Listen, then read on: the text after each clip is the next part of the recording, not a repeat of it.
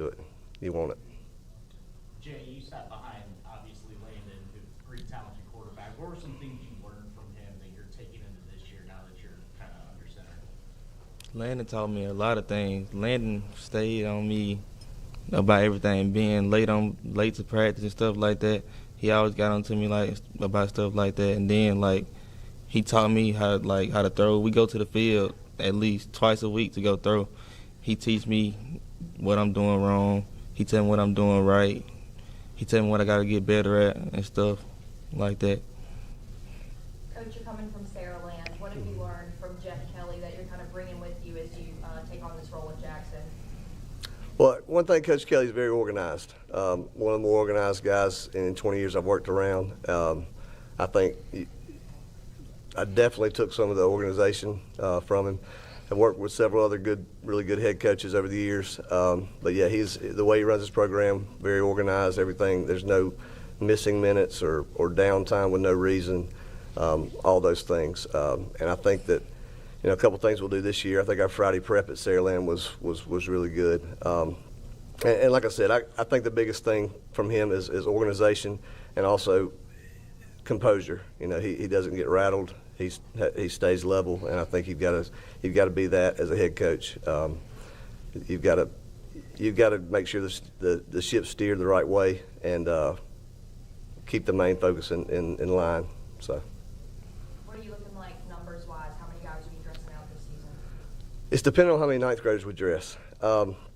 We've got 56 10 through 12 and about 14 more ninth graders, so we could potentially dress 70. We will probably dress anywhere between 60 and 70. It's not going to be a guarantee for freshmen to get out there. The ones that earn it will be.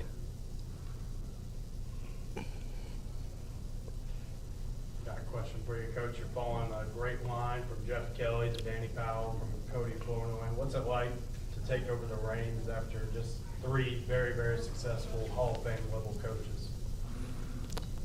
It's exciting.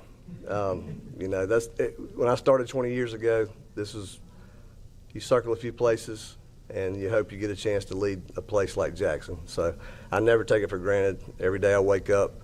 I think that's the biggest thing, and I'll never take for granted the opportunity that I have because it's a lot more about it's more about me. I mean, it's not as much about me. It's about the program. Jackson's been good for a long time. It's been exceptional the last few years, and to have the honor to continue leading that is something I'll never take for granted, and it's exciting to wake up to every day. Victor, the defense obviously graduated quite a bit too from last year, but you're one of the returning guys. Have you kind of taken a leadership role this offseason with some of the new guys stepping into bigger roles? Yeah, the new guys we got, they falling in line, they doing things right, and they just gotta keep it up, and we gonna be back on track. Coach, let's talk about this offense. What can we expect from this offense this season? You're losing guys like E.J. Crowell and Landon Duckworth. I mean, how do you replace guys like that, and what are you working with? Well, I think we did a pretty good job of replacing one. I'm excited to see what he can do, and I've seen what he can do in 7-on-7 OTAs and just throwing at practice, and not just that, his leadership's coming along and becoming more vocal and all those things. E.J. Crowell's a generational running back, but we're going to have some guys that will step into that. I think we'll rotate some guys until we figure out who the guy is. But we've got several prospects there. We've got, I think, a strength that a lot of people don't think about is our offensive line. So we've got 3 guys that are back that played a lot last year, and they've got some other guys that are stepping up, and that'll be a strength that we lean on as well. And defensively, we've got 3 returning starters, but the other 8 guys are really good football players. So we just got to get them some Friday night experience. I'm happy we've got the Jamboree against Grove Hill or Clark County in 2 weeks to work some kinks out and things like that. But I'm super happy with the progress so far. Jay, what's it been like for you taking over this role at quarterback, and how much are you talking to Landon? How much advice has he given you through this process? Actually, I talked to Landon the other day. I told him, I sent him a video of me throwing. Like, people were saying my arm slot was low, and I was like, is my arm slot low? He was like, yeah, it is a little bit low, but, I mean, that's just how you throw. But when Landon come back, we gon' work on it. I told him to help me with it. And then taking over the offense now is like, I'm excited about it because we've always had a good offense, and the players around me they're positive. I pick them up all the time when they down, and they pick me up when I'm down. So. Do you feel pressure coming behind a guy like Landon? I mean, being what he was, does that play in your mind as you get ready for this season? Yes, it is a lot of pressure because he done won 2 back-to-back state championships. It's really big shoes to fill. He was a great quarterback. He went to South Carolina, D1 quarterback. Coach, let's talk. Are you guys multi-sport players, or just you focus on football? I play football and baseball. What position in baseball? Shortstop. Okay. What about you? I play football and basketball. Yeah. Something for all three of you guys. Who's one player that we may not know about yet that we can expect to hear a lot from this season? You know, with so many new starting roles open. You know, who's someone that's really been playing well in the summer so far? You want to go first, B? Yeah, I got 3. Okay. But no, I got 4. Okay. Yeah. That's awesome. I got Aiden Martin, Jeremiah McKenzie, DeCoria Jackson, Ivory Beck, and I got one more, Jesse Beck. Jesse. Okay. Yeah. I would say those guys you listed, absolutely. A couple that I'm excited to see that didn't get on the field a lot last year, but I think will make an immediate impact is Marquise Blake and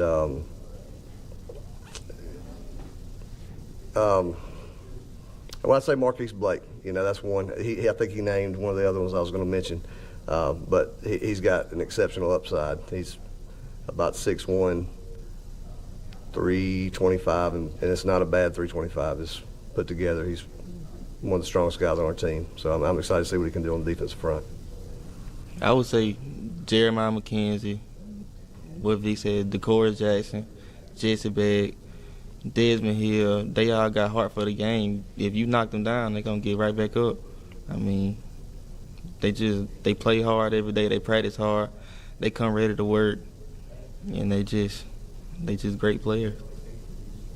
Coach, talk about the defense. What are we going to expect from the defense this season? Schematically, we'll base out a 3-4, but at times it's multiple. I think most defenses are. You'll see 4-man fronts, but we base from a 3-4.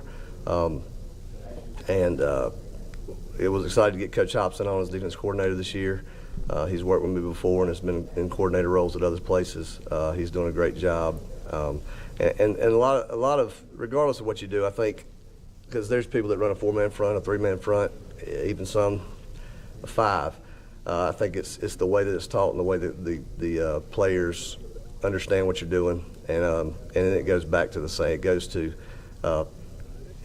to tackling, defeating blocks, competing for balls, not getting up anything easy over the top, things like that. And to me, it's everything works from simple. It goes from simple to complex. We got to make sure that we take care of the main things, which on our goal board, one of our goals this year, we will never. The goal every game will be not to give up a pass over 15 yards uncontested. So make them work for everything, and we've got football players up there. Everything else works out. Yeah, Coach, you're walking into a new job, but you're also walking into a new region. With private schools leaving now. What do you think some of the toughest tests will be for you during the season? I respect everyone in the region. It's hard for me to look past the first 2 games right now with Citronelle, and then we go to Bayside, which will be two good openers. Really good program. Coach Ryle's done a good job at Citronelle building that. But as far as the region goes, I mean, I think I know the guys at Escambia County's they were better. They got better. T.R. Miller's a traditional winner. WS Neal was a third-round playoff. Opp has been tough forever. So Fulmerton's had some really good years, and I think they won a state championship in 2018, so they know how to win. And if I'm forgetting one, it's not overlooking. We respect everybody we go against, and so right now we're really zeroed in on doing the best we can, a little north of us for the Jamboree, and then having the best showing possible against Citronelle. What did you think about the public-private split? I know it doesn't have a huge effect on Jackson per se, just a little bit, but what did you think about it when that was announced? I honestly didn't believe it would happen. Growing up playing and then coaching the last 20 years, if you would have told me this would have happened, I wouldn't have believed it. So it's still when I think about it, I have to like recalibrate my brain. It doesn't make sense. But I think I think there's good and bad in it. I won't go into too much detail on my personal thoughts on it, but the HSSA thought it was best, and we're going to roll with it. For all you guys, y'all are the two-time defending state champs. And Jay, you're stepping into the quarterback role. Coach, you're taking over the program. What's it like kind of stepping into a role where you're immediately getting everyone's best shot? Everyone wants to beat Jackson. How are y'all approaching that heading into the season? I've talked to him since February. I think the biggest thing, and it'll be the thing that the entire time I'm there, is we can't worry too much about that.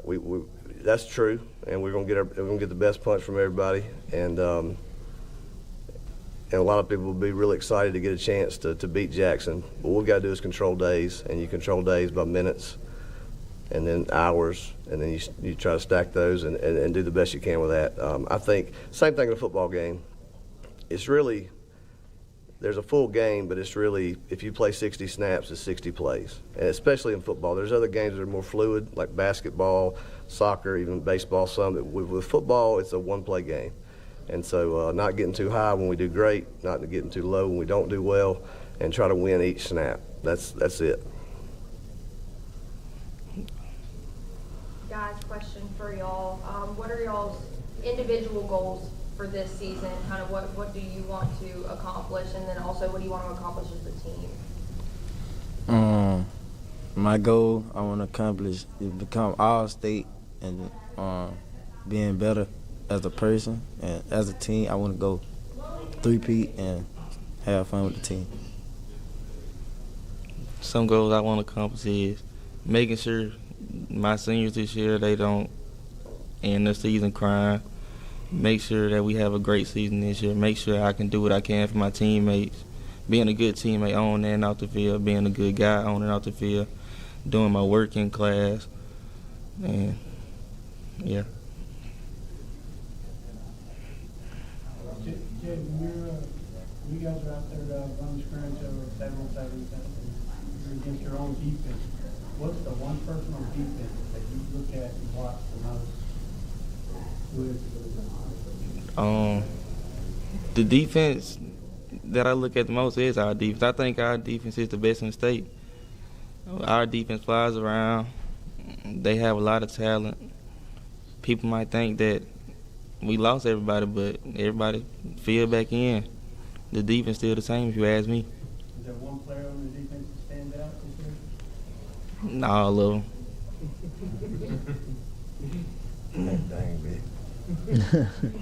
Do you avoid throwing Big Sway during practices? Yeah, if him and Aiden on the same side, I usually avoid this side. I try to go to the other side, but yeah, I usually avoid big side. Who's the play caller on defense? Either me or Jeremiah McKenzie. And what are you looking for when you're back there and you're calling that play? I'm looking for any motions, who the quarterback eyeing down, and the best player on the team. Coach, I've seen y'all play at 7v7 tournaments throughout the summer. Y'all are fun to watch. I feel like you're a team that really gets after it. But from your perspective, how would you describe this year's team? I think we progressed as the summer went along, as far as not just getting better at football, and 7-on-7 is not true football, but it is pass game and defending the pass. But I was probably most proud the last, and we got beat at the end by Gulf Shores in the Daphne tournament. But I was proud we had one of our, it's going to be a starter slot. I mean, it should have been a personal foul call, and it wasn't, and he got his helmet knocked off, and instead of retaliating, the next play we score. And so that's what I was really happy to see us go compete and handle situations like that better as we went. And so I'm extremely proud of that, because that's the type of stuff that'll pay off on Friday night. We got to stay composed. Coach, I wonder what you can say about being an assistant coach, coaching against Jackson, going to Jackson. Like, what have you told your players? Like what's the, what was that vibe like that you thought about Jackson even before you got the job? Oh man, I mean, it's one of the best places in Alabama to go play a high school football game. Last year I was on the other sideline. It was outstanding. It was outstanding 8 years ago. It really, somebody said it before we came in here, the town shuts down. It's not hard to get support. And the fans expect a lot, but that's what you want. So yeah, it's it'll be a very exciting place to be, and it always has been, and it'll continue. Coach, you mentioned the town shuts down. This program's won back-to-back state championships. The game's a little closer this year. Y'all bringing a crowd if y'all make it back? Absolutely, I would think we'd bring more.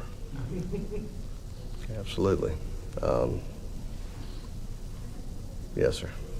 Guys, what about y'all? The opportunity, I mean, the state championship being down here at Hancock Whitney Stadium, it's a lot closer. It's somewhat of a home game. It's the first time y'all will get to experience that if you make it back.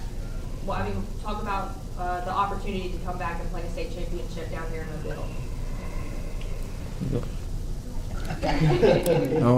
It'll be a great opportunity.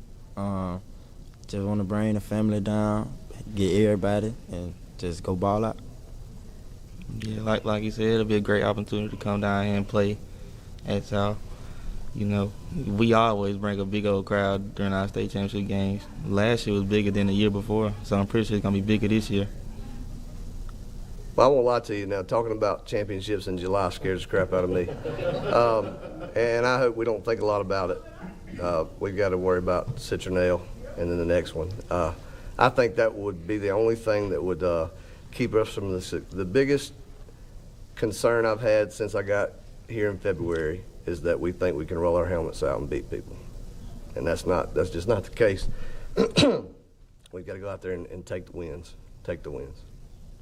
Coach, I followed you on social media for all the schools you coached at, across the bay, back over a few years before that. And you always have this one thing that you do for each of your players. You always find something positive to post about your players and your students. How do you think that affects these players when they see something positive instead of something negative in their daily life? I hope it affects them in a good way. Now, I don't lie to them. Behind the scenes, if they need to be corrected, they get corrected. But as best I can, I try to treat these kids, the kids I coach, the guys I coach, like my own children. I got 4, and I know that we need to put out as much positive as we can. I think that the negative we need to correct in-house as much as possible, and it's going to happen. And that's at every program, every single program in the United States. There's things. But there's no need for that to go out. And most of it, a lot of the negative that you ever do see is not a complete story. There's 1,000 different angles. So I think honestly, if I was going to give a social media course, it would be if you care about your job and if you care about the players you coach, put positive messages out. Jay and Nick, obviously you guys don't want to look ahead too much on the schedule, but is there a matchup or a player you two are looking forward to going up against this season that y'all have on the schedule? No, I don't got no certain team. I just want to beat them all. Yeah. Well, most definitely, I want Citronelle. Okay. Cause they like to do all that talking. We don't. We not the type of team to just do all that talking. We just gonna show you on Friday night that we gonna be the more physical team, and we gonna beat you. I like hearing my quarterback talk about being physical. If your quarterback's talking about being physical, you're on the right track. I got a question for you, Coach. So you took the job in February. What's been the best part about being the Jackson football head coach? Is it the community, the players, the school, or all the above? I'd say all the above. In February, we were both making runs in basketball. So I'm an athletic director as well, so it was a lot of traveling to go see them.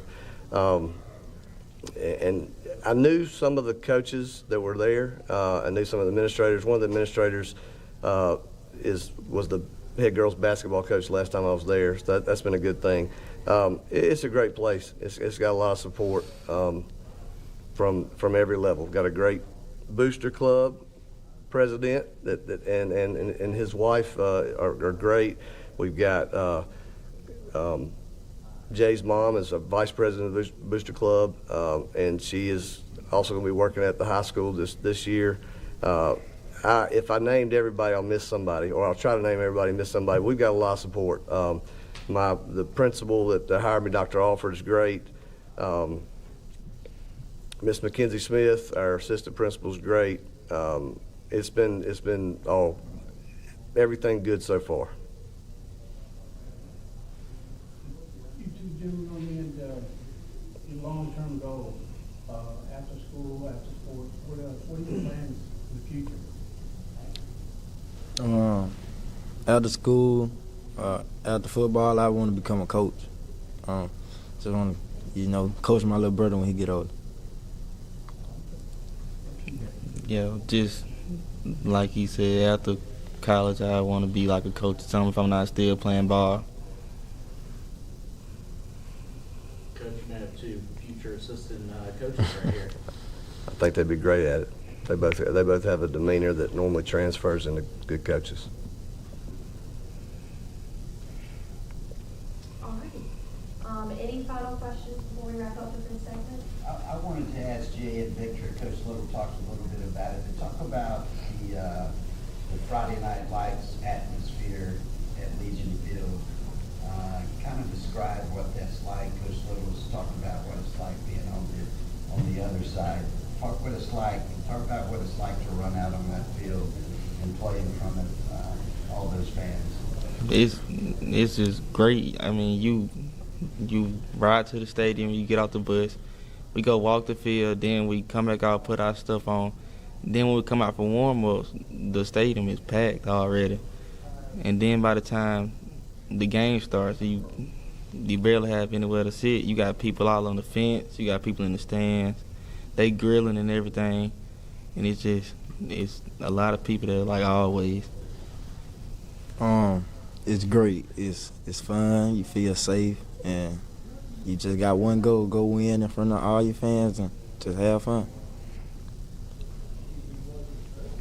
All right, guys. Thank y'all so much. We appreciate y'all. Thank y'all.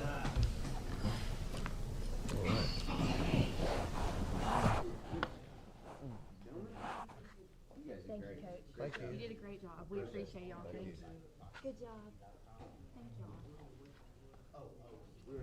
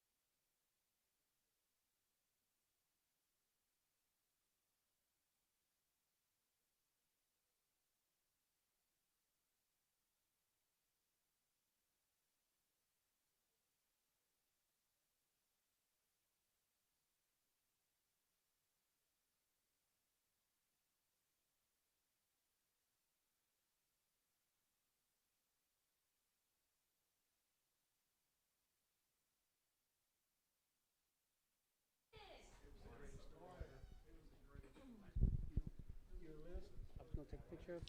Then I noticed that you got. You want me to put their helmets on the table? Yeah. That's all I Come on, need. guys. They get them back.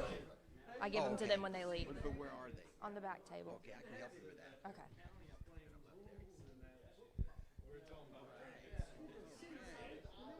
Hey, Coach Robert Rastani. Hey, Coach, good to see you. How you doing? Thanks so much for coming. Yes, ma'am. Go ahead and sit. Yeah, go ahead, take a seat. That's one of my favorite coaches right there. Mhm. I can't believe why you're letting him go. I know. Again and again. I know. It's almost true. Okay. We're going to go ahead and get started here with our next team. We've got the McIntosh Eagles, head coach John McKenzie. Coach, I'm going to let you introduce your players and give us an opening statement, and then we're going to hit you with questions. Okay. Good deal. Let's get started. First of all, always giving honor to God. I just really thank everyone for this opportunity. I'll give thanks to our superintendent of McIntosh High School, our principal, Mrs. Sauls. Today I have with me Isaac Reed. Will be our starting quarterback. He's a senior, about 5'11", 185 pounds. We're looking for some great things from Isaac this year. Also, we have Jaden Reeser, running back, defensive end, also a senior. Had a very productive year last year in the program, and looking forward to him and his leadership. Being a stickler on our defensive side of the ball, is also an early starter in our offense. Coach, talk about summer workouts, how they've been going for you so far since you've taken over the head coaching job at McIntosh. Well, we had 24 days of summer workouts, and they've been pretty productive. One thing we hang our hat on is conditioning. We never use a football during this particular time because we think these guys know how to play football. Football is the easy part of the game. But we try to create some adversity in our program. We're trying to build discipline. We're trying to build some integrity. We're trying to do some things with our character. And most of all, conditioning our mind as well as our bodies. And I think that's the forefront of life. We try to prepare guys for life after football. And if we can instill those things through football, football is the greatest teaching tool in life. And if we could fulfill those things in them where they know how to be disciplined, how to work when they're tired, how to get up early in the morning and come to work, how to be on time, how to do the things, the right thing. It builds a lot of character in these guys, and it builds a lot of integrity. And I say if you guys come through this program, there'll be different men in our community. There'll be better fathers. There'll be better leaders because they know what it takes. And that's what we try to impart in them. And I think we're doing a pretty good job over the summer with that. This is for all three of you guys, but Jaden and Isaac, and Coach, you could speak to this a little bit too. You know, you guys are seniors this year. How have you guys kind of taken on that leadership role? And Coach, what have these guys shown you so far through the summer that gives you confidence in them as leaders going into the season? Well, the best thing I tell these kids all the time, their best ability is their availability. When they come and show up to work every day, they're going to get better. Anything you do, you get better in it. And just like, going to school, going to class, if you study English, you get better at English. If you study math, you get better at math. If you come in the weight room and lift every day, you get better lifting. If you run every day, you get better running. And that's the good part. But if you practice lying, you get better lying. If you practice stealing, you become a better thief. So it works both ways. So we try to teach them the difference. I tell them all the time, every day you get 35,000 choices you have to make, and you have to know the difference. Do I drink water or do I drink Coke? Do I eat fried chicken or do I eat baked chicken? So it's a difference of what we're trying to impart in them, and that's a part of our program, trying to make a difference in their life where they understand why I come to work. And I tell them they always have to have a why in what they do, and why we working out, why we come on early, why we be on time. So if they can understand and answer those questions, we'll become a better people. I would say me being a quarterback, I've always had to be a leader. So leadership role never really just came up in my face. It was just when I played quarterback, I had to be a leader.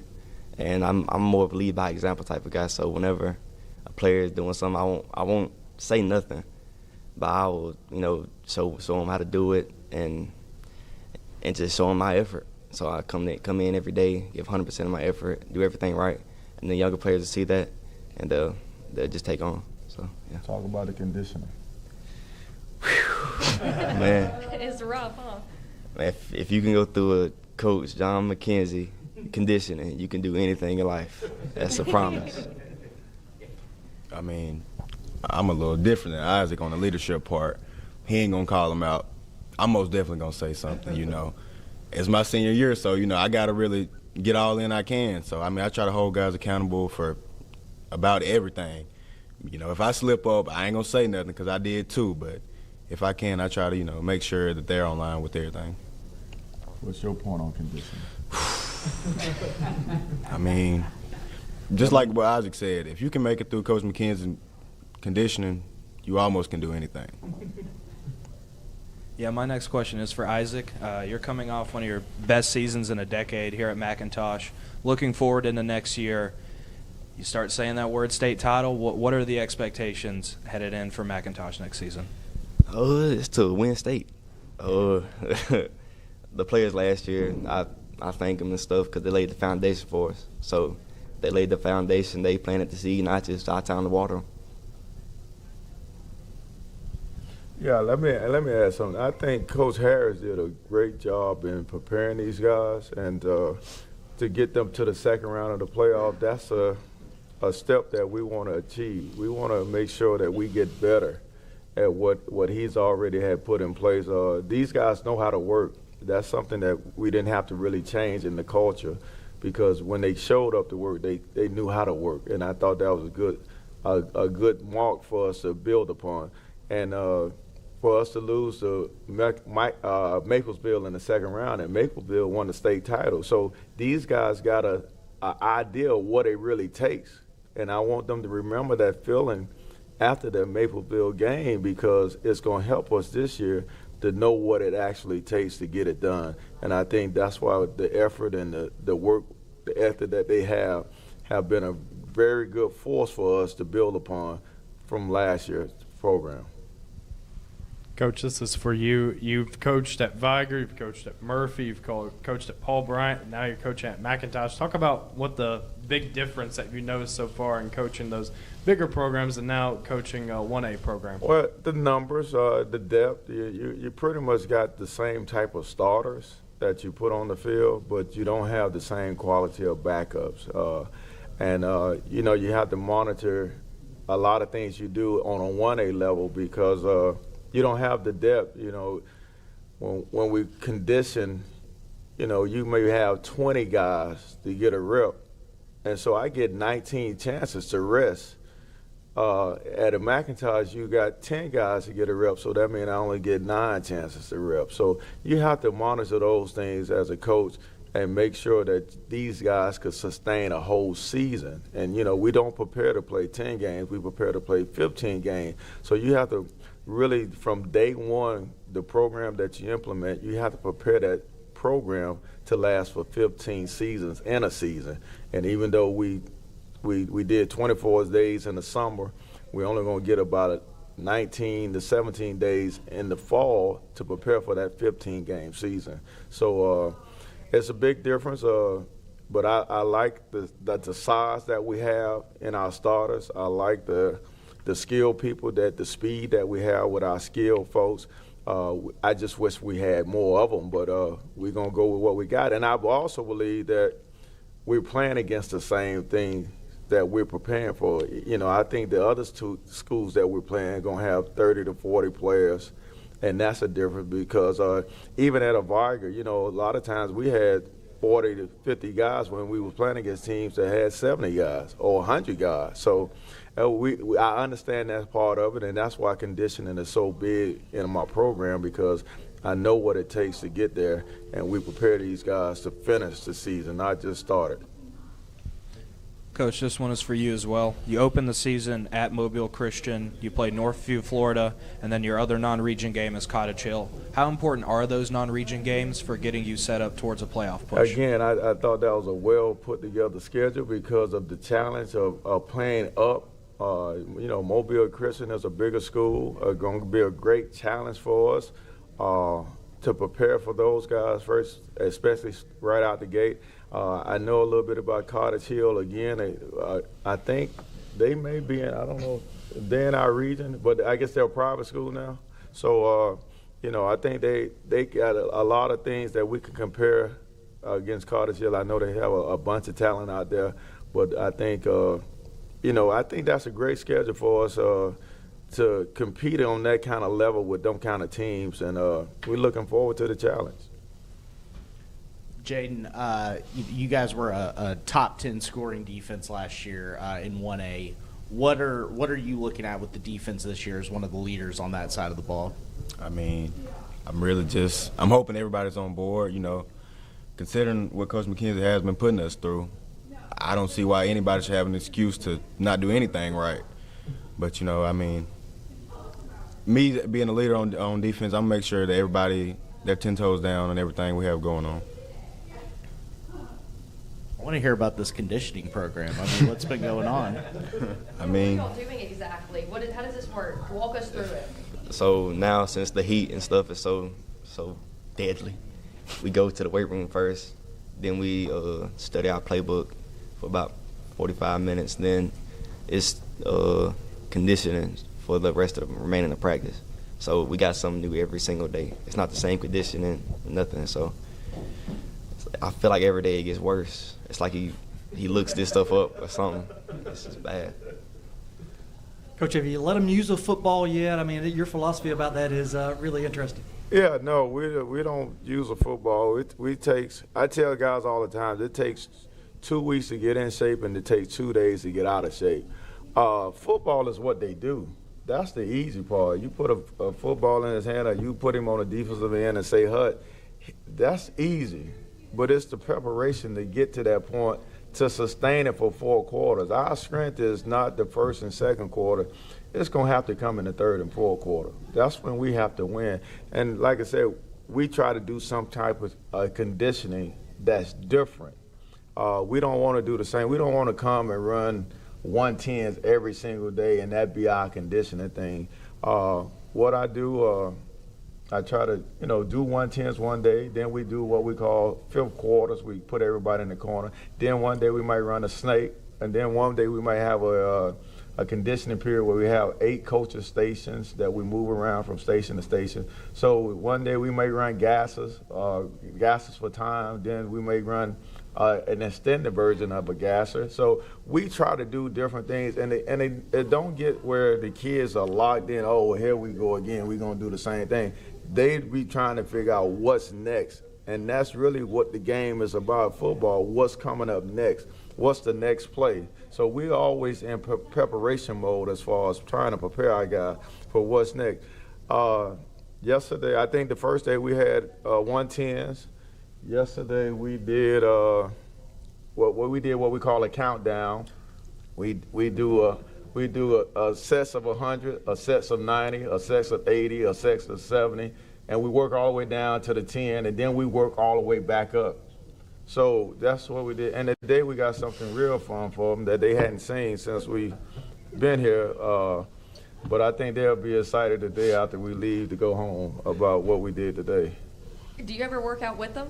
No, ma'am. I've had my time. You just put them through the pain and you watch. But I had my time doing it. That's why I know it works. I had to go through it as a teenager too, and as a college athlete to put my body. I wish we had sand. At Varga, I had a sand. I had sand down the middle of my practice field. So that was like a beach because the game is not played in the middle of the field. The game is played from half to half. So can you imagine a guy, when we start on the right hand, and we have to run through that sand every single day. We wasn't cramping. We're not going to cramp up. We didn't have any of that in our program. And we kind of stayed away from injuries too. Because we were able to move when we get tired, the other guy going to be more tired than us. And another thing, I wish I had a hill. If I could find me a hill in McIntosh, we will enjoy that. And see, we used to run the community. We used to run through our neighborhoods, and community run, we used to call it. We hadn't got a chance to put that, but we're going to have that in on one of these days, too. And then I wish we had bicycles. Sometimes we ride bicycles and do all that kind of thing. So, again, a creative way to conditioning. A lot of times they forget that they really training because we do so many different things as to when we're preparing for conditioning, though. That's what we do. I just say we don't have any heels in McIntosh. Oh, just let you know.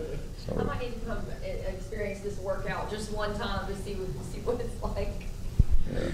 On a less exhausting note, you switch mascots during the off season. Were the Eagles your first choice? This is for each of you, or what would you have preferred the new mascot have been? Honestly, it didn't matter to me. The only thing I had to do was go out there and play football, basketball, whatever what I was playing. So it really didn't matter. Yeah, I'm kind of with him on that. I mean, mascot really, it doesn't change anything, but the aesthetics kind of. And I mean, I didn't know much about it. The first day I got there, I've heard that we was going from Demons to Eagles, so it didn't matter to me. I'm just glad we're McIntosh Eagles now, and we're gonna represent that the best that we know how. Isaac, Braden was the starting quarterback last year. He had a really, really good season. What were some things that you learned from him? How do you compare to him as a quarterback? Are your styles different? What can we expect from the McIntosh offense? Well, last year Braden, he has a cannon of an arm, and he would make throws that I couldn't make, and he would help me. He was like a big brother last year. He would always help me, coach me whenever I messed up. He would come over and lift me up. If he messed up, I would go back and lift him up because he was new to a system. It was his first year there, and I knew the system, but I guess I didn't know it good enough. Coach, Yeah. talk about. I'm sorry. It's No, fine. keep going. No. So sorry. It was just an add-on. It's fine. Coach, talk about your offense and talk about your quarterback, your expectations for that side of the ball this season. Well, we do a lot of different things offensively, and always, a lot of times, and on high school level, you try to take the most talented guy and put him at quarterback. But my philosophy against that, I try to take the smartest guy and put him at quarterback, and that's one I think Isaac brings to the table, the quarterback, because in high school, pro, and college, the first thing someone gonna say when they break the huddle is what I got, and you got to have somebody out there to tell them, hey, you got number 75.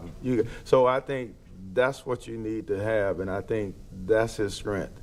He's a very knowledgeable kid. He's very smart. He understands every single thing, not only what we're doing, but what the defense is trying to do to us. So the biggest thing about what we have to do with Isaac this year is to make sure the other guys is on the same page, because I put a lot on his plate. I'm always give him a lot of options. We're going to go into a game.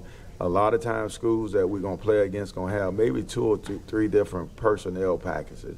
We're going to go into the game with about 15 to 16 personnel packages. So that means we have to be smart enough to understand what we're trying to do, where we can take advantage of our system and not be in a situation where everybody out there don't know what to do. So I'm not concerned about that part with Isaac. We're going to take his strength and utilize those strengths to the fullest, and I think he's going to win more games with his head than with his arm. And that's what we asked him to do. Just play third downs, because we got 2 good running backs that we're going to hang our hat on, and we just want him to be real efficient on third downs. Talk about those running backs. Talk about those other guys on offense we should keep an eye out for this season. Well, Jaden Brown is about a 6'1", 215 running back, and I think that's real great in 1A football. He's a big back. I think he had about 1,200 yards last year from what I was told. He's been working extremely hard. I'm looking for a great – he's my 4-quarter guy, because it's going to be hard. You may hit him in the first quarter. You may hit him in the second quarter. But after that, 6'1", 215 pounds, don't get tired in the fourth quarter. A lot of folks going to move out the way, and that's going to be a ticket. Reza is another good different type of back. Got great size, as you can see. I'm excited about his flash, what he's going to present. I think he's going to be able to catch the ball for us out the backfield, and that's going to be an added dimension. I like the two receivers that we got. Shakur Thomas is one, Kyle Reed is the other. Two of the fastest guys on our team. I'm excited about two freshmen that we got, ninth grade Isaiah Adams and Keenan Adams. I think they got a lot of upsides in their abilities. And we just got to make sure we get the core of our offensive line together right now. We got a lot of consistency in a guy named Ethan Woods. I think he's 285. We got Zeke Presley. The other day we maxed him out. He squatted 505 pounds on a 1A level. So that's impressive to me. And again, back to Brown. He benched 275 as a high school athlete. So what we do, and I'm excited about it because the talent is there. And I think I work well with talent. And I'm looking forward to it. Coach, I've seen you up and down the sidelines for multiple schools now, but are you going to be making any play calls for offense or defense, or are you going to let your staff? Yeah, another thing about 1A football is, you don't really have a big staff. I had the luxury of having 18 to 20 coaches. Right now we got 3 or 4 coaches. I always can kind of control the offense and the special teams. You'll always see me with my notes and my plays and my packets, and I will continue to do that. And we're looking for someone to really take the reins, one of my coaches to take the reins of the defense. We will implement together as a game plan, put in the defense together, and make sure we want to be on the same page what we want to do defensively. And that's what I did with all my staff. I'm not a coach that really let everything go. I kind of make sure I give it to someone that we kind of speak the same language, the same terminology, because coaches come and go. And you want to make sure your kids understand the same concept of what we're doing, regardless of whether a coach is here, whether he get an opportunity to go somewhere else. So the basis of the defense is what I know. The basis of the offense is what I've been teaching since 1981. So it's been a long, long time, and so it's embedded in my head. And the special teams, we just try to take advantage of all those 15 plays. I tell the guys we have 15 special team plays that we got to be good at all the time. And we just try to be basic, but we try to be good and efficient on our special teams. So, again, I turn it over to some people, but I definitely have a hand in all of it. Coach, earlier in the conference, you've talked about your philosophy with the football, but you said these guys are going to see something they haven't seen today at practice. Yeah. That wouldn't be the football, would it? No, it wouldn't be a football. Now, no. when do you install the football? After the 2 weeks. We're, I think, Monday, probably the 10th, we'll bring our football out, and then we'll start making sure we get involved. And that'll give us 2 weeks to prepare for our game, and that's pretty much what you need. The mental aspect will be in. Everybody will understand what we're doing, how we're doing it, why we're doing it. The conditioning will be in. We'll be able to be efficient in our work ethic and what we're doing. So the ball part and the timing would be easier to implement then, because if you're going through, we bring a ball out there today and everybody tired and nobody knows what the steps are, you're just beating a dead horse. You're not getting anything done. But if you coming out there and you prepare and everybody's ready and okay, now we finna introduce the ball, it becomes easy because that's something that they used to having every single day. And again, my philosophy about that, I tell them all the time, after practice, get your receivers. You got balls, take them to the park, do something else on your time. That's extra work for them. So they gonna do that on their own anyway. These kids really don't get tired. You work them out for a minute, they'll go in the gym and play basketball for 2 hours. So they not tired. Yeah. All righty, Coach. Well, that's all the time we have. Thank y'all so much. We appreciate y'all so much for coming. Yes, ma'am. Move y'all to the next Thank spot. you. And y'all can take your name tags with you. Will you look at my brick wall? We're gonna take some more photos.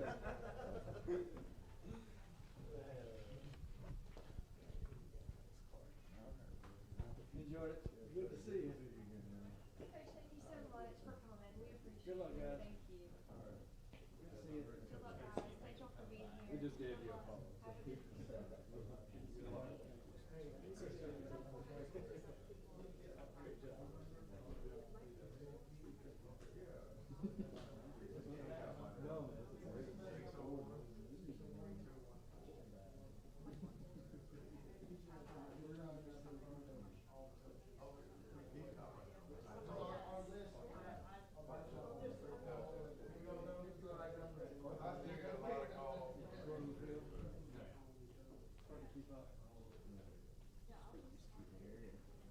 Call themselves the city and not the county.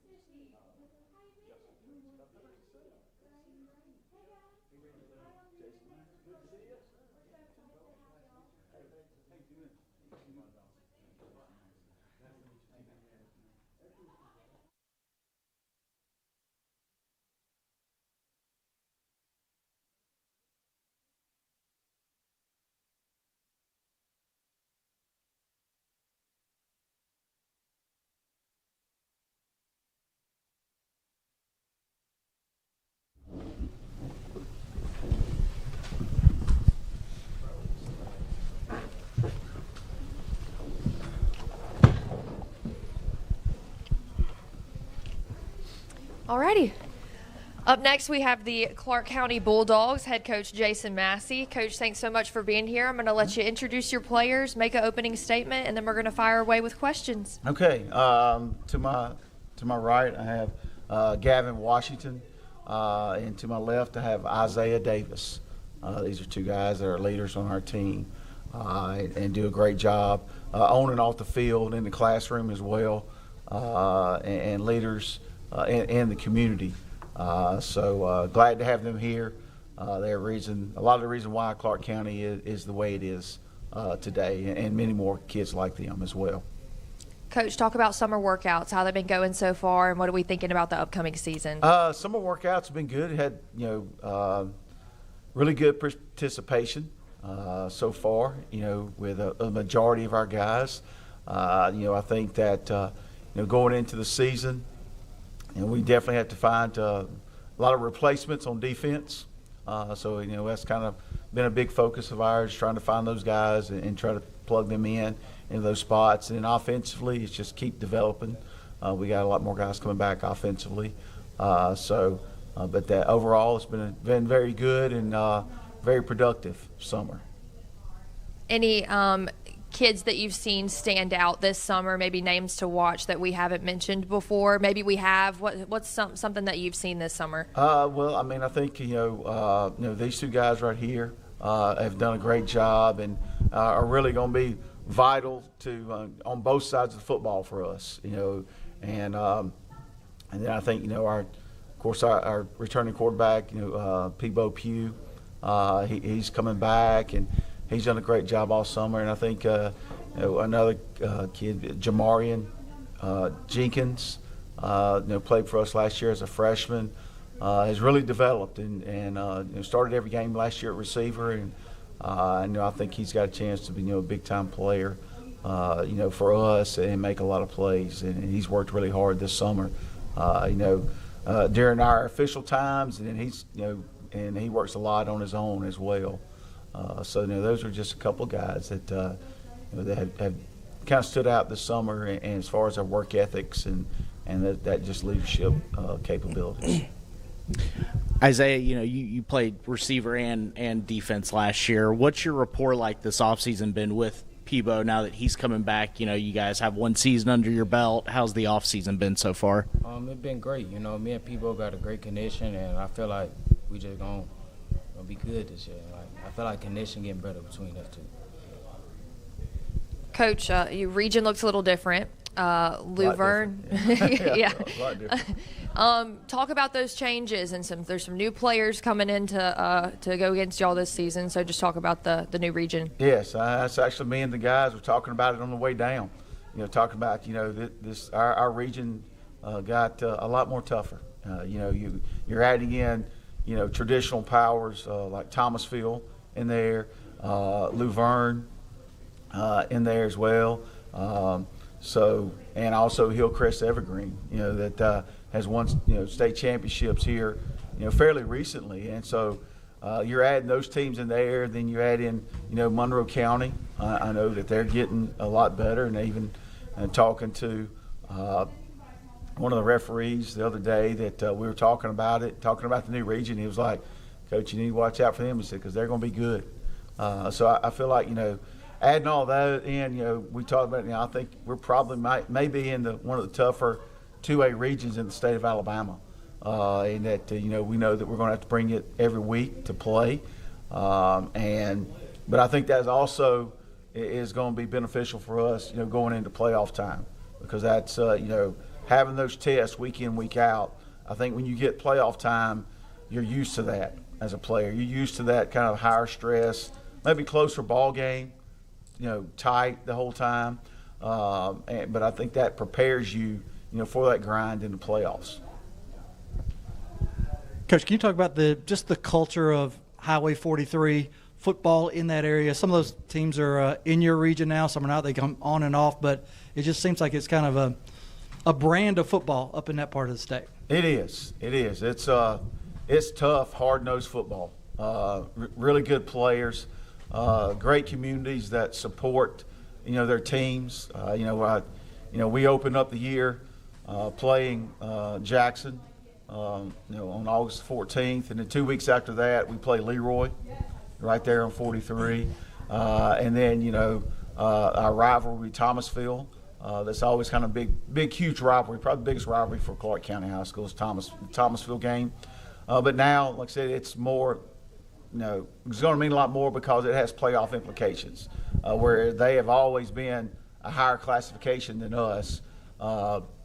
They dropped down to 2A, so yeah, it's going to be, a lot tougher there. But there's been a lot of state championships won on that Highway 43 in that little area, and if you kind of veer off to the left a little bit, and you include Sweetwater, some other schools like that, it's small town communities that really care about it, and that push their guys and come out and support. And a lot of our guys are playing. They're playing for the love of the game, and they're playing for their community. So that makes it really special. A lot special to me, sometimes more so than playing sometimes in a big city, and I've coached in both, where you have multiple high schools there. Sometimes, you don't have maybe that allegiance or that whole kind of the town shuts down type deal to come to a ball game. And that's something that is very special about, and I consider that on Highway 43 especially. Gavin, as one of the guys on the defensive side, you guys last year had a top 5 scoring defense in 2A. What's it looked like this offseason with the defense? How are you guys kind of looking to build on that this season? We're looking pretty good. Got a couple young guys coming in because we lost a lot of seniors last year. So we got a returning D-line, and our linebackers, they're building. We got some new guys over there because we lost a couple last year too. But other than that, me and D-line, we got a good connection. Me and my linebackers, we all communicate, so we should look pretty good this year.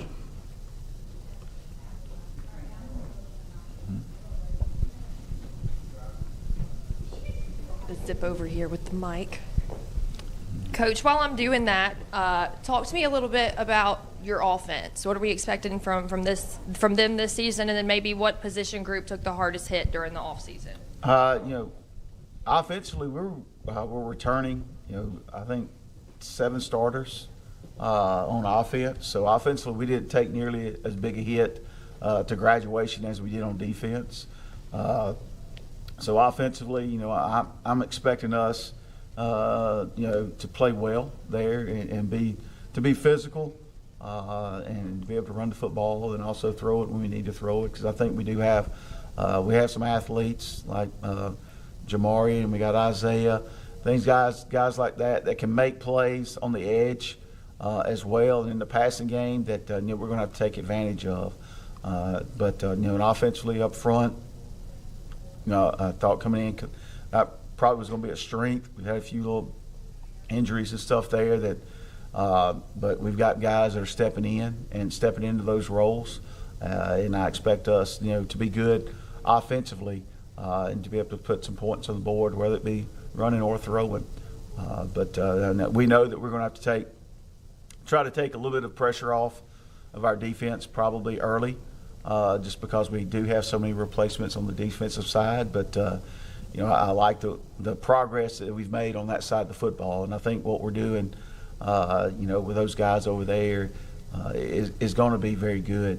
It's just going to take a little bit of time to get them where we want them to be. This one's for Gavin and Isaiah. Guys, your coach talked about it a little bit. Small town football, the schools are further apart. There's more allegiance to that.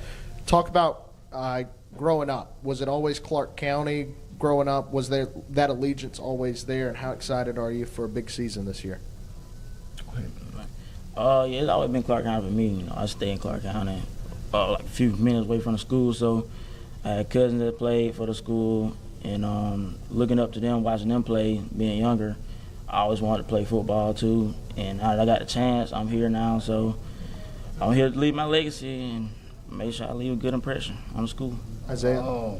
It always haven't been Clark County. I used to go to Thomasville, but I came here in 4th grade, and ever since I came, it always been grow here, The atmosphere, all the fans, just playing at Clark County, it's just a different type of feeling. So does that Thomasville game mean even more to you, knowing you've got friends and family there? Yeah, it definitely do. I'm ready for it. Does that mean you're excited for the Thomasville game? Is Yep. that when you got circled on the calendar? Yep, that's right. It's the big one. Talk about maybe another game that y'all might have circled, maybe something on the schedule that you're most looking forward to. August 14th, Jackson, you know. It's a jamboree, but that's a great football program, you know, coming out back-to-back state champions. It's just see where we at with them guys, and we expect a good football game. Coach, I know you want to talk about that first regular season game against Washington County. Talk about that game and what you expect to see from them. Well, I know that they got probably, you know, I know for us, one of the better quarterbacks that we saw last year coming back, you know, and that he can spin it and does a really good job and fits the ball in some tight holes and gets the ball out quick. You know, last year we had problems getting pressure on him and things. And then when we did, he was getting it out to receivers in tight spots. So, you know, I expect that to be a tough game. Coach Whitsitt theirs, he's done a great job, you know, with that program. And so, yeah, it's going to be it'll be interesting to see. Like I said, we played them the last couple of years in our region. They were a region opponent, so you know, it's kind of just logical for us to keep on playing those guys, you know, in that first game of the season. So, and just a follow-up question, second season now being back since you came back whenever you coached back in 2012 and 2013, what do you expect to build on top of after last year where you guys went 7-4? Well, I think our guys are a lot more familiar with our program and the way that I run things and kind of our system, whether offensively or defensive system.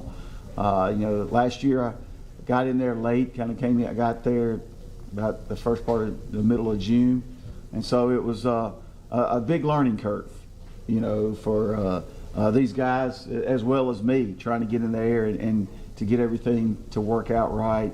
But you know, we progressed, and I thought we continually got better last year. You know, I thought we kind of had a little hiccup there in playoffs and didn't play really good in that one game. But you know, I think these guys have a chance to be really good and with their team and do some things there that possibly haven't been done in a while. But you know, we got a tough road, but I think our guys are preparing for it. You know, you mentioned Thomasville a minute ago, and that game now has region implications. For Gavin and Isaiah, that's a huge rivalry up there, right? The backyard brawl, I think, is what they call it. As seniors, how do you guys embrace that game? And do y'all have friends over there in the Thomasville area, or when it's game week, or y'all just not? You know, it's all game time. Yeah, I got a few friends, but you know, that whole week they really not my friend. But yeah, that's a big game I'm looking forward to. You know. Yeah, I'm really looking forward to it. It's going to be a real physical game, you know, hard-nosed football downhill because they run the wing tee, and, you know, so we got to adjust to that. And I got a few friends up there, but not when it comes to game time. You know, when it's game time, it's game time, time to play. But I'm really looking forward to it because it's going to be real physical, you know, and yeah. Coach, y'all have a 28 region game win streak. Do you talk about that in the building? Is that like a standard you're trying to uphold, or are you not even looking at a streak? You know it's there, but really, you know, we try to focus on week to week and just being, you know, that's kind of the cliche, being 1-0 at the end of the week, being 1-0 on that Friday night, and that's what you got to focus on. And that's the way streaks like that are built, is focusing on what's in front of you at that moment. We know that it's going to be, you know, a lot tougher to do that this year with our, you know, with the new region, and we know there's going to be challenges each and every week, but we also know that that's going to prepare us, you know, for the playoffs. Your defense finished 4th in 2A last year. You just allowed 15.1 points per game. Talk about this defense. As a staff, what are some non-negotiables that you think made that possible and you want to carry over into 2026? I think, you know, defense comes down to, you know, I tell all our guys it's 3 things. It's knowing how to line up and knowing what you're supposed to do, and then being able to get off blocks and being able to tackle. You know, and then that 4th thing is the biggest part of one of the bigger things for defense is effort. And those are kind of some non-negotiables for me, you know, on defense and for these guys. And they know that those things like that, you're not lined up right or you don't know what you're doing, I'm going to get on their tails. And these guys know that. But they also know to start stressing those things to all our younger guys as well. And realizing that effort and just that pursuit to the football is key to playing defense. Well, Coach, on that note, when you guys do win each week, it builds up in the school student body, and it shows in your pep rallies and everything that you have before the games. Tell me, guys, what does it feel like when your fellow students gather around and cheer you on before the big game and these pep rallies and everything? How does that help you guys out? It feels good. It feels great to have like when you win it, then everybody's behind you, because, when you win it, that's when everybody's behind you, and it's just a great feeling. Yeah, it's a nice atmosphere, especially like with the pep rallies, all the young kids looking up to you and them want to be us someday or going to be us. It's like you want to make a good impression, make the kids happy, I guess. Yeah, that's what I say. Probably, some of I would say some of my favorite pep rallies we have are when we go down, we bus our kids to the elementary school and have a pep rally there, and to see all those kindergartners through fourth graders, and they all want to give high fives and everything, but they're looking up to these guys, and things like that are special and make those memories. And a lot of these guys, I'm pretty sure that a lot of times your high schoolers don't realize that influence that they're having on those younger kids at that level. Coach, someone I know you're close with, Coach Lowe over there at Leroy. You all obviously get them in week 2. Or week 1, I guess. Right. We call it week 0. Yes. What is that a game you've got circled? What are you? Are you already trash talking with Coach Lowe? Oh, not trash talking too much, but we do talk probably a couple times a week. And I have a lot of respect for him and what they're doing and. There at Leroy, the great program. And it's kind of the same way these guys. When we talk about Thomasville, at Leroy, that one night I'm going to be trying to beat his tail, if we can. And so, but you got to prepare for it just like you would prepare for any other game, because if you treat it any different, then I think that's taking disservice to the other ones as well. But yeah, it is. For us, it's a good game. It'll be a good physical football game. We know they're a good football team, and it's good for us to play them again each and every year because it's good competition. And I look forward to that's kind of the games that I really look forward to, are those big games that it's going to be really good competition and you're going to have to play good to have a chance to win. Those are the games that I really, really, really enjoy. To work with these guys and to see them just compete, each and every time, even though when sometimes, it may not go your way, but just to see that, the competitiveness and just being able to you get knocked down, you got to get back up. And I think that's something that we talk about. That's part of life. Sometimes it ain't gonna go your way every time, but if you're gonna be productive in life and be successful, you got to get back up off that mat and go right back at it again. And so I think that's something that's a great lesson, a life lesson that playing competitive football teaches. Isaiah, somebody who plays both sides of the ball, do you have a preferred side? Would you rather be playing offense or defense, or which side do you think you're better at? Personally, I think I'm better at defense, because I bring a lot of physicality at the safety position, and that's. Do y'all play other sports? Is it just football? Or y'all dual sport athletes? I play basketball and baseball. What about you? Well, I play football a lot, but this is my first year playing basketball, so looking forward to that. How do you think being a multi-sport athlete kind of helps you with your game? With baseball, baseball is a lot of hand-eye coordination stuff, and it just help with football, with catching the football and all that. Coach, what are some things maybe during the off season that you kind of want to get ironed out before we get ready for week 1? Well, we got to get out, kind of ironed out really our starting lineups a little bit there. We've got some couple of new guys we're trying to work in on the offensive line, and then also defensively trying to get those, figuring out exactly, we've got a pretty good idea right now, but sometimes you can have a good idea right now, but sometimes you just don't know until you start, till the lights come on.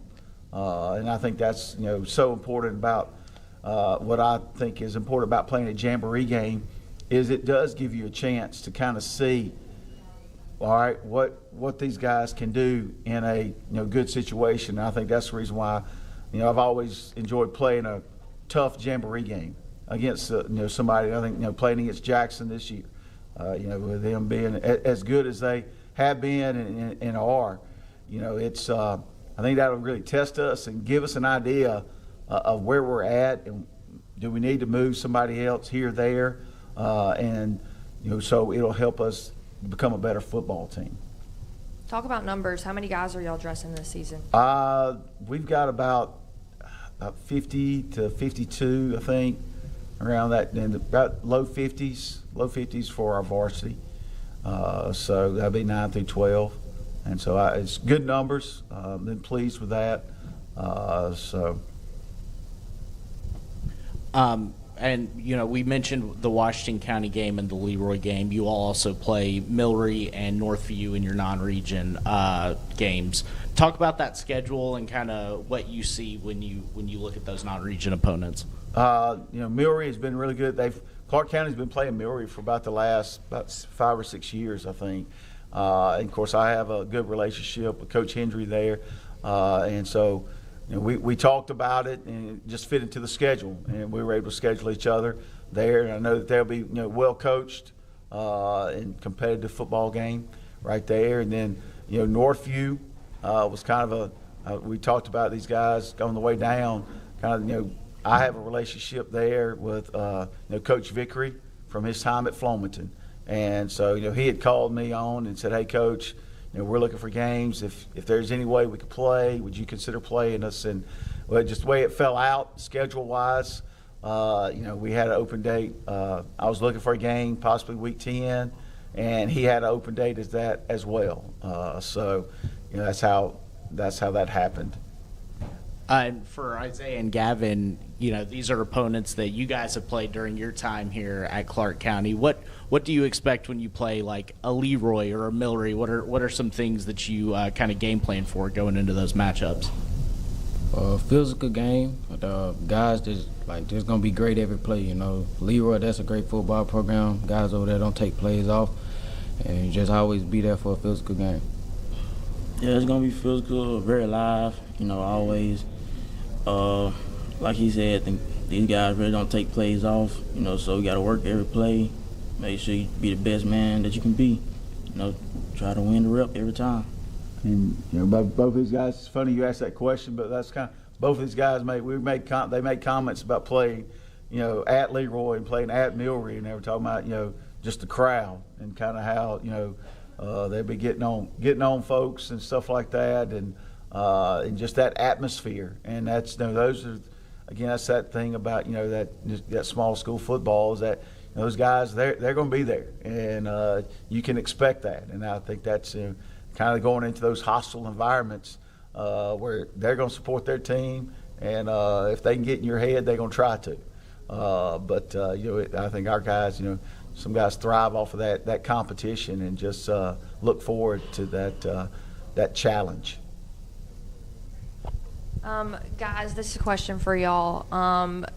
What are some of your individual goals that you want to accomplish before the season starts? And then maybe what are your team goals as you get ready for the season? I just want to be a big impact to the team, and as far as team goes, I want to win it all. You know what I'm saying? I want to win it all. I want to better myself as a player, as a man. Coming to my senior year, stepping up as more leadership, and trying to keep everybody in line, help young guys out. Really, that's about it. Good deal. All righty, Coach. Well, that's the end of this segment. Okay. Thank y'all so much. All right, no problem.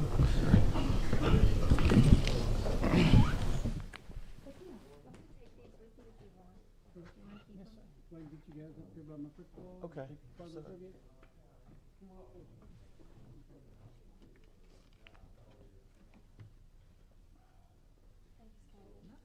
Thank you so much. Appreciate you coming. Thank you for being a listener as well.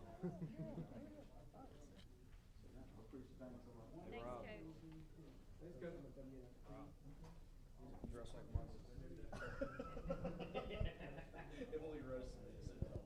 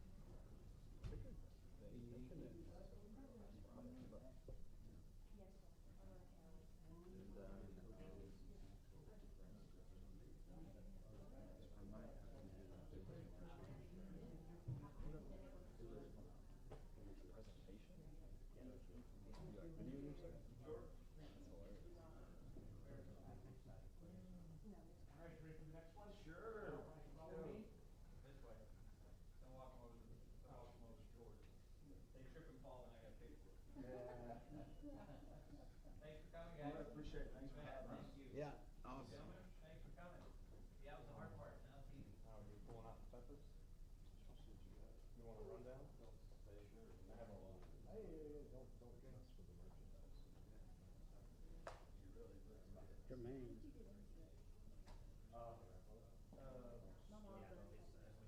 is a banana pepper. These are this is a jalapeno.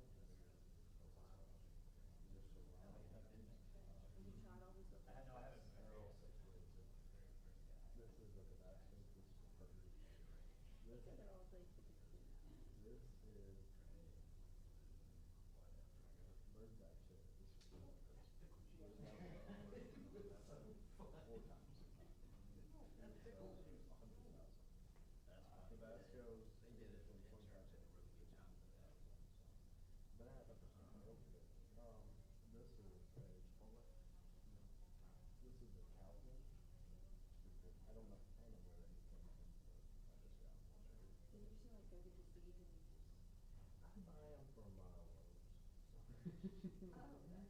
My mom does a lot of, she's like gardening all the time. She has puppies. Yeah, these aren't common. These are really big.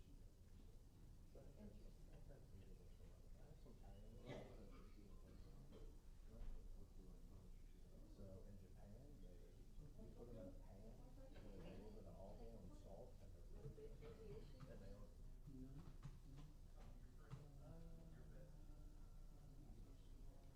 Exactly what it should be. I didn't go to the bowling, I did watch it every year. Hey guys, welcome. How y'all doing? Right through there. Come this way. Hey Nick, welcome. Thanks for coming. Hey Nick. Hey Nick, how are you? Nice to meet you. Yes, Rankin County. Good to see you. Good to see you.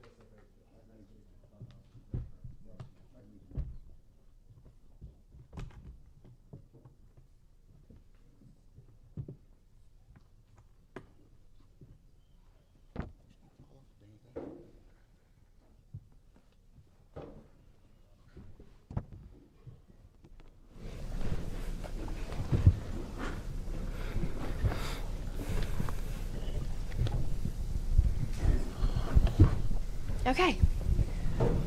We're going to get started with our next team here. This is Monroe County head coach Robert Wilkinson.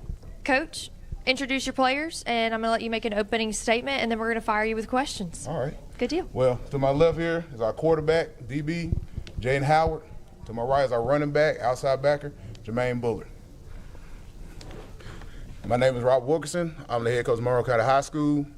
And, we're just looking forward to this season, ready to see what we can do, try to be prepared. We're getting to work in this fall camp, and we're just ready to compete and see how the season go. Talk about summer workouts. What have you seen so far? How do they look? Summer workouts have been great. Our kids have been coming in early in the morning, getting our lifts in at 7 o'clock, trying to get prepared for the season, getting bigger, faster, stronger. That's been the goal, building team unity, just developing our mentality for how we want to be perceived at Monroe County this year, being a physical team, being a team that's tough and competitive. You went 3-7 in your first season. What did year one teach you about this program, and how has that shaped your approach heading into year two? Year one was an eye opener.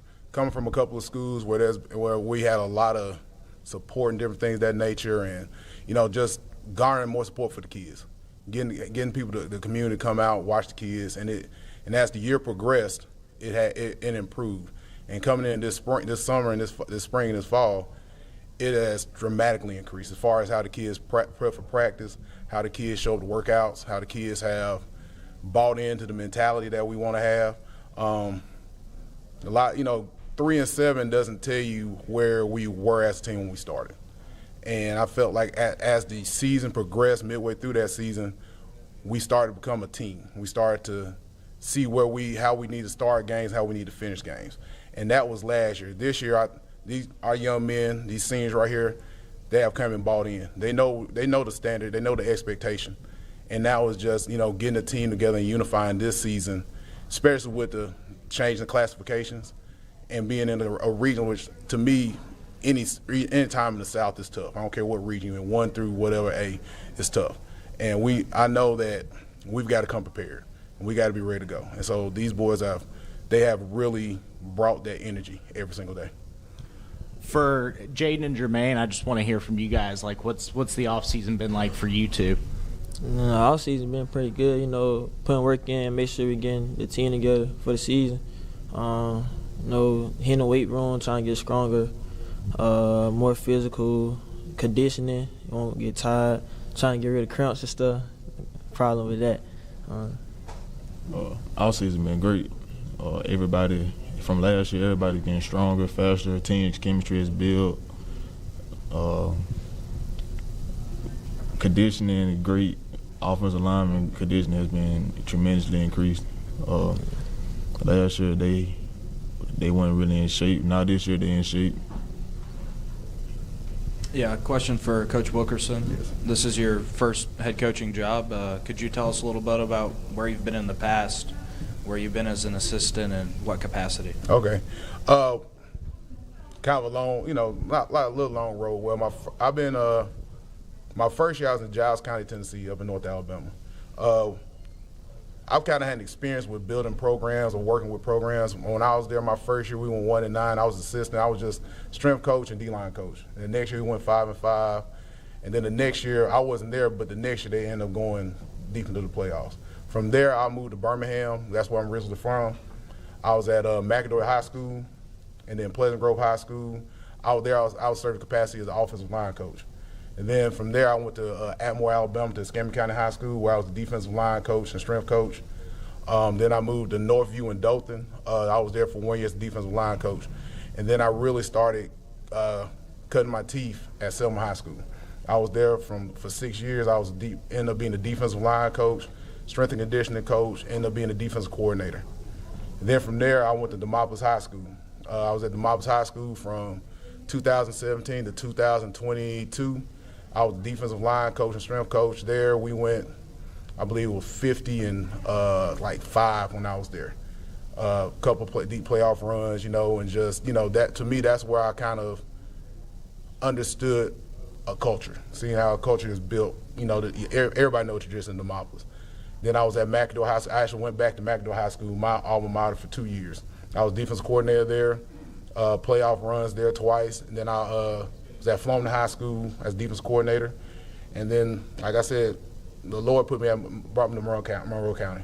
And this is our second year there. And like I said, we came in, our kids, it's been an experience. I've loved every bit of it. And it's different than being an assistant coach, but I was prepped at these other schools, especially at McAdoo, where I was the head coach of a position, like of the defense. So.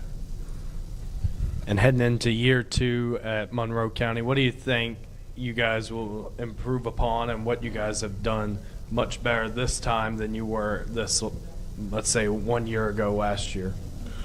First off, team chemistry, I believe.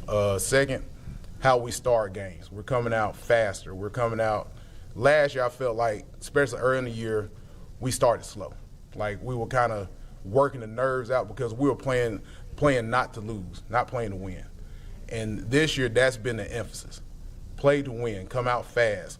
Play a full 4 quarters. Don't wait till the second half and you're already down 2 scores to come out and win a game. Let's stay in the fight. As far as weight room wise, I mean, we've had kids. We went from being a strength guy, powerlifting guy. We went from 1 or 2 kids squatting 300 pounds, maybe 400 pounds, to more than we doubled that number. You know, power cleans doubled up in the power clean. You know, because to me, those things matter. And for me, the weight room matters. And seeing the program from the middle school program coming up, being more, like, as you can see, jerseys. Like, we hadn't had new jerseys. We got helmets. Everybody's equipped this year. There were so many things infrastructure-wise that we have finally got in place to be competitive across the board. And everybody knows the history. The thing is, it's just the fact that we have the things now. The kids ain't got to think about what am I wearing, what are we doing this, where are we eating, where are we going. We just got to play ball now. You know, all these other programs around us, they've been established. In our region, I know who we play. They've been established for a long time. And we're just trying to we are working towards that Monroe County is on that same level. Like when you come play us, you know that we're prepared. Coach, entering year 2 as a head coach, all coaches want to have something that makes them stand out from the competition, something they do different philosophy-wise, play calling-wise. What's that about you? What makes you different from other coaches out there? And second part of that, players, what have you noticed with Coach that is different from other guys? Well, I'm kind of old school, even though I'm 45. I just want us to go out there and play hard, be physical. I think a lot of coaches say that, but that's always been my thing. Get out there, play hard, and give yourself a chance. I'm a defensive guy. We're going to be our base on defense. We're not going to do we're not going to be very fancy. But the thing is, I'm the KIS person. Like, you keep it simple. We need to line up, play ball, be physical. And I think every coach says that. Like, when people play us, my goal is to say we are one of the most physical teams you've played all year. And I don't try to stand out from people. I just try to be me. Hard worker, dedicated, going to be there for the boys, you know, show them I care, just not about wins, but care about them. That's always been my goal. I feel like if you care about the kids, they're going to play hard for you. You know, sometimes I'm tough. They can tell you that. I'm tough. I'm not going to sit there and sugarcoat it with them. But at the same time, at the end of practice, when we're done, and they want to come to my office, they want to come to my room, we sit down, talk, have a good time. It's not always about just ball. And that's just me. That's how I stand out. That's how I am. I'm trying to show them how to be a father, a leader, a man in life that eventually football is going to end. What you're going to do when you leave. That's always been my goal. Coach, I know from following your social media, you're a big gym rat kind of guy. You know, you're always in there lifting weights. And you mentioned the weight training. Was that something that was important to you when you first took over Monroe County, was to implement a weight room kind of regiment from the middle school up through the high school? Yes, it's always been. Every successful program I've been in, as far as just from playing. So I can go back to when I started. Powerlifting, weightlifting has always been something that, like, when I started playing ball, that's what my coaches took me from. Like, being a trouble youth, staying in trouble, you know, being younger. My first thing my head coach did, and he's a Hall of Fame coach, put me in the weight room. And it was like, I got hooked on it. And then when I got to college, see, I'm not very tall. I had to walk on and play college ball. If it wasn't for the fact I was the strongest guy on the team, I would have never played a snap up there. Because everybody looked for the 6'5", 300 pound. That's not me. And I just outworked people. And I felt like as I got every program I've been at, the weight room is the key. I don't care where you at. I don't care if you at a 7A through 1A. That's where you close the gap. you close the gap in the weight room. I don't care what nobody says. It's whatever happens, like you play, 10 football games, and if lucky enough you play 11. You spend from October till August in the weight room. And if you're in there and it's organized, it's structured, it has a purpose, and it's designed for you to improve the players mentally and physically and taxing them, you can close the gap with anybody because you're gonna be prepared physically because the season's long. If you can't handle it because you're not in there lifting, then it's not going to move you forward because you can hang your hat on it. These boys can tell you, like, it's fun when you go in there and you power clean 255 or 275. I've had weight room where I've had three guys power clean 300. And in those years that we got stronger, we got better, and we won. I felt like, and it's always been my philosophy. I've never been one of them kind of guys that's like, oh, the weight room's not important. To me, it's you do that more than you play the game, and it gets you prepared for the game. And for Jaden and Jermaine, you know, when you hear your coach say that, is that kind of a mentality that you two have adopted and kind of used to help sort of lead some of the younger guys on this team to help establish a culture with Monroe County football? Yeah, at kind of high weight room, it wasn't really like we really didn't take it that serious. But when the coach got here, we really seen like it can help with a lot of things. Yeah, we take the weight room very serious. Yeah, before Coach Wilt was here, last coaches we barely worked out, so that caused us to go 1-9 every season. Weight room, when you lifting the light, it's fun. I squat 400 plus, so doing that, watching the younger kids want to grow up, do the same things, it puts a feeling in your body that you're gonna do something great in the season. Coach, you lose Cameron Cunningham, Caleb Nettles, Jalen Sanders, key pieces on both sides of the ball. How do you replace that production while continuing to install your system? Reps. Like we got some guys coming up that last year will go in when they need a break. We have Kavion Armstrong, he's coming in, Loyalty Watson, Isaac Watson. We got 3 or 4 guys right now. Alvin, he's coming in. We got several guys that can come replace those guys. Jaden having to go to corner. You know, we had, like, the thing about Monroe County, we have a lot of talent, and a lot of these young guys got in. Or a lot of these young guys, we're just creating depth. Like, I'm big on depth creation, especially on both sides of the ball. Defensively, we're gonna run the same system. So we got young guys coming in that we got a lot of potential right there. Also, we got a lot of guys returning. You know, losing Jalen hurt on both sides of the ball, but my opinion, we got some guys behind them that's 10th graders that's gonna come up. Walter Lett's one of them. One of the best football players on the team is Keeson Best. That kid right there is gonna be a very good football player. Then you also have Mel Lett, another kid. He's gonna be another outside backer, defensive end type. We have guys that can come in. They've been in the system. They've been in the weight room. And I'll tell you, Kamari Cunningham, Caleb Nettles, Peyton. Peyton was there also last year. Peyton Hollinger was a good one for us. And Jay Sand. It's hard to replace them, but you're not trying to replace them. You're trying to bring in guys that have a lot of potential that can also step up. And it's just the numbers. We got enough guys that on the system we run defensively and offensively, we'll be just fine. We got a whole O-line coming back. That's always an advantage. I mean, when you go, you want to look at our O-line, I feel like that's going to be I know for a fact that's going to be a strength of our team. If they're going to be uniform, they're going to work together, they're going to work hard, and that's where it is. Y'all, if you know football, you know the offensive line is where it's at. And our young D linemen getting in there with them every single day, good on good, is going to improve them on both ends of the ball. So. Coach, you mentioned the O-line, and, for Jaden and Jermaine in particular, you were 2 guys that, I've heard some people say, are kind of due for a big season. I've seen your names floated out there, as like breakout players down here in 2A. Jermaine, with that offensive line, as somebody playing the running back position, how important is that for you, and how have you seen those guys improve this offseason? Having a good O-line is great. You don't have a good O-line, you win no games, in my opinion. A good O-line helps your quarterback for protection, help your running back rush for 100-plus yards a game. the O-line has improved so much from last year. And we have an all-on return, so that's a good thing for us.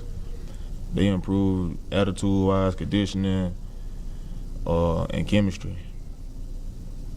This is a question for all three of y'all. Who is a player that we haven't really noticed yet, but they've been really, really showing out in practice? Who's an underrated player in y'all's opinion? Keyston. Yeah. Caden. Oh, yeah. My bad. Caden Henderson. Outside linebacker and running back. For me, it's like I said, those two, Keyston Betts, Caden Henderson. Just looking from a standpoint, both of those kids are special. Offensive line wise, Jacoby Penn, he's got his brother, Colton Clydesdale. He's another really good offensive lineman. Zayden Nettles as a center. We got a lot of guys that's out there that has a lot of potential. The thing is just getting them to believe in believe that we can win and coming out Fridays ready to play. But Keyston Betts and Caden Henderson, those two right there, they're due for one. Coach, kind of looking at your all's non-region schedule, you guys have Orange Beach, you guys played Northview, Florida, Citronelle, Excel. Well, talk to me a little bit about that non-region schedule and kind of how you schedule some of those opponents and sort of what you see in them that's going to help your team during the season. Well, I look at it like this. Sometimes you got to iron sharpens iron, and you need to play some, and our region's already tough. But our guys need to go out there, and I felt like going to a bigger stage early with Orange Beach was a key. Citronelle was a key. For us, it's like seeing the bigger team, seeing the bigger station, we're getting something out of it. We can get better. And when I thought of in Excel, that's a hometown rivalry. There was nowhere in the world we were getting out of that one. That to me is one of the teams that every year you got to look forward to playing. And so and JU Black should be in our region. If it switched, we'd probably do the same thing. And I felt like I didn't want to stack the schedule with teams that potentially could just be easy wins for us.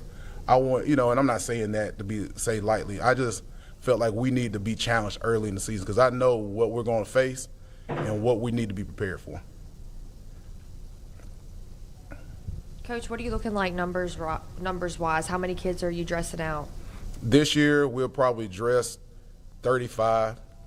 With the JV, the ninth grade and stuff, it'll be around 40. Normally, that's about our numbers right now. Jaden, this is a question for you. You're returning as the starter, heading into your senior season. What does your game look like in year two in Coach's system compared to where you were a year ago? About a year ago, I never wanted to play quarterback, but once, everybody say you the guy. It just, you got to take the responsibility and what comes with it. So being on the coach, he make you comfortable with what you play, and he give you reps, said what else you want to play too. Yeah. Why didn't you want to play quarterback? I always been a receiver. I wanted to catch the ball, but everybody telling me you quarterback, you touch the ball every play, you might not get the ball. Sometimes receiver, so yeah. Has it grown on you playing quarterback? Yeah, I like it now. Yeah. Good. Who's the funniest guy on the team? he pretty close. These two right here both about the same one. He didn't even no facial expression, did he? Colton funny too though. Colton Clydesdale. Yeah. Yeah, Troll. Coach, I want to talk about when you took this job, taking over this program. You said you're somebody that can rebuild programs, that you're invested in that. Talk about just the culture shift that you've seen, and how do you get these guys to buy into what you're selling? Well, when I first got here, I didn't know. I tell a lot of people when I first came in, you already have expectations from where you've been to different places. And when I got to Monroe County High School, I just felt like our kids need to be supported. That's not football, but that's all sports. From basketball to track to baseball, all of them need to be supported. And when I got there, I just felt like our kids haven't seen it for real in a lot of these sports, haven't been supported, promoted. And when I took over, I was kind of like, what I started seeing my role as the year progressed. Like, what can I do to show not just my football players, but my girls, because I'm a head track coach too. How can we get better? How can we improve as a program? And I knew from then, I was like, all right, so we got to start from the bottom. That means we got to start lifting weights. We got to get equipment. We have to get things that was not really available that to me, other programs already have that were non-negotiables. And so when I came in, that was like my first goal. The first couple of weeks was the eye-opener. Where we I think last year I did kind of a little news story. I didn't want to, but it turned into a news story. And I was like, there are things that we just didn't have. And this last year, from hydration, I mean, people just donate now. They come and drop. Like, I come to my office every day and something being dropped off. I'd be like, where does this come from? From the fact that people are, reaching out saying, hey, Coach, what you need? Hey, Coach, what do the boys need? I'm like, honestly, it's been the night and day difference in support. Like, we had a parent meeting last night. Like, we had more parents than we had a parent meeting in a long time, because I think people are starting to see that I'm genuine about what I'm trying to do. I'm not here to try to, make a show of it. I'm down to earth. I know if talking about my coaching journey, it's the same thing. I mean, I've been coaching 23 years, and this was my very first head coaching job. I wasn't a head coach. I promise when I was comfortable being a defense coordinator. I was like, I'm comfortable being a defense coordinator, head wrestling coach. I wasn't thinking about, do I want to be a head football coach? I wasn't thinking about that. It kind of younger, that was like what I wanted to do. And then, things, like I feel like things happen for a reason. And when it happened for a reason, I said, Lord, what you want me to do? And I was like, I know what my vision is. I know what I got to do. And it shifted.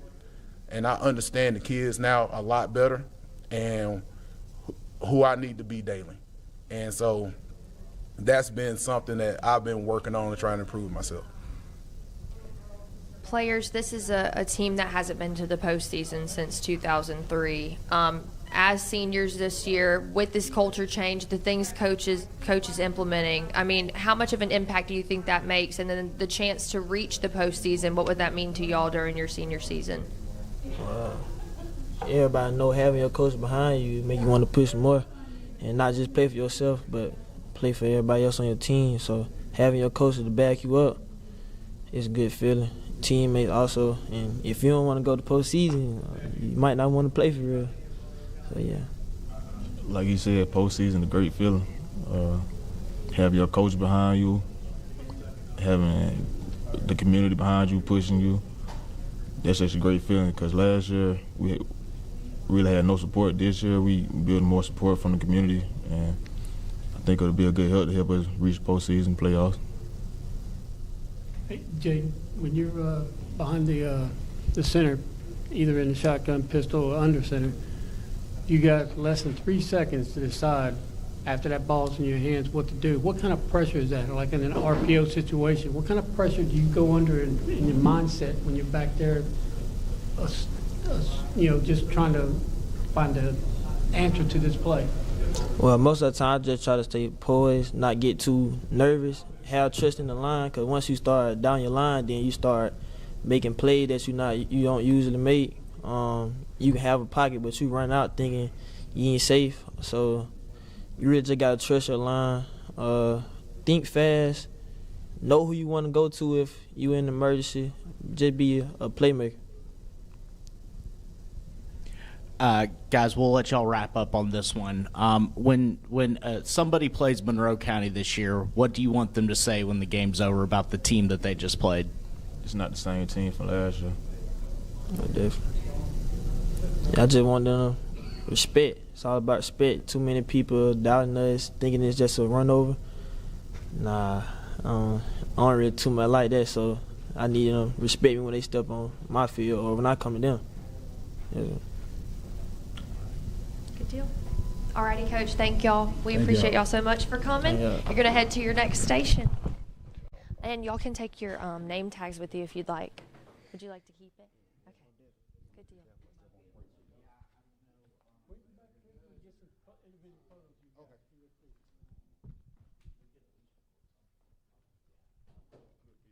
Of course. Thank you so much for coming. Sorry, I know you got your hands full.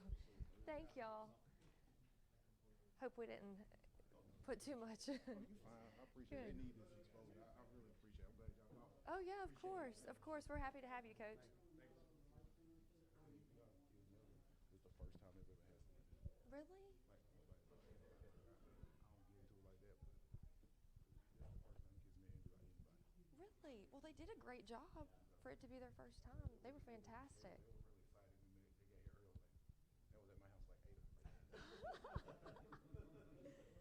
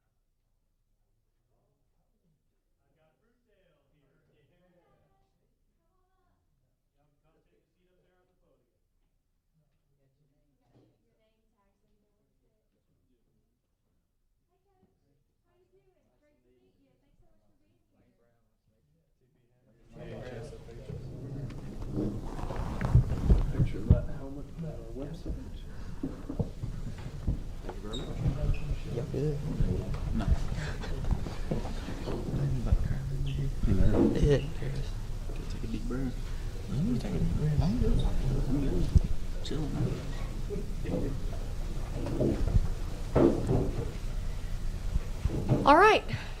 This is Fruitdale, head coach Lane Brown. Coach, I'm going to let you introduce your players and give us an opening statement, and then we're going to fire you with questions. All righty. Good deal. I'm Lane Brown from Fruitdale High School. To the right of me is Landon Highland. He's a senior running back, starting middle linebacker for us. And to the left of me is Gage Sullivan. He's a receiver and defensive back.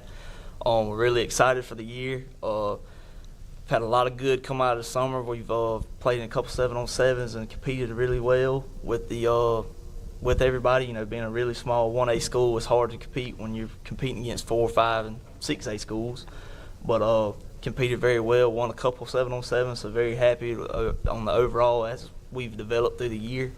And over the summer, been in the weight room all summer. We've had a lot of kids gain over 25, 30 pounds on their maxes, and very pleased on that. So we're just ready to get started. If we can start today, I think it would be awesome. So, but everybody's excited for the season to start. It's football time. It's time to get started. So, Coach, what's been the biggest jump you've seen in your program from year 2 going into year 3? The participation. Last year, I think we started the year with 20 kids and ended the year with only like 13. We had a lot of people get injured right there at the end of the year. But so far we've had anywhere between 26 to 28 kids working out all summer. So we've had more want to come out and play. We've had a couple kids transfer in. That's helped out a lot. But just the participation overall, you know, the first 2 years I've been here, a lot of kids don't know you. They're just like, I'm not sure if I want to play for this guy, but, you know, building that relationship with kids, it makes them want to come out and play for you. And like I said, participation has been up more from the past 2 years. I was when I first started. So. Coach, tell me a little bit about you, and there's 2 parts to this question. All right. Tell me a little bit about your football background. Who gave you this appetite to do what we do? Okay. And second thing, what would you be doing if you weren't coaching football? Well, my story is a little bit different from what a lot of people's story is when it comes to coaching. When I graduated high school, I got a scholarship to go work in a plant. They paid for my school, so I went and worked for a plant for a couple years. And, you know, I had my old football coach, Jacob Webb, was at Jackson Academy, and he taught me into coming and help out while I was working at a plant. And I was just like, you know, I'm gonna do it. You know, at one point in my life, I wanted to be a teacher and coach. So I was just like, you know, let's do it. Let's try it. So I went up to JA, and when he was having success up there, he went to state championship in AISA for 2 years. And that second year I was there, we went to state championship while I was up there, and it just gave that fire. Like, you know, I've been missing this. Like, this is something, a scratch that you can't scratch when you're working at a plant.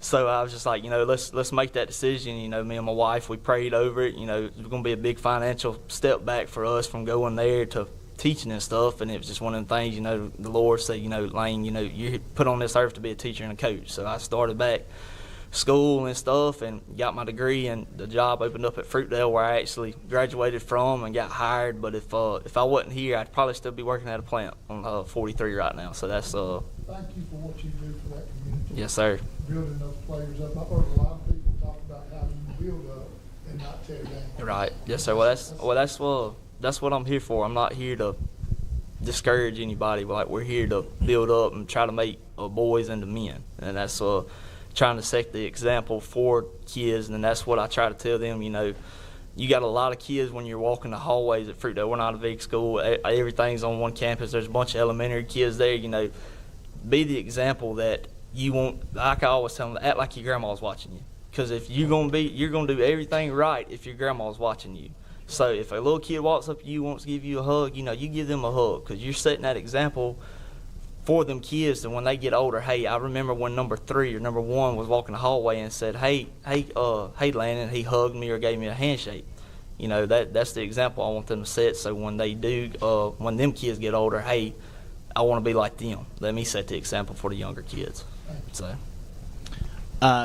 Gage and Landon, you know, you guys are seniors this year. Y'all are both coming off pretty productive years. How have you approached this off season, and what have you kind of focused on heading into this your final year? We approached the off season, you know, with a different perspective, because last year having a bad record. This year we got better coaching staff, more players, been in the weight room way more this year than we was last year. We got a coach that helps us in the weight room way more than they had last year. And the conditioning has been tough, but we've been able to do it. And we've just been working. With Coach Daniel Burr, he been getting our maxes and stuff all out through the year. And with me, I ain't never really worked out a lot, and we been putting in the work in the weight room and got kids squatting 500 pounds. And then Coach Lane, he's conditioning, so we've been running hills and running 110s and stuff. It's been tiring. It's been hot. Coach, unique path to get into coaching. Was there anything you learned in your time at the plant that you've taken with you into coaching football? You swing, shift, and practice. Yeah, that I now despise working nights. Like, I don't know how anybody ever worked night shift with me now getting off a night shift. But yeah, I mean, when you're working at a plant, you're working the long hours and stuff, and I think that kind of prepared me for coaching and stuff, because like me and my wife talk about, I think I spend a lot of time more time up at the school than I do with them. So I think that kind of prepared me of how to, the balance to life at home and the balance to life at work, just because there's so much time and effort. Because when you're at a small school at 1A, you don't have groundskeepers and stuff. You're the maid, you're cutting the grass, you're painting the fields, you're making sure everything, like, we don't have these big grand booster clubs. We got a couple parents that's a booster club that helps us out a lot, but when you're the head coach at a little small school like this, it's like you're doing everything. You're the athletic director, you're the head coach of a couple sports, so just, trying to balance, or working long hours, I think would probably be the biggest thing I took away from working at a plant that helped me out with coaching the balance that life. Coach, a lot of people don't really know much about Fruitdale. It seems like kind of an unknown. What do you want this program or this year's team, what do you want the identity of this team to be? To play hard, to play for the community. Like 90% of the kids that go to Fruitdale, a parent or a relative has went to Fruitdale at some point in their life. So I know a lot of people don't even know where Fruitdale's at. That's last week during Dead Week for our meetings and stuff. You walk around with Fruitdale High School and they're like, man, where's that at? And all you can say, we're 60 miles from Mobile. But like I keep preaching to these two and everyone else, that to make Fruitdale known, we got to go out and perform. We've got to go out there and put on a show. We can't keep getting bullied and keep letting people walk over us. We've got to make sure when we go out there we win big, or we look at them and be like, or if we lose, it's like, holy crap, who is this Fruitdale team that's come this far? In the past we've been pushed around, but like I've been preaching, get in the weight room, stay in the weight room. Let's have it to where we're going to be the bullies this year. So with all that hard work, I want people to know, like, we're just not going to be another team on the schedule this year. Like, we are going to be that tough game that you have to be on your P's and Q's when you walk out there on the field on Friday night. And just a follow-up question, you said you had some newcomers come out and play football. Talk about maybe one of them or maybe some of them that have really grown in and have started to really take off as summer practice has continued on. We have a senior that's come out. He hadn't played for me in the past couple of years, but he come out this year. His name's Amari Taylor. He's been a big help. He come into camp. He's a bigger guy. He's 6'2", probably 190. Going to start at receiver for us. He's running about a 4.5. So we added him with height and speed. It's going to be a big help. And we also picked up 2 transfers with Ricky Luker and Angelo Franks. One coming from Washington County and the other one coming from Greene County, and they're both studs. They're quick. Angelo Franks in the weight room, I think his bench max at the end of the year was 280. Then the squat max was 500, and he's running a 4.7. So it's just a couple of moving parts that's come in that's going to fill in some spots. That's a really big need with just overall and depth-wise. It helps out when you pick up. Now, last year in our running back room, we only had 2 running backs, and this year we're sitting on 6 guys that can tote the ball and I can trust. Just run out there and, hey, we're not going to lose any production. Hey, let's give the ball 100 times a game if we can, and let's pound. So, for Coach and Landon, you mentioned Ricky Luker. Do we still expect to see Landon as kind of your primary running back? What I'm hoping is we're on a pretty good rotation with backs, so we don't get tired. But as of right now, Landon is the starter, and But like I keep preaching to them, like that running back, there's no, like Mark Ingram, Trent Richardson when they was at Bama, like Trent Richardson said, Mark got to start, but there was no telling who was going to get the more carries. Like Mark Ingram could get 20, 22 carries, and he can only get 10 one game. Well, it may turn around. It's just going to be over whoever has the hot hand at the time. Like, we're just going to have to keep feeding whoever's. If we're getting 5-6 yards with Landon and one of the other backs ain't getting but 2 or 3 yards, okay, let's stay with the hot hand until he gets tired. All right, let's see if we can get another back running hard. So. Yeah, Coach, could you tell me sort of scheme-wise what you guys will be running this year, offensively and defensively?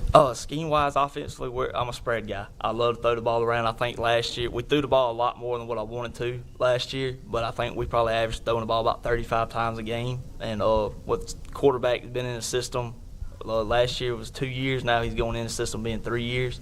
And with the receivers we got with Gage, and we add Zamari Taylor, but we also have Elijah Reed. That's a big threat coming off surgery that we'll have back. So we're pretty solid on the offensive line with spread. We can spread some people out. We're a lot quicker than what we was last year, so we can try to get some more people in space. Defensively, I think we got a new defense coordinator with Jared Wally. He's bringing in a different system than what I've run the past couple of years. I've been a big 3-front guy and 5-front. He's bringing a 4-3 in.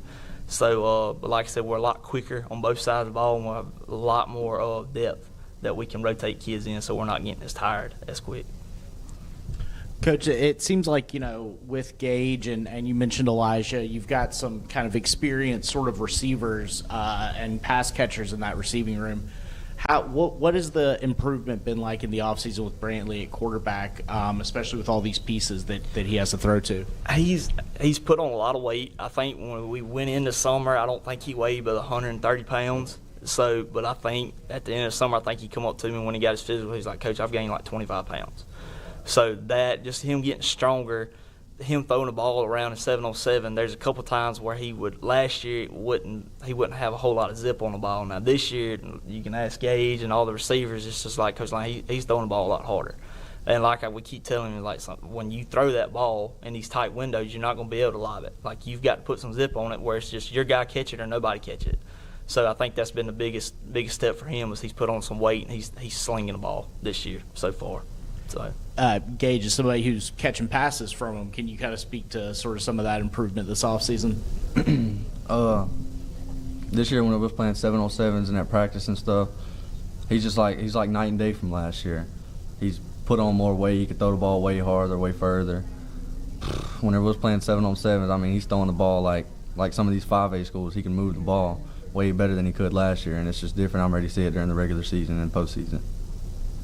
Coach, I want to talk about what does a Friday night during the football season for Fruitdale, what does it look like? Like, kind of walk me through from the time y'all get there to start warming up to the time the night ends. Well, like I said, with it being athletic director and being kind of at a small school, it's a lot of work for me, getting referees situated and stuff, but thankfully we've got a lot of help with parents that want to help out. But pregame meal starts. Miss Veronica Barnes, she's our cheer coach. She handles all that, so that's a lot of stress that's taken off of me. But it's just it's a family feel. Like I said, a lot of the kids that's on the team had parents graduate. My parents graduated from Fruitdale. My little brother graduated. I graduated. So a bunch of the kids that's on the teams has got a parent or an aunt and uncle or grandma that's graduated from Fruitdale. So it's a real big family deal oriented thing on Friday nights for us. So that everybody knows everybody, and it's really big family style on Friday nights. Y'all haven't won a playoff game since 2014, I believe. Is making the postseason a realistic goal this year, or are we just focused on kind of building the blocks? It's a very realistic goal. We returned 8 out of the 11 starters last year. We only graduated 3 seniors, so we got a lot of depth coming in. Like I said, we've added a couple people too that's going to help out with the depth. But that's what our expectation is: playoffs. And we don't want to be make it a 4 seed and make the playoffs and get bounced. I believe, just by watching them work out and the time that I've been up here with the boys and stuff, like, we have an opportunity to make some noise in the playoffs. Our line's gotten bigger. We're deeper on the line. We returned 4 out of 5 starters on the offensive line this year. So it's just our goal is to make playoffs and to make a run in playoffs. We don't want to be the team that, like I said earlier, it's just Fruitdale. No, it's just not Fruitdale no more. We're trying to change that culture, and this group right here, I believe, is going to be the group that changes with the hard work they've put in through the summer and all the time they've put in up at school, working out and playing 7-on-7s and stuff. Players, question for y'all. What the chance to make it to the playoffs, what would that mean, and what do you have to do as a leader to help your team get there? I have to be a leader to my teammates, like the younger classmen and stuff, and my juniors and stuff. I have to make sure that we can move the ball down the field, and I have to keep my players up if we ever have a bad drive or something. I got to make sure that we can stay on top of the ball game and have a good run. Making playoffs would be huge for Fruitdale. Like, we ain't made playoffs in forever, and yeah, it would be great for me to go my last year and make playoffs. And I have a younger brother playing, and it would be a lot to be a good role model for him. And he's a running back too, so he's learning a lot from me. And I would love to see Fruitdale in the playoffs. And guys, talk a little bit about those things. I hear the word leader a lot, Coach. And both Gage, you and Landon, I want you to speak to that, because when you're in the weight room and it's hot, and you might have been working all day, and when you're doing reps, how important? They don't need that. I don't think. I appreciate it. That voice carries you. Thank you. Oh, it is. You do.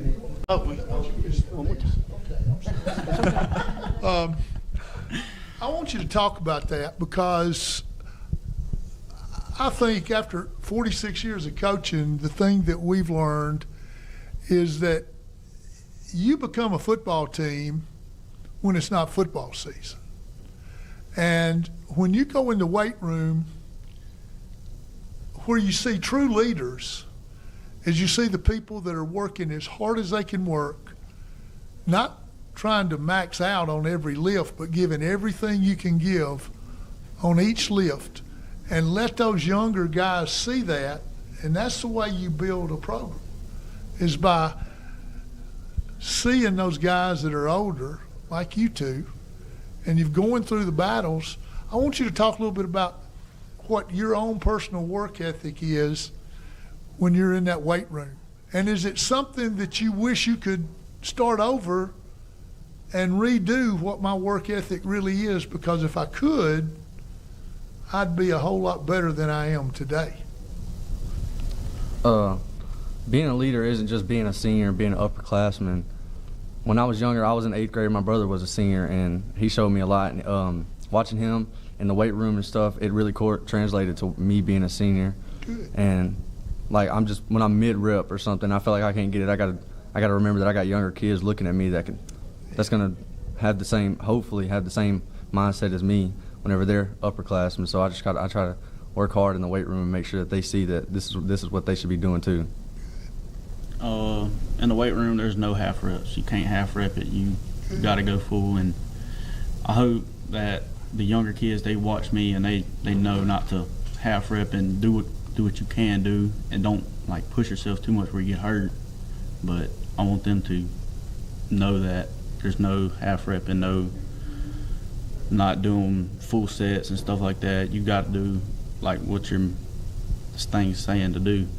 And the kids, I feel like from us in the weight room this summer, they have learned that being a leader is not just being a senior. And my little brother, he's a leader to his younger classmen, and he's been pushing hard in the weight room. I think he's went up a lot on his maxes and stuff in this year. And being a leader ain't just being older. It's just good.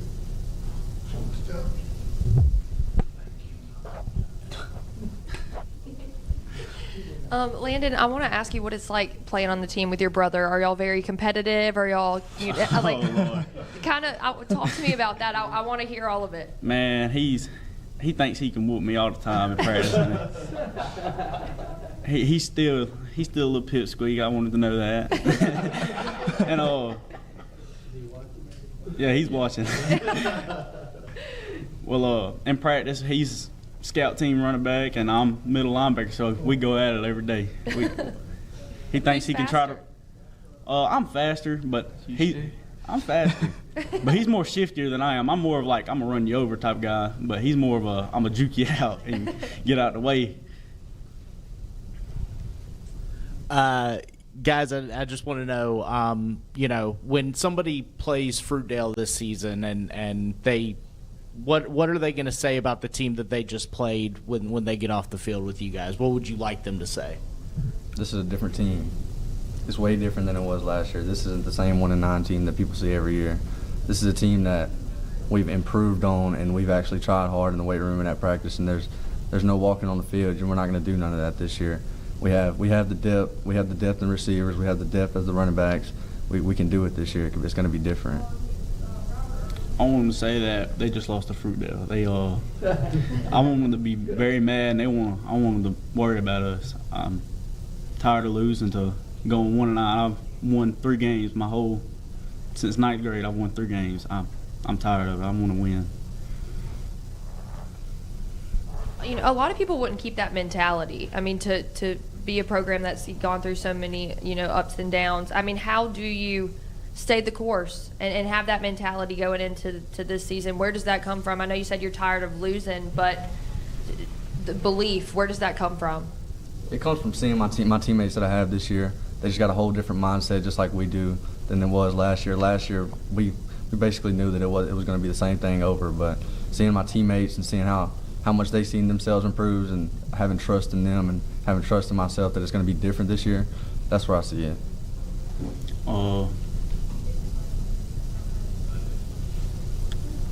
I haven't forgot the question. I ain't gonna lie. I figured you did. Just a program that's gone through so many downs, and you just said, I want to win, and Yes, I want ma'am. people to think of my team as this.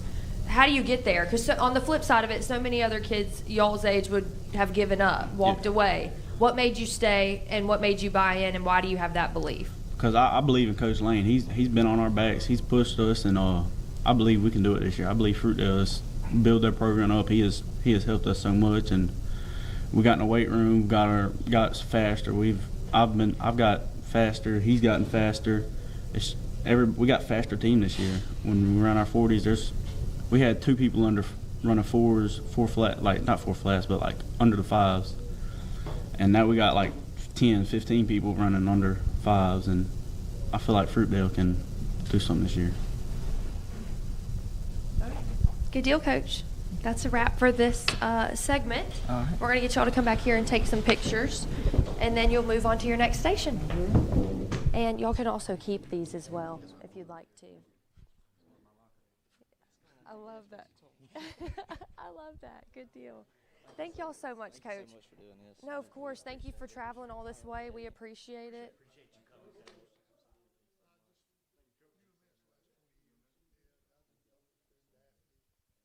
Thank you, Coach. And if you'll just keep me posted on like stats and things, anything I can do to give y'all more coverage, I'll do it.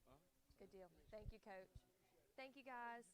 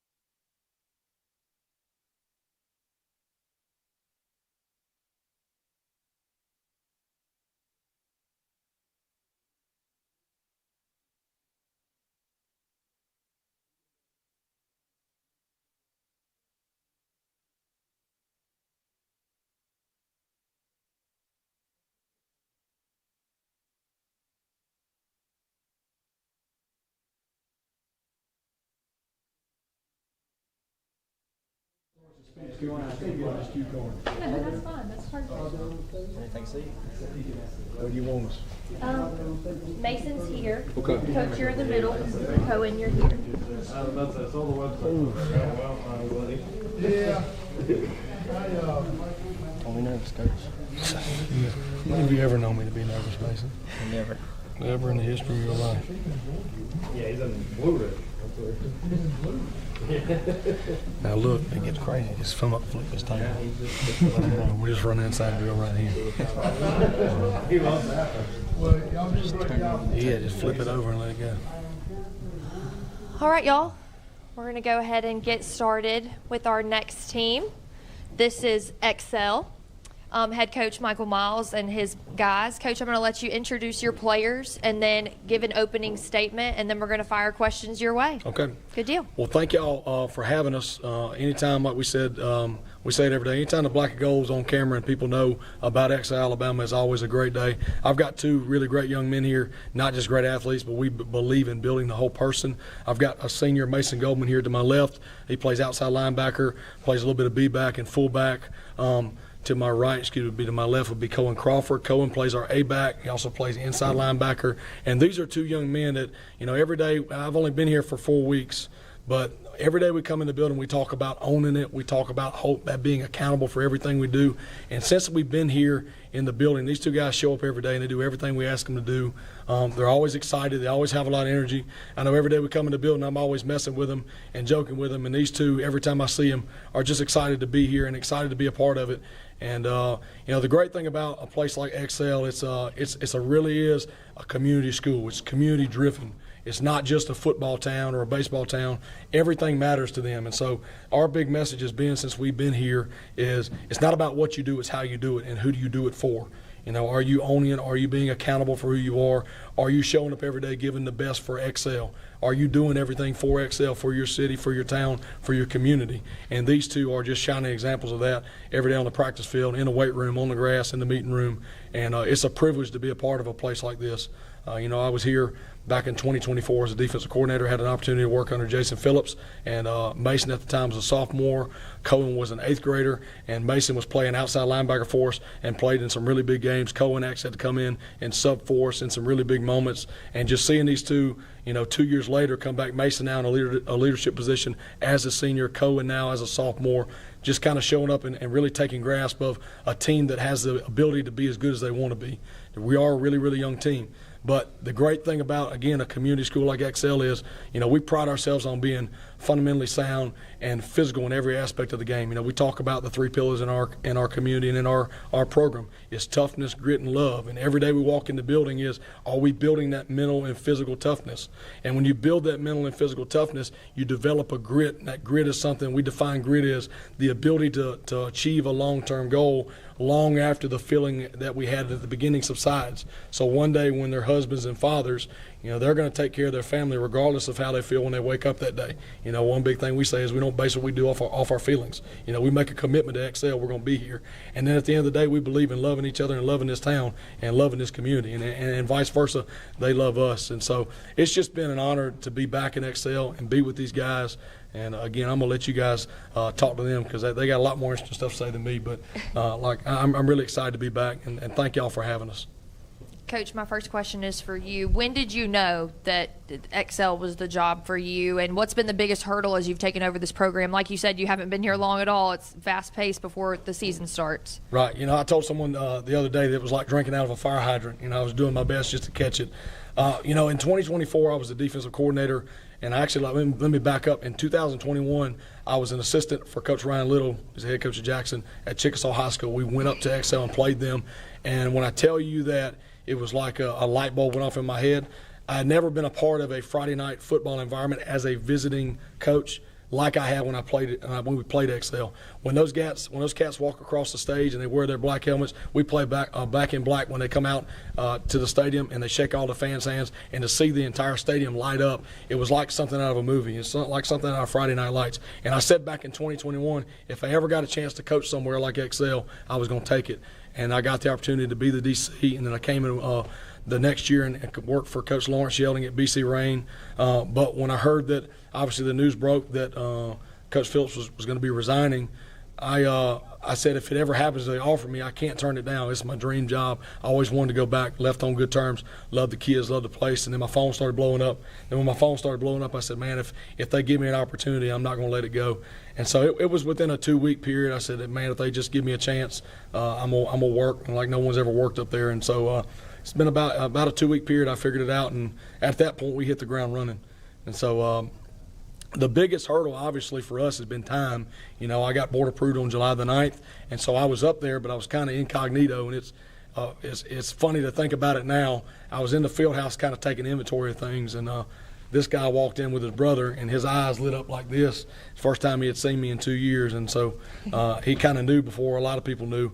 And so it's really good to be back around these guys, but our time's been a big hurdle trying to get our defense reinstalled, and offensively we don't really change much. We are who we are, but just trying to make sure we got guys in the right spots where they're going to help us.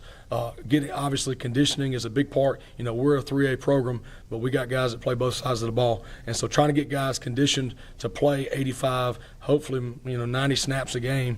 That's tough, especially right now in South Alabama. So just the time crunch of we play Leroy in the Jamboree on the 14th, and then we play Linden on the 21st, and so we don't have a lot of time, and so we're trying to squeeze, figure out what's important right now. I tell them every day, and it's not really about what you do, it's how you do it. So every day our focus is, are we getting better at something today? What's our focus today? And so just that time crunch of, man, we don't have 8 weeks, we got 2 weeks now.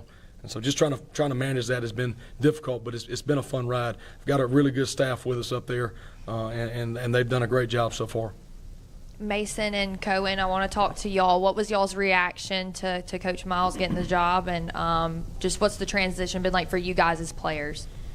Well, I love Coach Miles to death. My sophomore year, he was just, man, so electric in the getting us motivated in the locker room. He's just an all-around a great guy.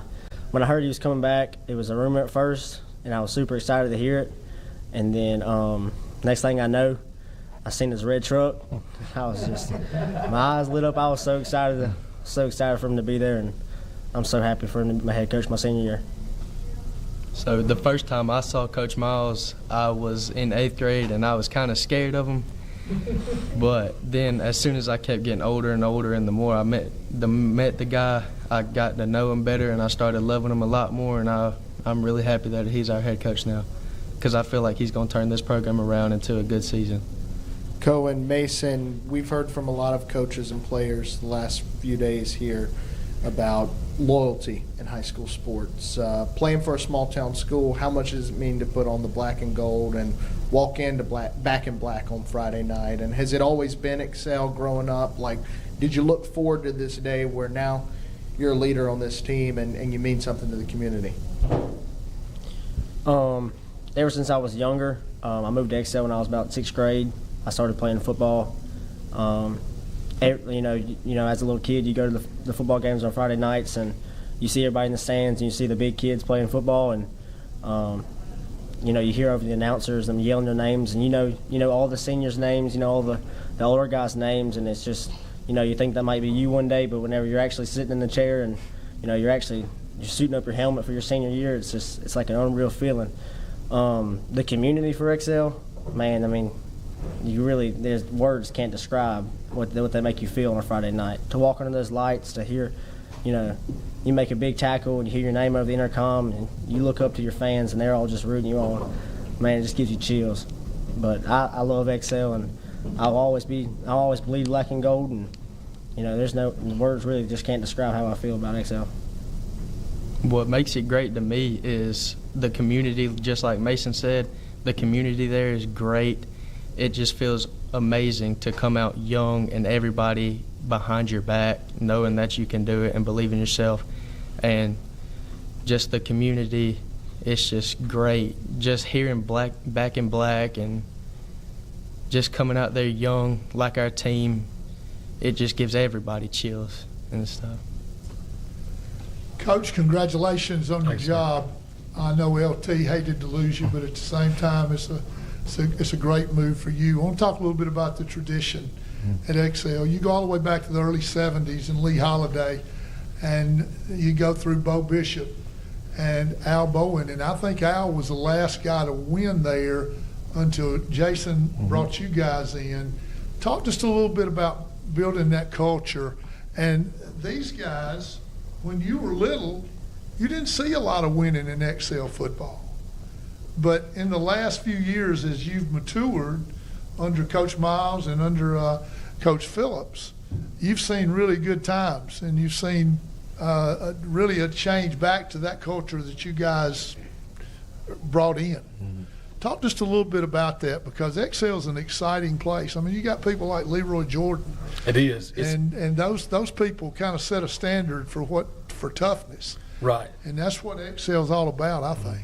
I believe, and I think you're 100% right. We actually had this conversation on the way up here. We were talking about, I was talking to Mason, we had some community members when I was there last time. They had something called Panther Productions, where they would post the games and they would do commentary, and the kids were talking about, Coach, can we get it back? Can we get it back?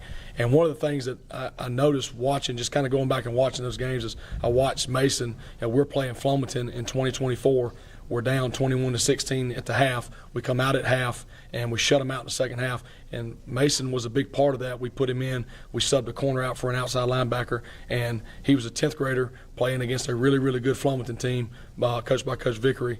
And watching him going up and just those young kids setting that standard of toughness. And we talked about it, and he was like, Coach, why don't we have as many out? And I said, well, buddy, at the end of the day, football's a tough sport, but you have to understand that winning takes time, and winning is a mentality.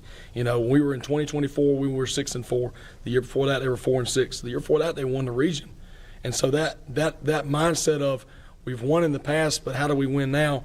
It starts from the ground up. You know, the old saying is, if you build a foundation of sand, the first flood that comes is going to wash your house out. And so our whole mindset this year is, and especially with this senior class with Mason, is can we reestablish that foundation of toughness?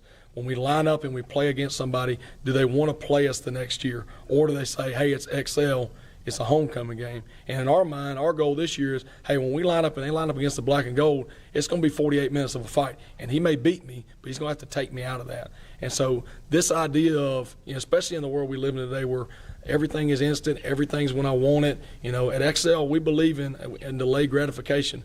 We believe in, we don't like to post a lot of stuff because we don't want people to see, hey, he looks like he's working hard. We show you we're working hard when we show up on Friday night.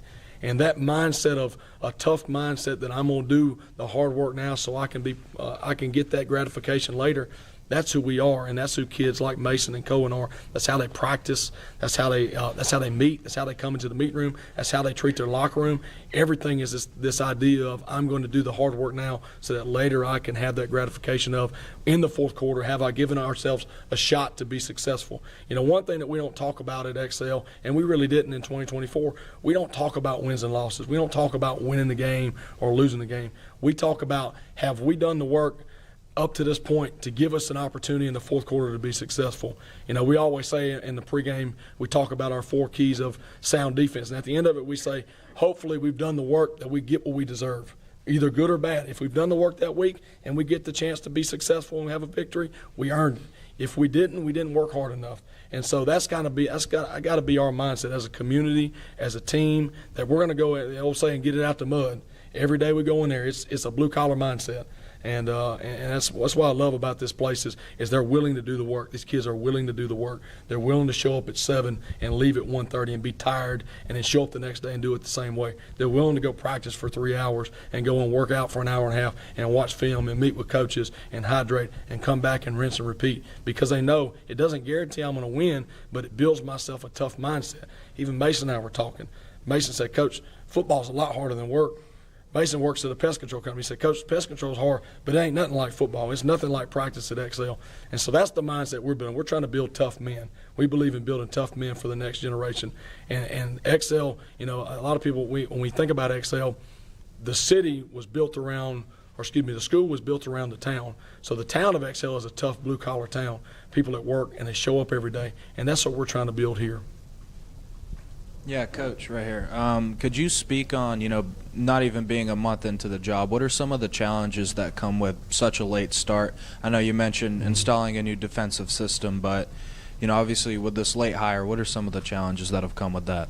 Obviously, getting depth. There's some of the kids I didn't know when I got there. Most of them I did because they played previously. And trying to get kids that were not out that maybe want to come back, trying to get in touch with them, and just reestablishing that idea of what it means to be tough. That maybe we didn't do things like this before. Maybe we slipped in a year or so, but we've got to get back to doing things the right way. And that's just kind of really been the challenge, is just reestablishing who we are as a program. What are we going to allow? Everybody uses the word culture. It's a buzzword. I hate the word culture. It's what are we going to allow? What do we as coaches allow? What does Mason as a senior allow on his team? We say it every day. I say it in the weight room. We finish every set with a core set. We do planks and hold the whirls, and we don't finish till we get it right. And I ask them every day, man, what's your standard? It's not my standard. It's not about me, not about Coach Miles. It's Mason Goldman. It's Mason Goldman's team. What is your standard? And so we ask them every day, what's your standard? And so, at first it's kind of tough because we're not used to this. But as we've got into it, they're starting to kind of buy into it, and you're starting to see a shift in the team's mindset. It's just been trying to establish that culture, and it's late, and it's really easy to come in and say, hey, everybody come out, let's have 55, and just show up and play on Friday. But it doesn't work that way. You got to put the work in. You can't just roll them black hats out on Friday and expect to be successful. And especially for a town like XL, I said this the other day, XL is a place that deserves to have their head coach, number one, live in town and be around them, but they also deserve to have a product on the field they can be proud of. And they deserve to watch people on Friday night give everything they got, because at the end of the day, that town's going to give you everything they got. So what do we owe them if we shortchange them on a Tuesday in the summer? And so just trying to get these kids to understand that and buy into that, and getting them conditioned, getting ready for fall. And, the X's and O's are going to come. But at the end of the day, it's going to be how do we develop, how are we practicing, how are we meeting, what are some things that we can do to improve ourselves every day. Coach, I got a question for you.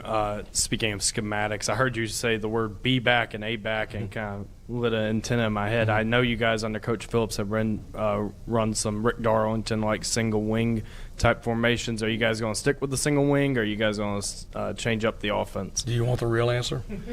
I feel like you might not give it to me, but what do you think?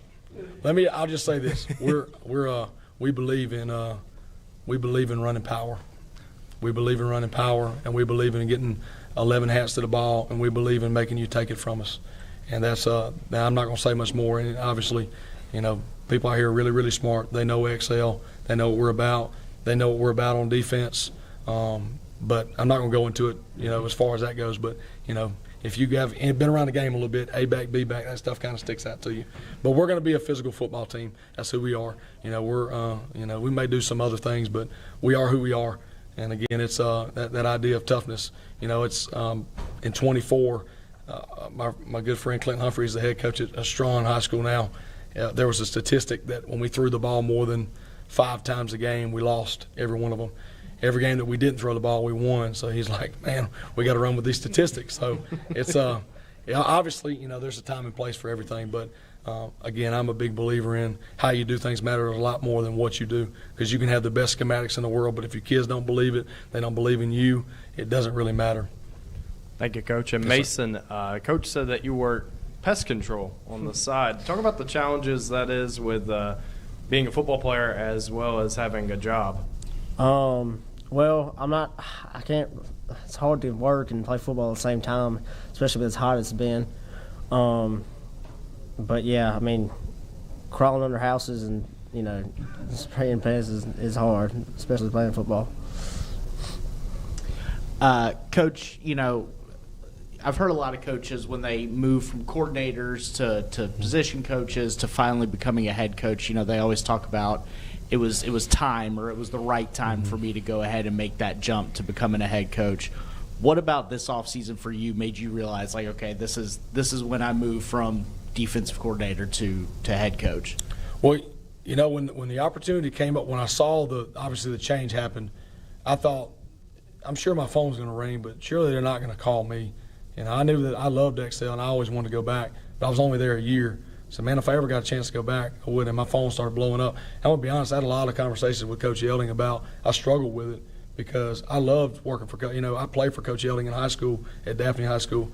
He coached me in Little League baseball and basketball. His son Khalil, who's the defensive coordinator there, him and I grew up playing ball together. So I love Coach Yelding. I love working at BC Rain with him.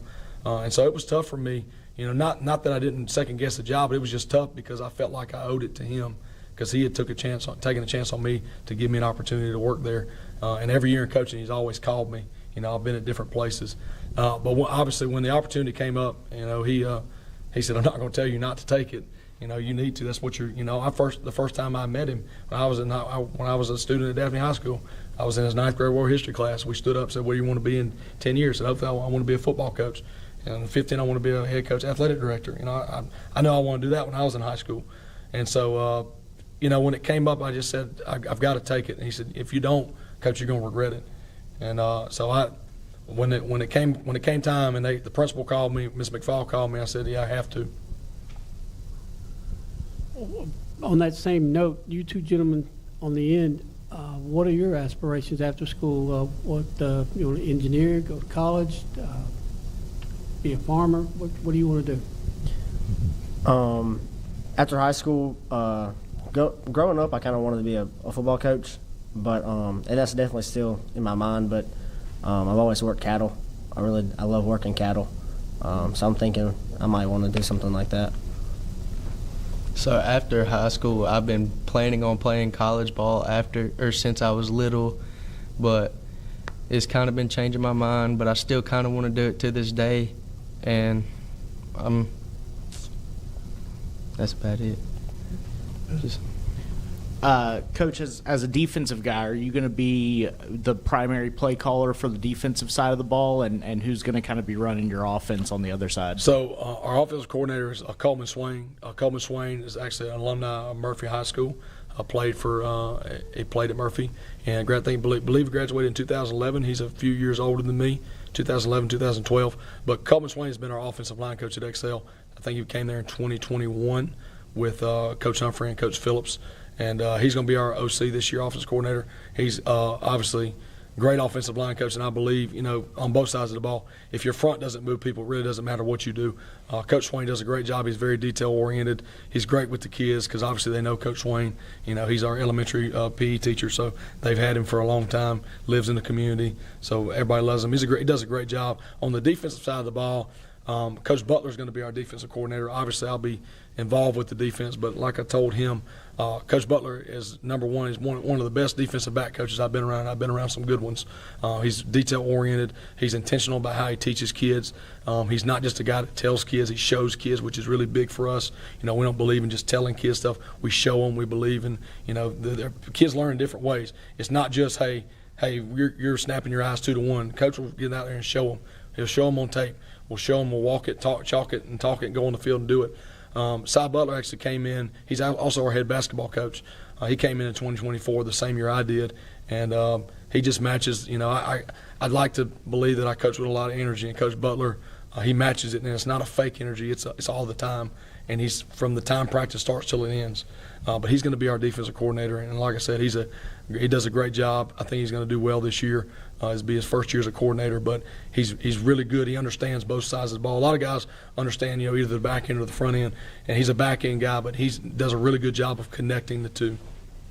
And for Cohen and Mason, it sounds like this coaching staff, despite it, sort of you all having a new head coach, this coaching staff, it seems like you all have a lot of familiarity with. How has that kind of helped with this transition and getting you prepared for this year, knowing that, yes, there's new faces, but these are guys that you've either played under or, kind of grown up around? Yes, sir, like you mentioned about Coach Swain. Coach Swain's always a guy, he's going to make you laugh. He's always going to mess with you. And Coach Butler, Coach Butler, being our defense coordinator, the way he explains things is just like the way he breaks it down, and he's just like talking to you. It's like he's so direct when he's like explaining something to you. So, if I don't understand, like we're going over a new scheme or something, and I ask him a question, he's going to take the time to really explain it to me, is where I can really understand it. And yes, sir, the coaching staff is just, we've kind of had them, some different faces, but for the most part, we know them pretty well. We have a really great coaching staff, and it's like really great to me because I've grown up with most of them since I was starting high school, except a couple of the new ones. But yeah, they will coach you really hard, and they'll make you better throughout the day, and every season you will be better. Coach, I got a question for you. Open up the season August 21st against the Linden Patriots, historically great 1A program. Before last year when the game with Lee Scott fell through, hadn't played them since 1997. Talk about the challenge the Linden Patriots might bring to Excel. Well, last year, I was at BC Ring last year. I actually came up and watched Excel play Linden at Panther Stadium last year. And one thing that, and Linden's, I played at Daphne, but I've been familiar with a lot of different teams. Just as you grow up and you hear teams like Linden, Leroy, Washington County, all these different teams. Linden, for us at Excel, the biggest problem that we have to face is, when we play teams that have a lot of speed on the outside, especially the skill positions, it makes it difficult for us. Number one, because we're not a super athletic, talented team. We're a tough team. We're a blue collar team, and so when we play teams that have a lot of speed on the edges, it makes it difficult for us to defend. We have to do some different things on defense. And one thing I've always known, when I was an assistant at Chickasaw, we actually did an OTA with Linden at Central Mill High School, and I saw some of the biggest linemen I've ever seen in my life in coaching. And so, obviously, size doesn't carry every year, but I've always known Linden to have really physical kids up front and really athletic kids on the edges. And so that's going to be just us defensively. Can we get lined up? Number one, if we can get lined up and we can make a call, we're 80% of the way there. Now we got to take our steps, and can we leverage the ball? Once we leverage the ball, now we got to go make a play. And so right now it's, can we get lined up to what they do? And if they do something different, are we good enough in our base stuff to adjust to that? And so right now, again, we have a young team, and putting a lot on this guy's shoulders over here to make calls and be that leader out there. And when people don't line up right, hold them accountable and get them right. I'll just tell him, get in there is what I always tell him. He don't move, take his butt and move him over there. And so, that's especially opening up. We're on the road. We don't open up at home. And so Linden's a little bit, it's not too far, but a little bit of a drive. And so just seeing how we handle it, that's what I'm excited about, is how do we handle it whenever we get punched in the mouth. Because ultimately that's what's going to determine how good of a team we're going to be, is regardless of who we play, someone's going to punch us in the mouth. We're going to play really, really good teams this year. But are we going to cower down, or are we going to step up and make them fight us for 48 minutes? Good deal, Coach. Mm-hmm. That's a wrap. All right. Thank you. Good Thank job. y'all.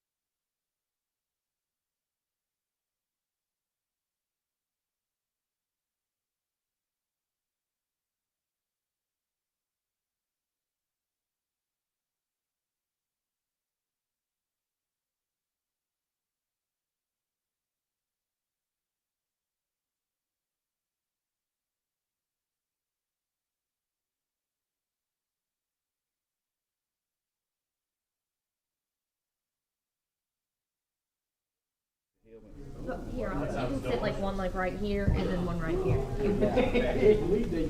One logo showing. Yeah. One number showing. What is that? Is that the, all right, I'm gonna do logo for this one. Let them get the F7 Pro. I'll send that to you, okay? Yeah, thank you. Remember the side. He's going to use the right side of the photograph.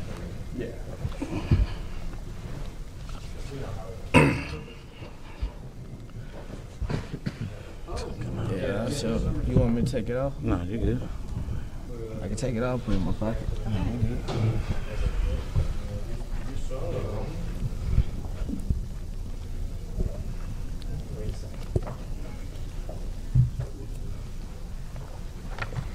We'll get started with the next segment in just a second.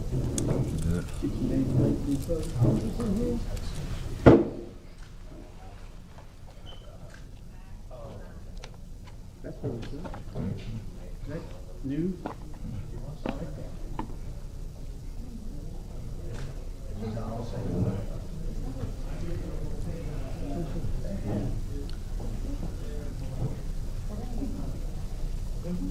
Station.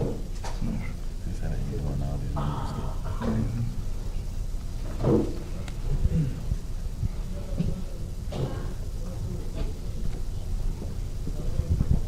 Okay. Up next, we have Escambia County, led by head coach Tommy Lewis Jr. Coach, I'm going to let you introduce your players and then give us an opening statement, and then we're just going to fire questions at you. Thank you. First off, I have to my right Wydarius McNeil, senior athlete, coming up this year, and I have to my left Traquan Hartley, junior offensive lineman, defensive lineman, kind of plays inside and outside for us. First, I want to say thank you for this opportunity. We're so blessed to be here, so humble to be here, and we're just excited to, just give you guys an insight of, how the summer's been going with us and, just how our program operates. And, the biggest thing that we're built off is focus. And that's just simply following one course until successful. And that's kind of the foundation we've built over here going into my second season. And we're just excited for the season. Coach, I don't know if you've heard this or if you've felt this from the outside, but every coach that we've talked to this offseason has mentioned you all as the most improved team heading into this year. Do you see that in your team this offseason as you head into year two? No doubt.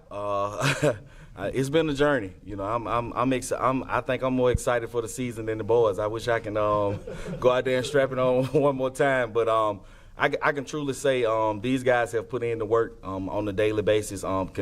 Being there in the morning, we require a lot out of these guys. And I don't know if you know much about my background. I come from the collegiate level. I did 13 years on the collegiate level. And, I don't change my expectations just because I came to high school. I believe in, if you're going to play this game, you might as well put forth your best effort and, give it all you got. So, I've challenged these guys to, take their game to another level, just not physically, mentally, emotionally, and just, make a way for yourself and, just try to be the best version of yourself through this game on a daily basis. So I take the compliment, but the game still got to be played, you know what I'm saying? So the game still has to be played, but I can say these guys have, put in a lot of work. We've done a lot of traveling this summer for 7-on-7. I think we went to about 5 of them, and we had one at our home. Even went to OTAs, and we just needed to work. I thought, it was very beneficial for us because now we get in the film room and, these guys kind of understand, how I see it and, how my offensive coordinator sees it. So I'm excited. Yeah, Coach, looking back at last season, there were a lot of one-score losses, just really close games that if flipped the other way, I mean, we could have been talking about you guys as a playoff team. What have you done this offseason to flip those games looking towards playoffs or maybe even state championship? Just fine-tuning the little things. And when you go back to those games, it's one or two plays that just kind of, if this play go to another way, we sitting at a, instead of 3-7, we sitting at a 6-4 or 7-3 record. So, just fine-tuning the little things, special teams.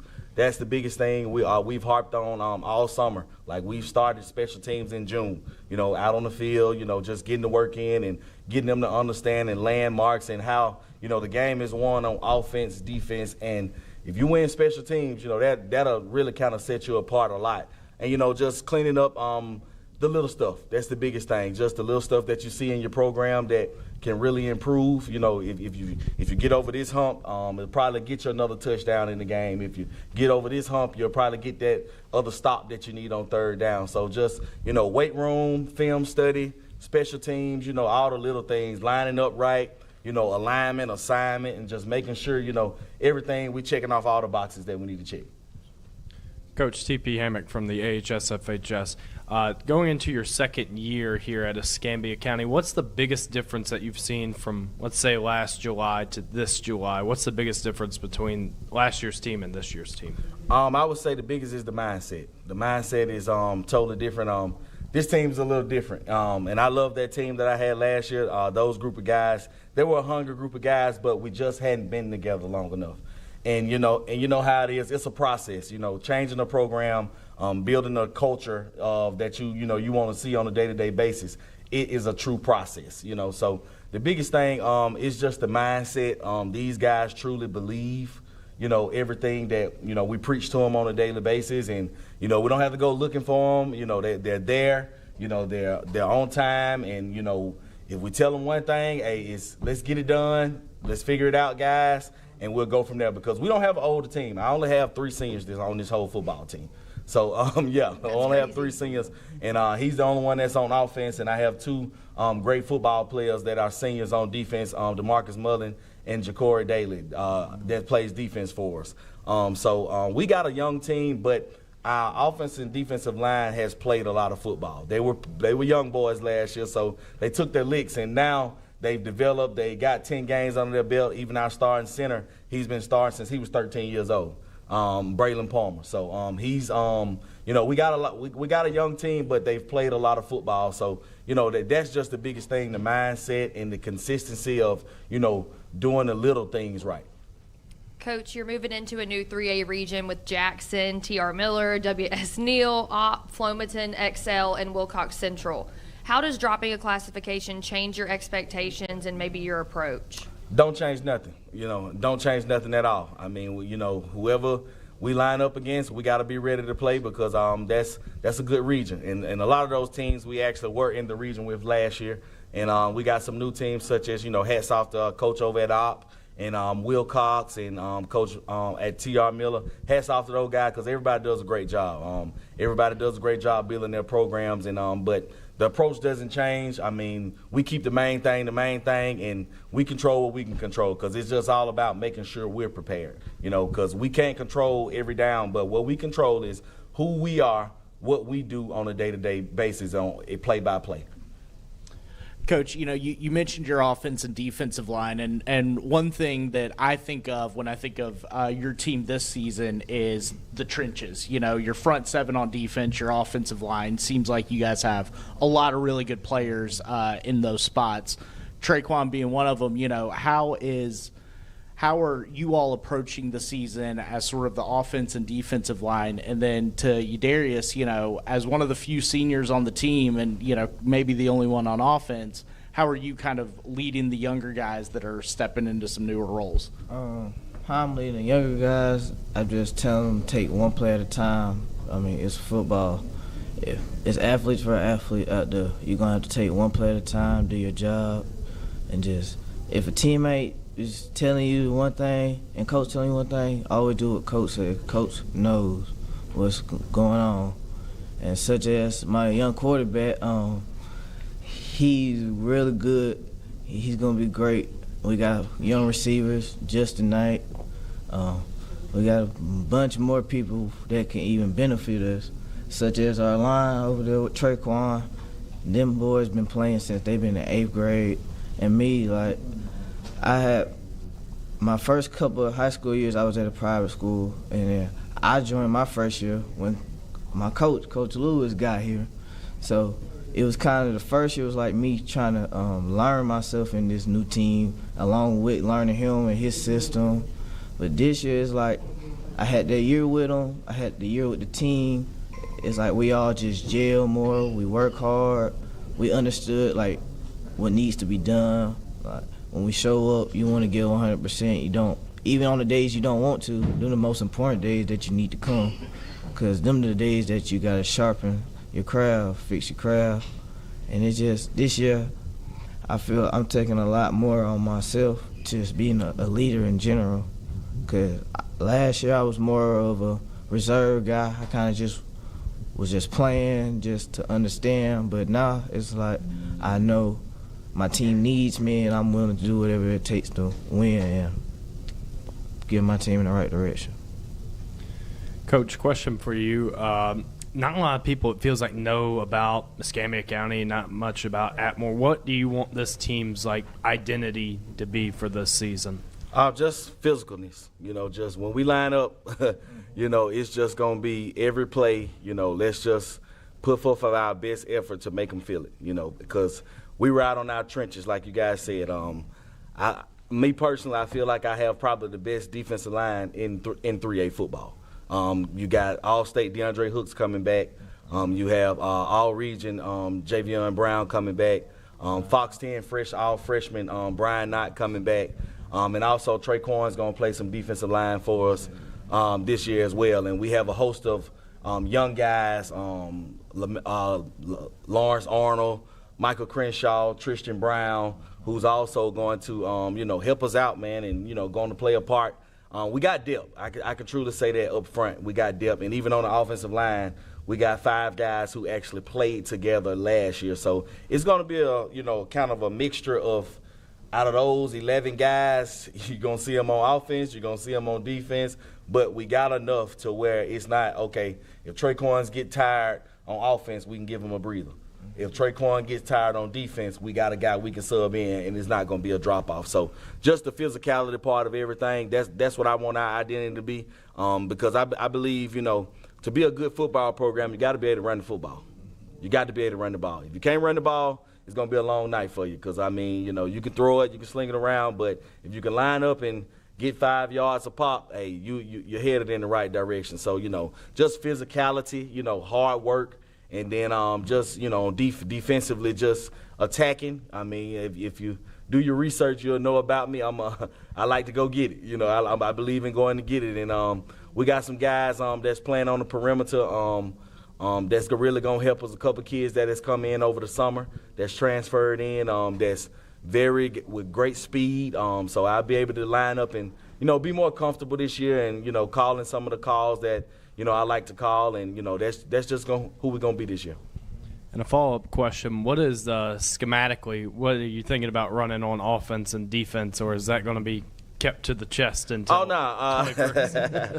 My offensive coordinator, Coach Sean Brown, we've been together for a while. He was we actually coached in college together. He was the offense coordinator at Lane College, and I was the defense coordinator under his dad, who was the head coach. And he's a multiple guy, I can tell you that, and defensively I'm a multiple guy. So you never know what you're going to see when we come out there. We got a lot of pieces that we can line up and get in a heavy package if we want to and run it, or we can spread it out. So, just be prepared. That's all I can tell you. Just be prepared for everything. I'm going to throw this in there. You might see a little wing tee, or you never know. Coach, you mentioned being able to run the ball, and you've got a very young, talented running back in Lamarian Arnold. Talk about him a little bit and how he's done this offseason, and kind of what are you looking at quarterback this upcoming year? Quarterback, we have Ty Javian Hudson.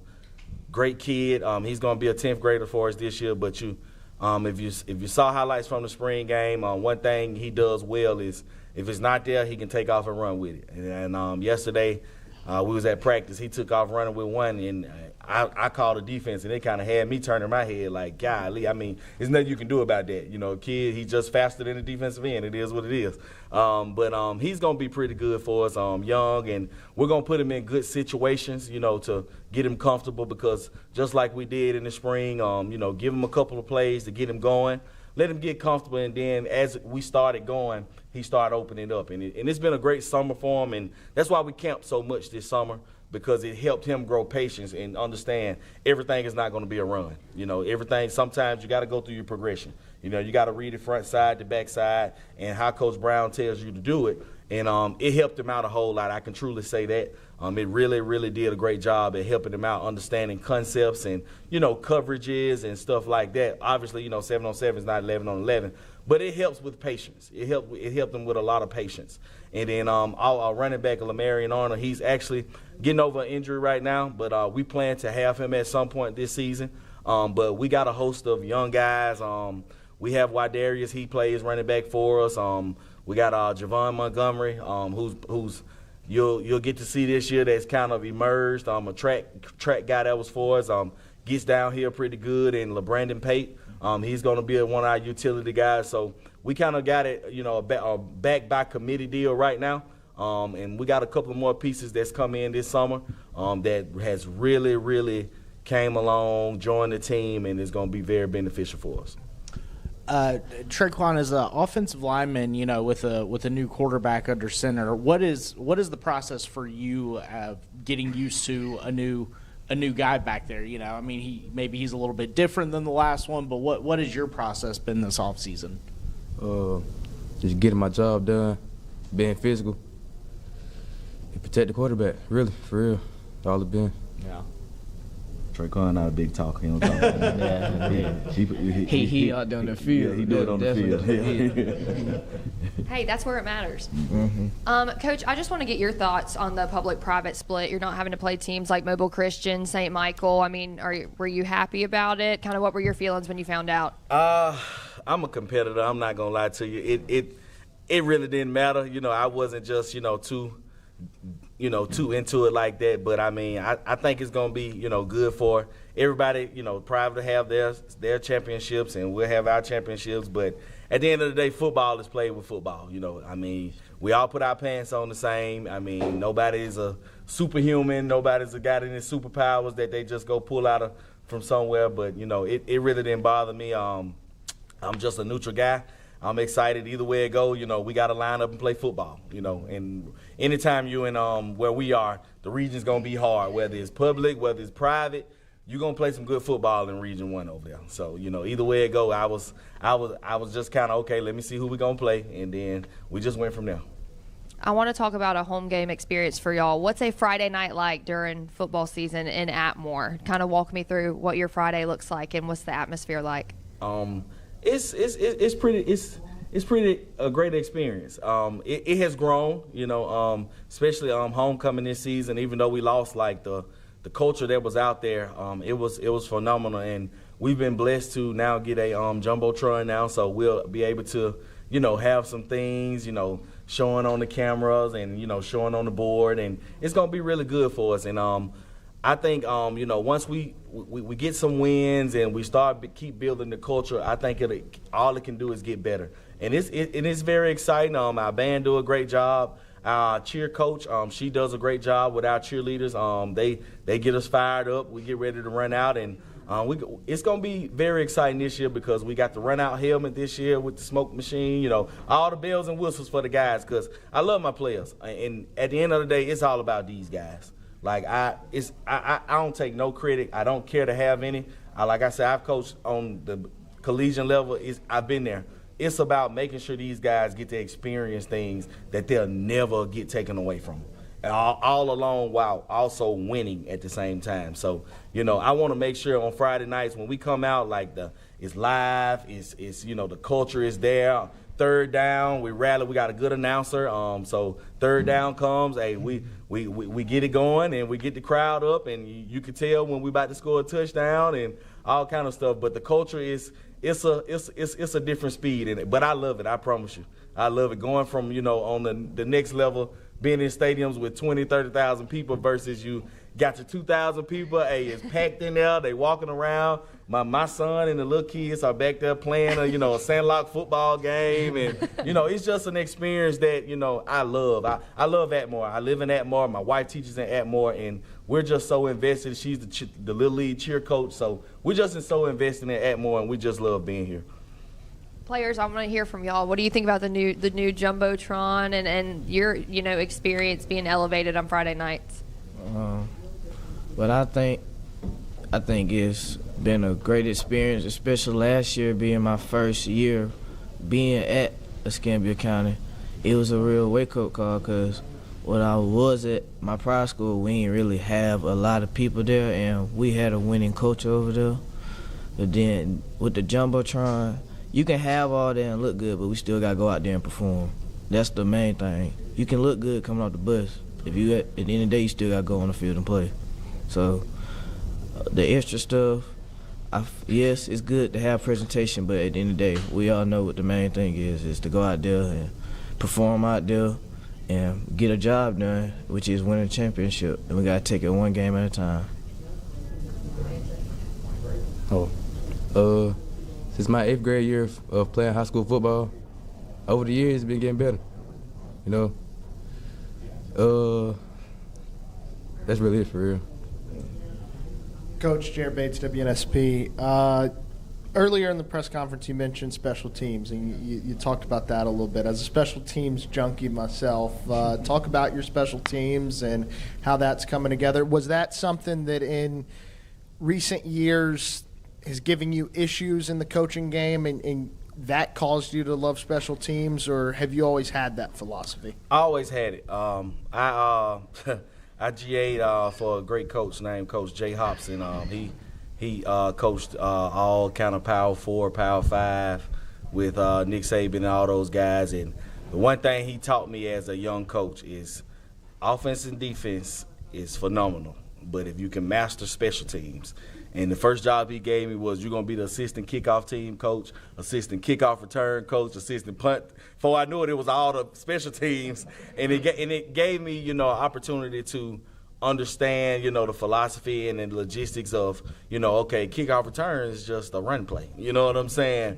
Kickoff, you know, you want to try to pin those guys deep because it helps your defense, you know, with field position and being able to flip the field and, you know, as such. And they'll tell you, we do punt every day. I'm the punt coach. You know, I've kind of branched off a little bit and passed off some of my special teams because I actually have a full staff this year. I got a full staff of, I have 6 full-time coaches and I got 4 volunteer coaches. So I got a staff of 10 of guys who's there consistently on a daily basis. That helps me, you know, that I trust and who's going to do a great job for me this year.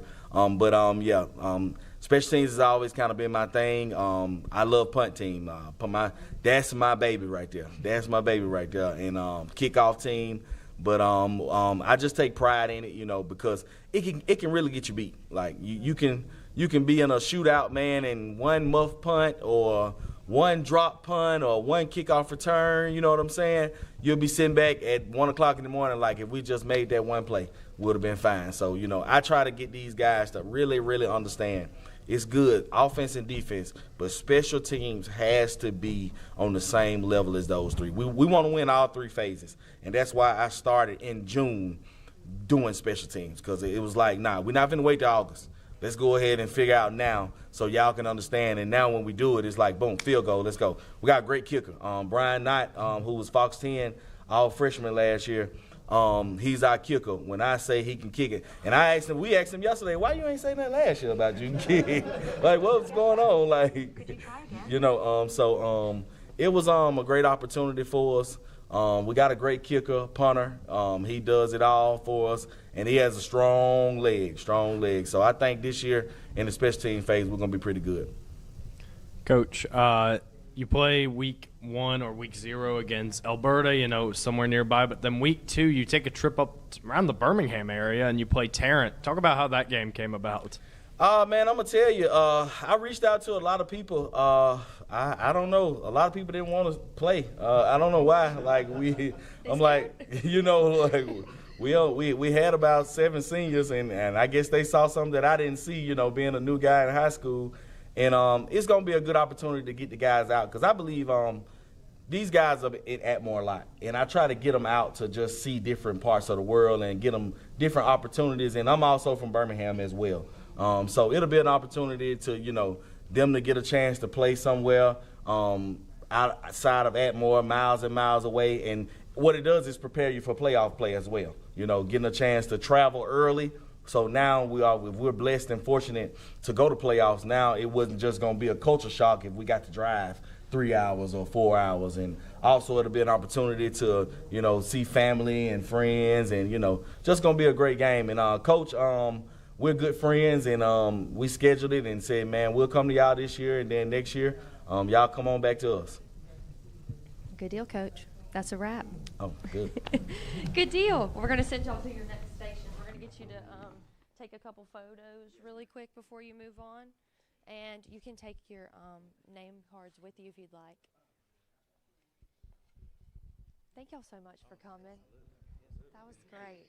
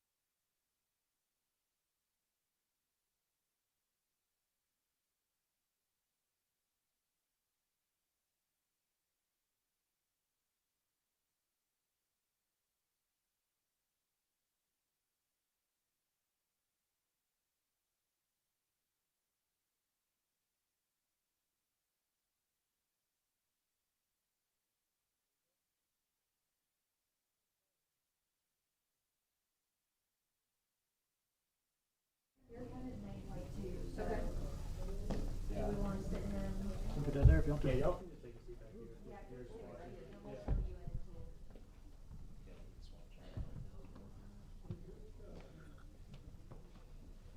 Come on, Chris Sims.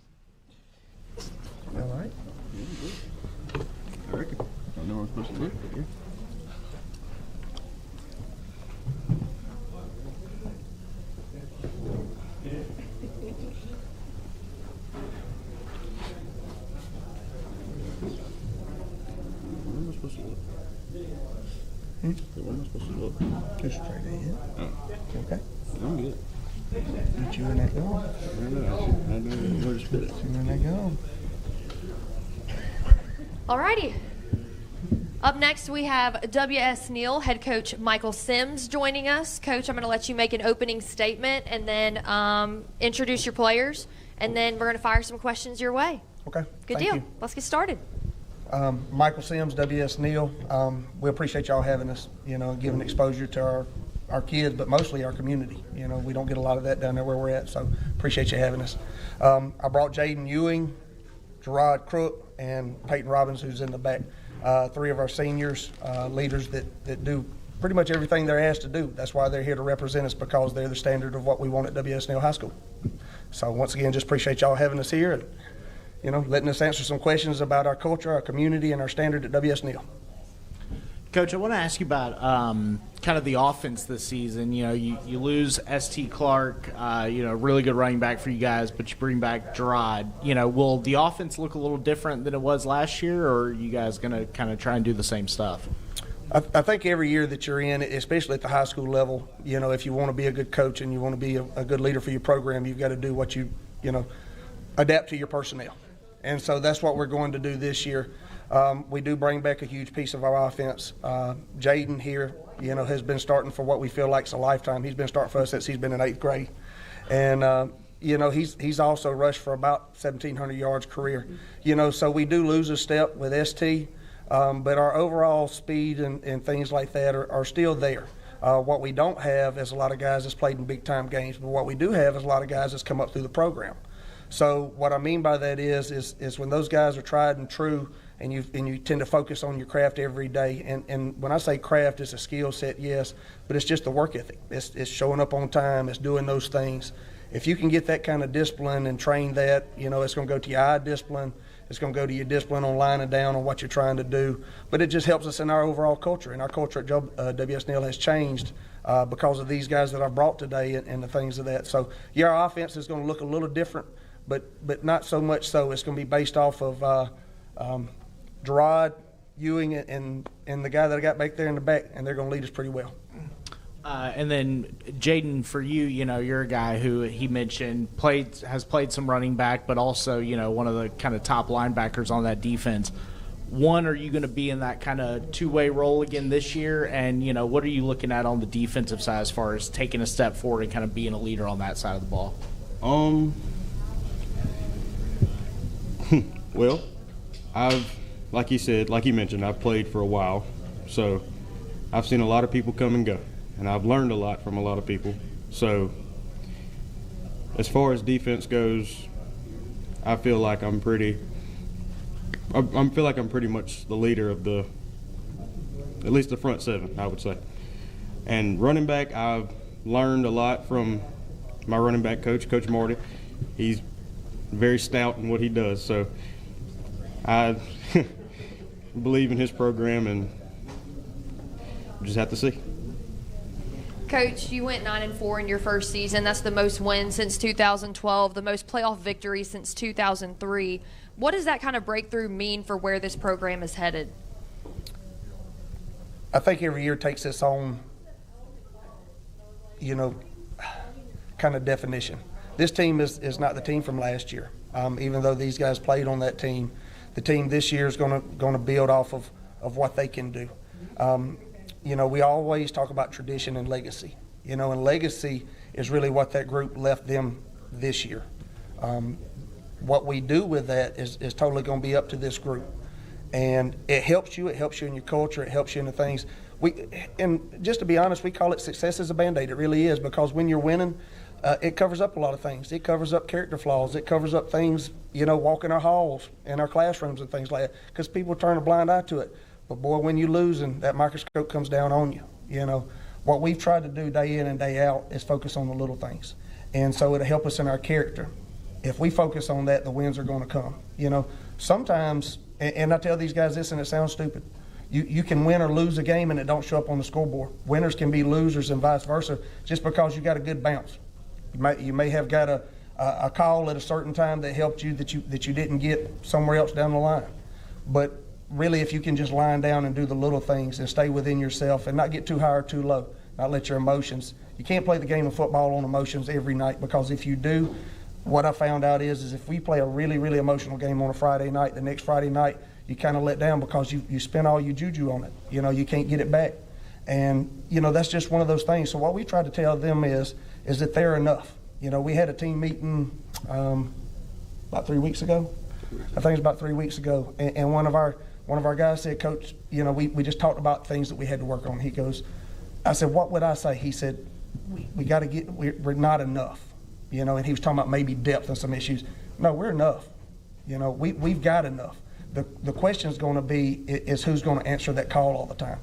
Anybody can find a problem. What we encourage our guys to do systematically, whether it be football, and all of these guys that's here do multiple sports, and they're great students.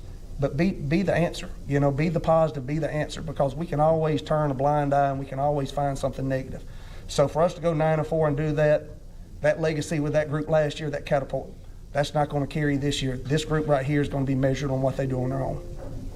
Players, this is a question for y'all. W.S. Neal won the Battle of Murder Creek for the first time since 2017 last season. How much did that moment mean to this program and this community? I know we were out there for the game, and to have that at home and get that win, I mean, for us watching, it was quite the experience. So for you guys, how was that experience for y'all? It was definitely a monumental moment for me, being that I played high school football for such a long time, and that, I guess that being the first time where we came out ahead, even regardless of what the team looked like the year before. I mean, it gave us a big push going to the playoffs. It definitely meant a lot to me, per se. It definitely meant a lot to the community, knowing about the history behind it, and I think it really meant a lot to the team and going into the week after that for playoffs. Gerard, I'm curious about you.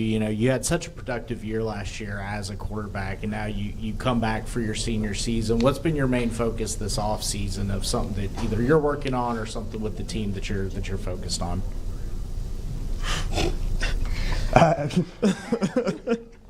Look, Gerard's very special, so I'm going to let him answer this in only the way he can, because he's taken a different role for us this year, and he's chosen that role. So I'm going to let him talk about that, because this will be the first time that it's made public. So Gerard, you can answer that on your own. So I've chosen the role to play wide receiver to kind of benefit our team more, with a little bit of more talent out there. We have Devin, Colton, Colin Cannon. We got a whole bunch of talent out there. And then we have Blake Britt coming in at quarterback to fill in a better role and to concur with the team and how everything will go for the season, to have like a very big season coming into the 2026-27 season for us. Oh, breaking news.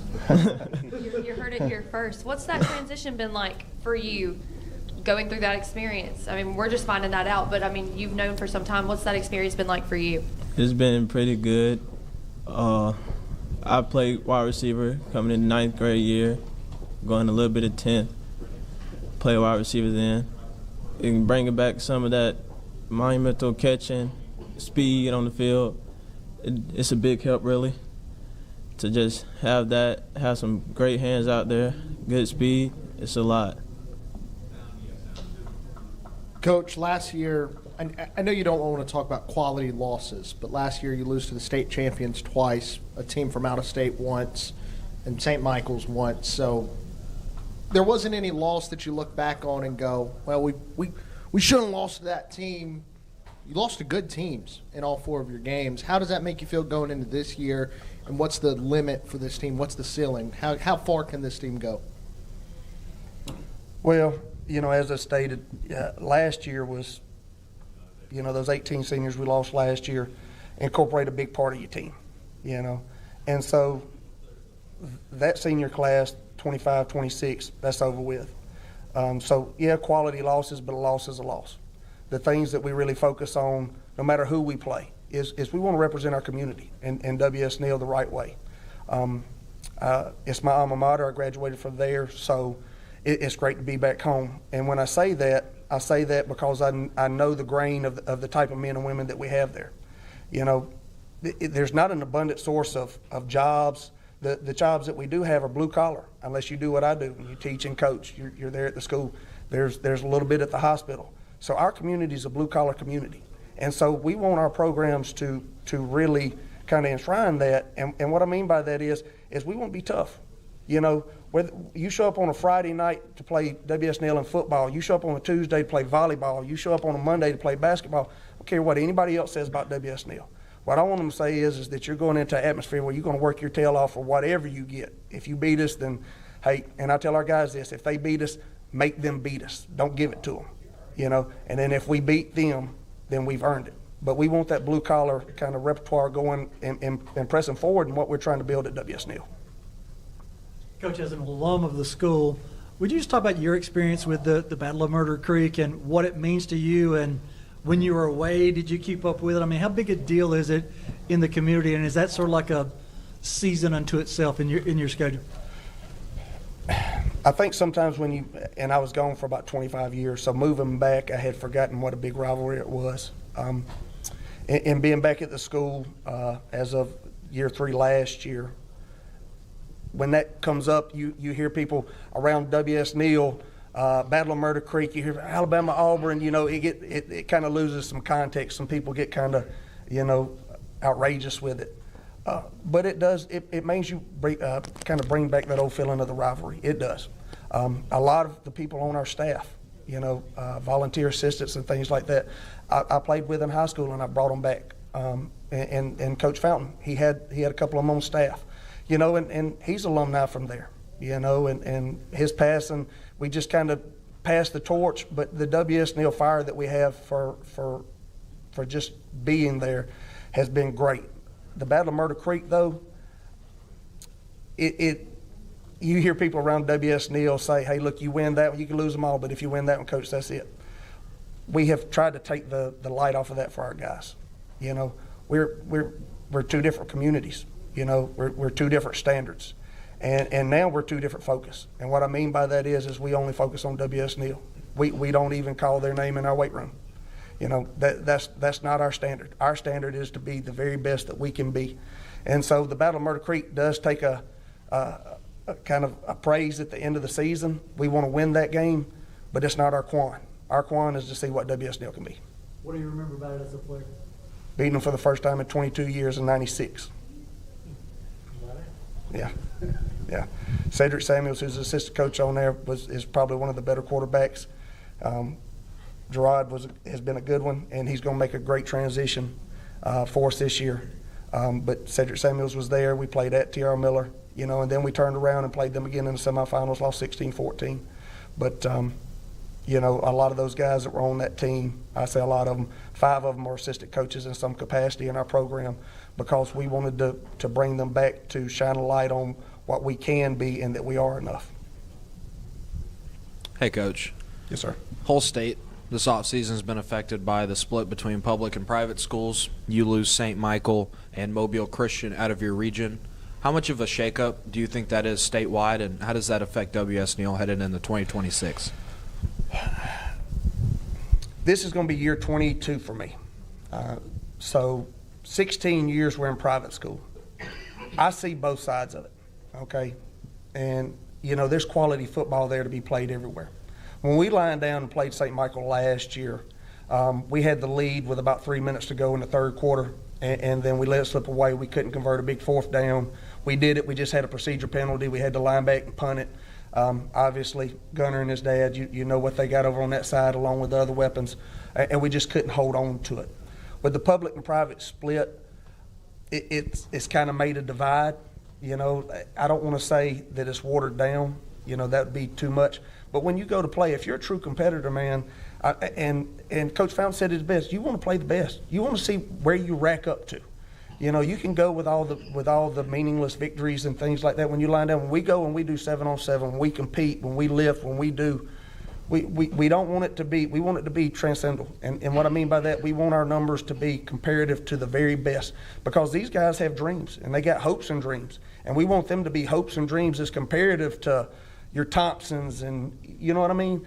And so when you're talking about the divide like that, and you do it, is it going to be a little easier road? Maybe in some cases, but when you're talking about playing the best football teams in the state of Alabama, you want your state champion to be your dang state champion.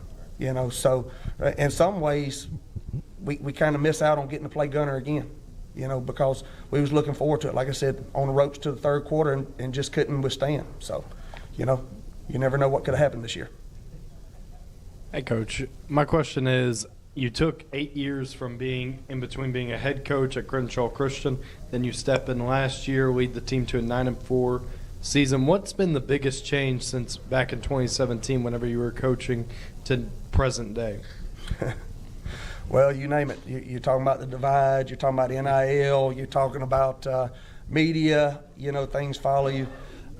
When you're a coach in this day and age, you know, you're not dealing with the same issues that you were, you know, even 10 years ago. The state of football has changed. The state of all of our sports have changed. They really have. I think what happens when you go on that big a break as an assistant coach, you understand what your role is. You understand how pivotal the small details are. You know, you know, it's always different sitting in this seat, you know, because everybody thinks that they know, but you're getting all the parent phone calls, you're getting all the good, the bad, the ugly, and you got to be able to maneuver that ship, but in the same light that you can't carry it over. You know, not everybody's going to agree with you. That comes with leadership. What you got to do is what you feel is intentionally best for your team to give them the best chance to win, and just do the right thing, and however that shakes up. So in the 8 years with the change, there's, you know, character things, there's systematic things, but overall, there's things that's always been there. It's just kind of little light's been shown on it. All right, Coach, we're going to get you to come down, and we're going to get Peyton up here. Sounds good. Real quick, Coach, introduce Peyton to our streaming audience real quick before you hop down. Peyton Robbins is coming up. You'll see him here. I know Tommy. I saw Tommy Lewis when he was out. He said, Coach, I see you got a new face. I said, no, we ain't got a new face. He was a baseball player. He played for us, started last year for us at tackle, so he's going to come up here. He's a big freaking baseball player, though, ain't he?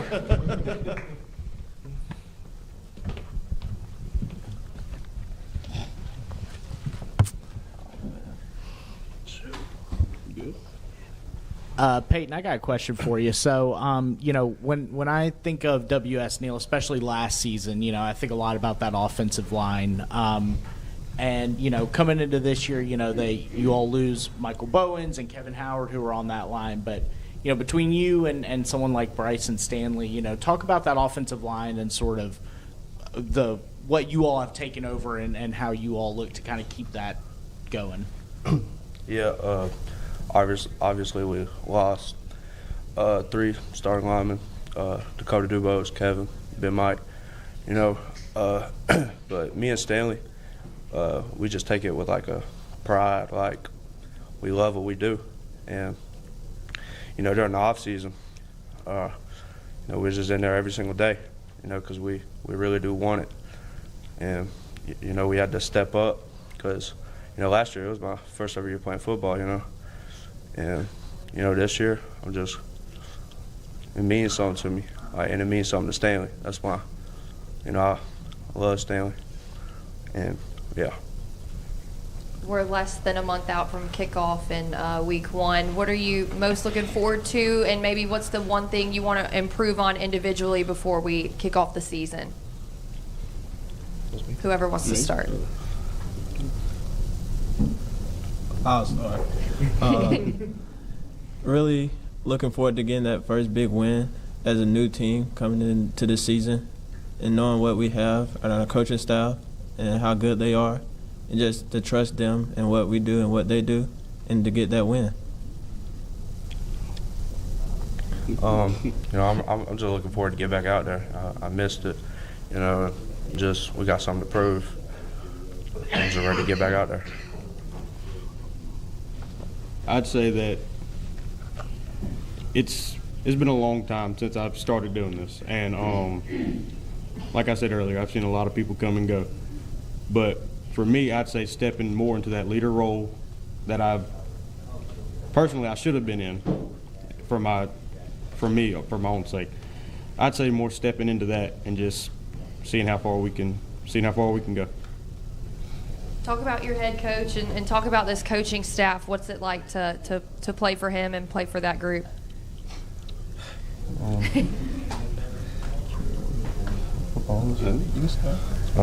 You know,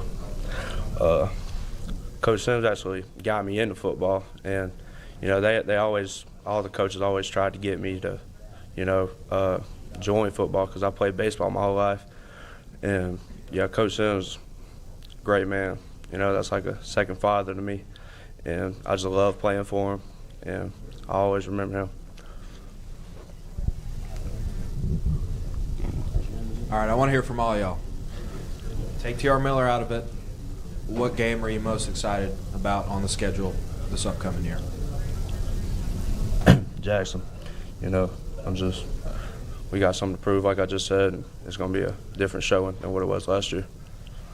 Yeah, that's going to be a big game for us since last season what they did when we was at home.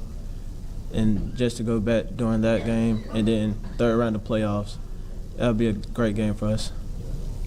I would agree with them as well. I just keep it plain and simple. We laid an egg in the playoffs. So we definitely, I wouldn't say revenge tour, but we definitely have something to prove.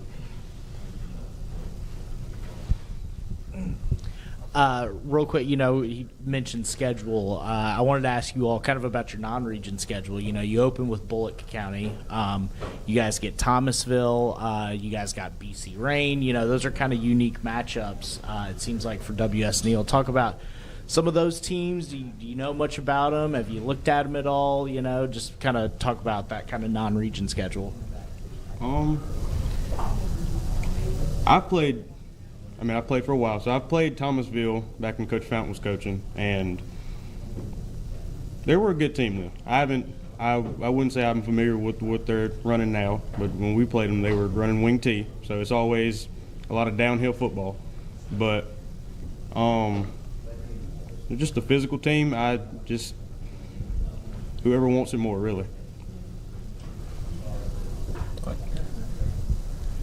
Last question before we get y'all out of here. When you want people to think of this WS Neal team this season, because there's been so much turnover and it's not, like you've been saying, it's not the same team as last season. One word, what do you want to be remembered for this year's team from each of you?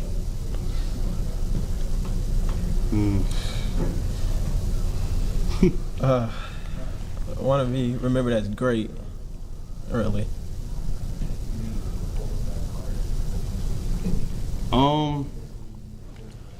I guess I would have to say unique. Peyton? One word. It could be more than one. I just wanted to make it easy on y'all.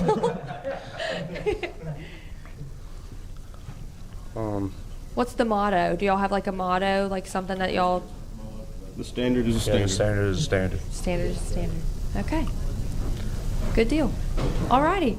Well, thank you guys. We're going to get you moved on to your next station.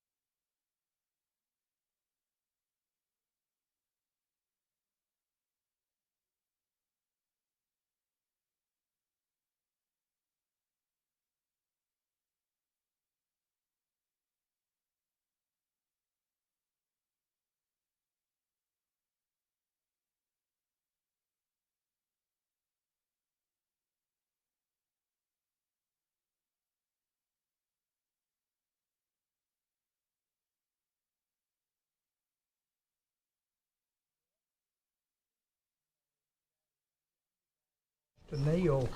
So that's the way it goes. But hey, we got a little bit of time.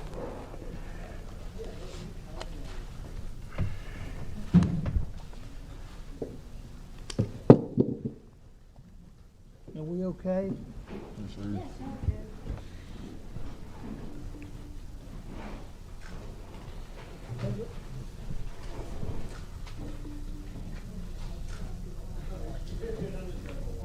How you been, Coach? I've been good. I'm back home. How's your wife? She's doing better. COVID really, it was not good to her, boy. Me either. They put me in hospital for 30 days. Yeah, she was only in there for 3 months. Hers was tough. She's doing all right? She's getting better? She's got what they call long COVID now, so.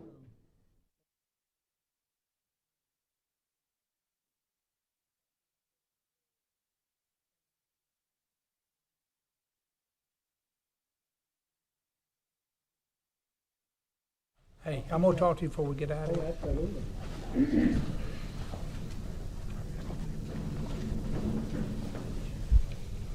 Alrighty. Up next, we have T.R. Miller here. We have the one, the only head coach, Ronnie Cottrell. Thank Coach, you. so happy to have you here. Glad to be here. Headed into year 2. Yes, ma'am. Alrighty, we're going to kick things off. Give us an opening statement, introduce your players, and then we're going to have plenty of questions for you. Thank you very much.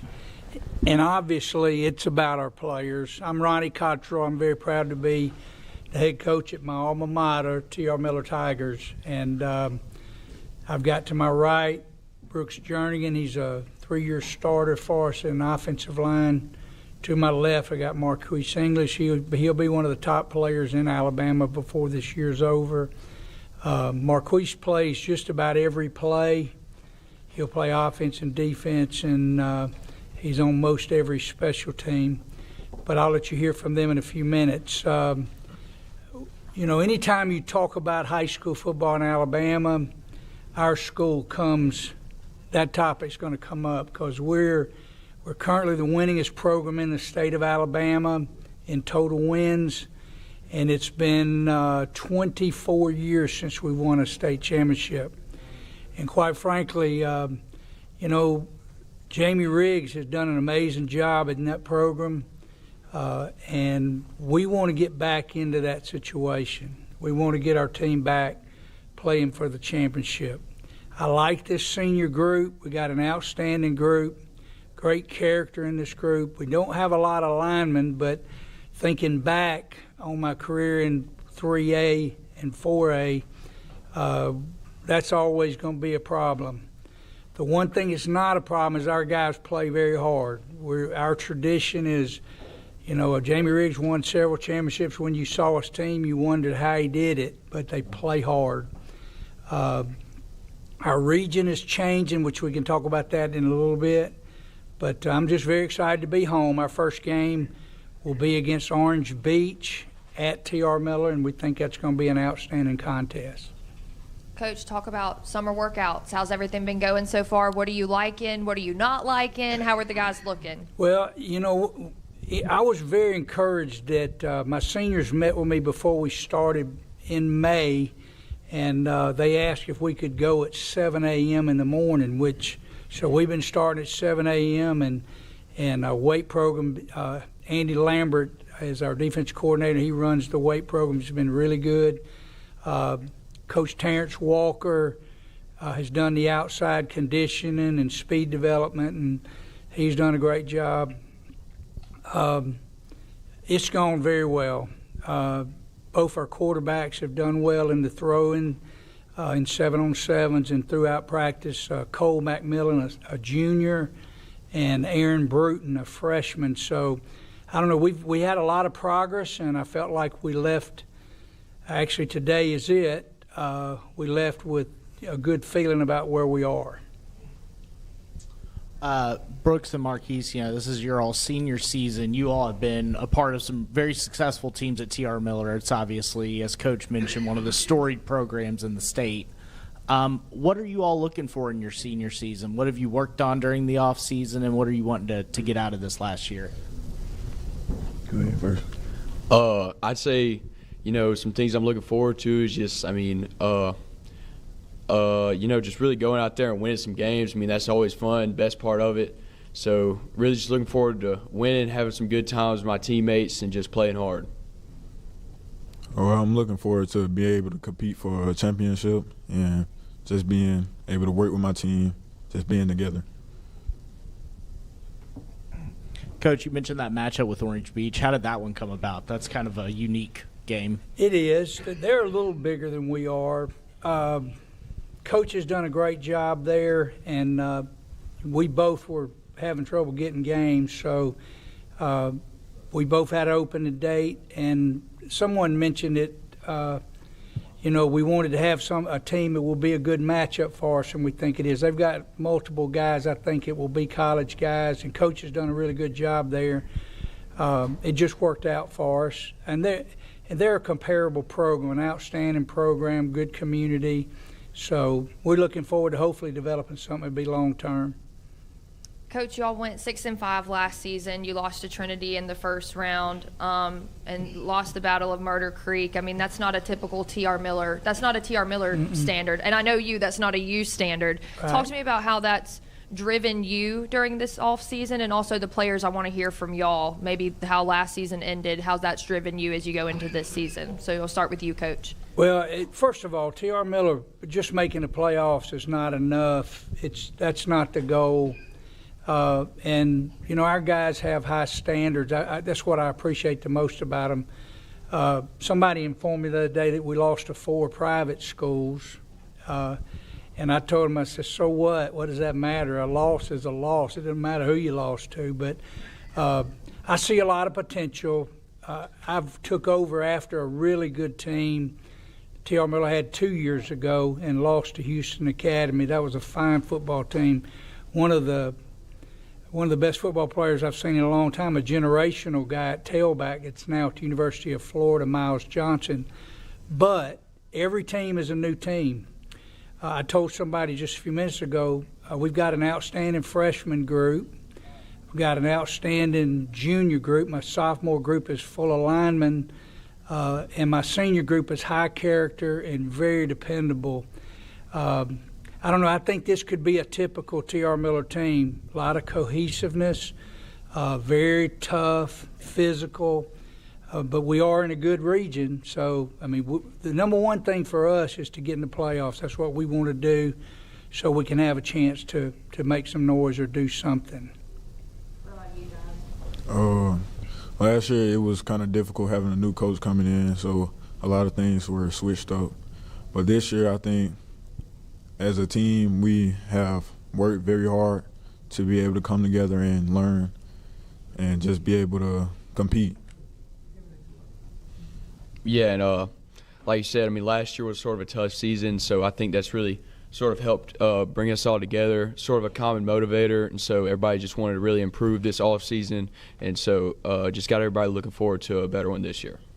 Yeah, it's interesting. That was a great question, but the standards are high here, so making the playoffs, a lot of people will be very happy with that. This bunch has not been happy with that, and I'm really proud of them. I like this team. Yeah, Coach, you've been on both sides of the aisle at Mobile Christian with a private, now back at TR Miller with a public. What are your overall thoughts on the public-private split and how it'll affect high school football in Alabama? Well, it's okay for me to have an opinion. I'm not happy they're gone myself. We had good rivalries with UMS. We had good rivalries with Mobile Christian, Cottage Hill. A lot of those teams we've played, St. Michael's. But I don't know. It was voted on by a lot of people, and the decision was made. So I'm kind of mixed about it. I had a good career at Mobile Christian. That's my only experience of being in that during that time, but I see both sides of what's going on. What I hope, though, is I hope we can get back to playing some of those teams. Like I said, UMS was a quality matchup for us in the past, and we would like to play Mobile Christian and some of those other schools. Right now it didn't work out because of scheduling. Coach, after your Mobile Christian, you took a year off to go and you coached in NAIA. Yes. It's a hard abbreviation. Anyway, talk about what you learned from that college experience, and then you came back to the high school rank. Talk about what you gained from that. Well, let's be frank, okay? Let's just be straight up. When I retired at Mobile Christian, we had just won the state championship 2023, and we had won our last game, and I thought that was a good time to do it. But then I did have a couple of college teams that talked to me about maybe doing something different, and so I talked to a few. But Dr. Johannes at Lighthouse Christian College was starting an NAIA football program, and she convinced me to help her start it. We went 8-1, and it was a lot of fun. But when Miller called me about looking at the job at Miller, I just felt like it was time to come back home and, maybe end my career at where I went to school myself. I'm a coach today because of my high school coach. His name was Frank Cotton, and he's a legend up in Bruton. But no, I wanted this to be my last job, so I did enjoy the college. It was fun. It's a ironic situation right now. The NCAA is so fouled up. There's so many kids out there that can play that are not getting opportunities, and we were able to help a lot of guys. And so I know from that first team, there's 5 guys that have gone on after 2 years to play Division I football. So I felt like we made a difference. But to end that, I'm where I want to be right now. I'm really excited about our team. I just know what we can do here, and can't wait to jump out there and do it. We are going to have a red and white game on the 14th, on Thursday the 14th, which, it'll be more of a game situation, but I can't wait to see these guys. Coach, earlier on you mentioned your quarterback room. You got 2 guys. You mentioned Cole McMillan and Aaron Bruton. Tell us a little bit about those 2 guys. Is that an ongoing battle? Do you have a depth chart picked out? How's that room looking? Well, we also have Levi Hart is also in that room. He's a freshman as well. Very athletic young man. He can play so many different things. I don't know. I wouldn't call it a competition because those guys are so professional and they work with each other. It's like they're a unit already. Aaron led our middle school team last year to an undefeated season. In fact, our middle school program, the basketball team didn't lose a game, and the baseball team didn't lose a game, and the football team didn't lose a game. So we got a really good freshman group coming. But I like Aaron Bruton. He right now is the backup, but a lot of mobility, outstanding thrower, and one of the most competitive young men I've ever had. So we're real excited about him. Cole McMillan is probably a college baseball guy, but from my background in college and an evaluation, I really think he could be a great college football player too. He's 6'3", 210 pounds, really good-looking prospect. I don't know. It's been a really good situation all summer, and I can't wait to see what both of them can do for the team.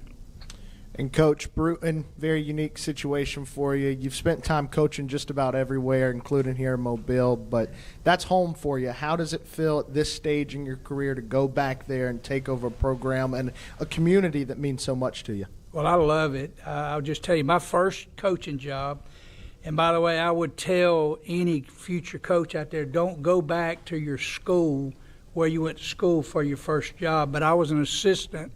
My first job in high school was as an assistant to Coach Cotton there my first year. So I'm kind of come full circle. And I don't know everybody there. I should. Let me rephrase that. I don't recognize everybody. We all look different, but I do recognize the competitiveness of that community and the support. It is a great place. I don't know. It's something I always thought about doing and coming home and coming to T.R. Miller to be the coach. But God didn't open that door until just recently, so just glad to be there. I want to recognize Coach Nager, too. Coach Jake Nager's here. He's our offensive line coach. He's one of the T.R. Miller graduates, just like myself, that has come home to try to help us win another championship. And I hope y'all get to talk to him too before we leave. Hey, Ronnie, your thoughts as being part of the Battle of Murder Creek as a player, assistant coach, now head coach, and how much did you keep up with it when you were at Florida State or Alabama? Every one of them. It is the greatest rivalry, I think, in the state of Alabama as far as high school football is concerned. Everybody's checking on that game. In fact, the streams are off the chart when we have that game streamed. People all over the place watch. But ironically, at T.R. Miller High School, it's tremendous support from former players. We've celebrated our 100th year this past year, our 100th year of football, and the expectation of those guys that have come home, Randy, are to be successful and to win. So, no, I've kept up with them, and I mean, it's an expectation for me as a former T.R. Miller Tiger that we win consistently and that we beat W.S. Neal. So, I don't know, that's what we want. What's your memory as a player? How did you do against Neal? Well, as a player, I was on the team that was 2-7. We were 2-7, and they were 7-2. And I think we won. We scored on the first play of the game. Bernard Farmer scored on the first play of the game. We ended up shutting them out and winning the game. It was a huge upset at that time. The next year we played them in 2 overtimes and won. But, no, you never forget those games, for sure.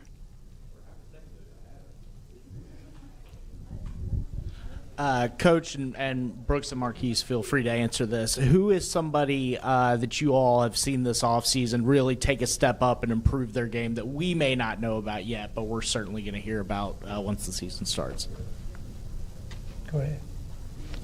I'd say one person that I'm looking forward to seeing getting out there is right beside me on the offensive line. Peyton Collins is going to be playing guard for us this year, and he's just a really hard worker, really eager to learn always, and so I'm excited to see what he's going to do out there.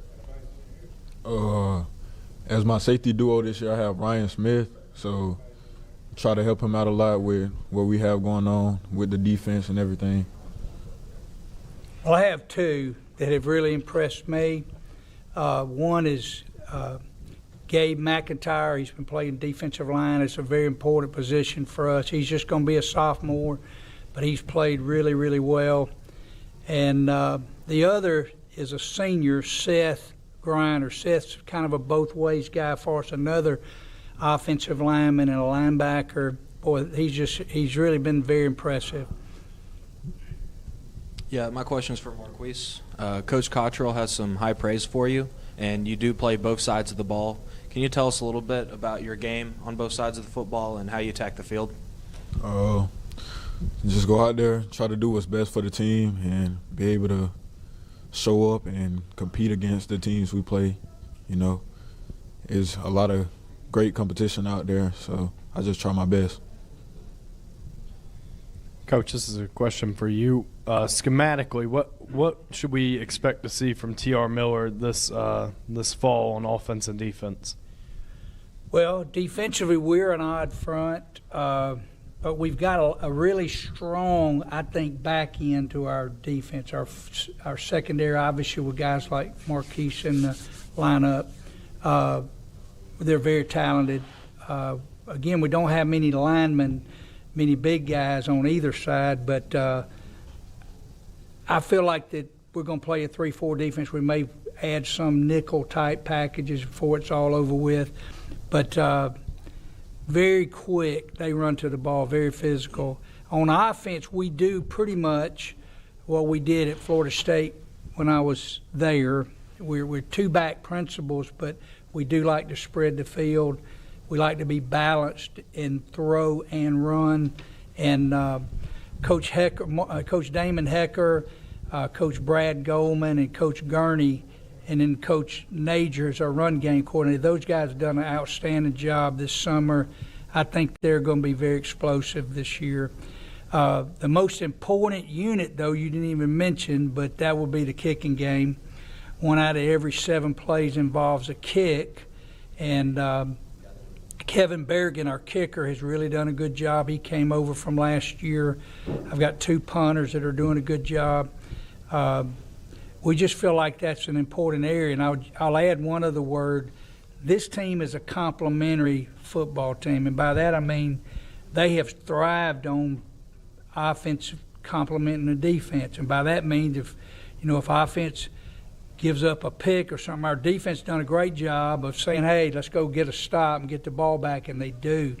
Or if the defense gave up a big play, I can't tell you how many times you'd hear those players say, hey, let's go answer the score, and they do.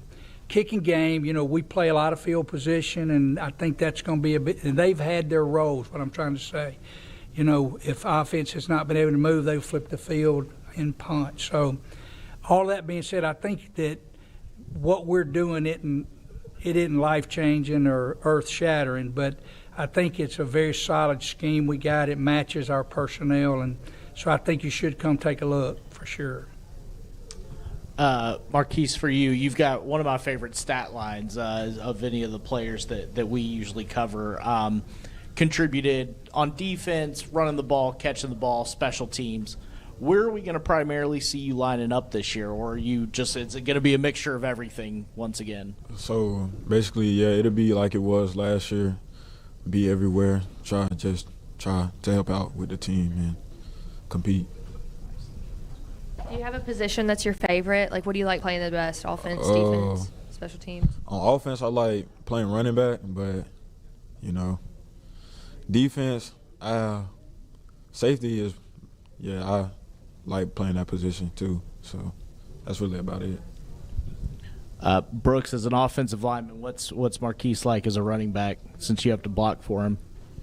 Well, he's just somebody that he can really work with us, certain plays, gap opens up a different spot, and so he's just somebody who can find it, really just make us look good, and so, yeah, just real good.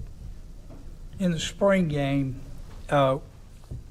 we were just kind of getting this thing started, and I yelled at Marquise because I knew Marquise was going to get the ball in this play, and I told him to take it to the house, and he did. That's the good thing about him. You give him a few chances, he's going to take the ball and score.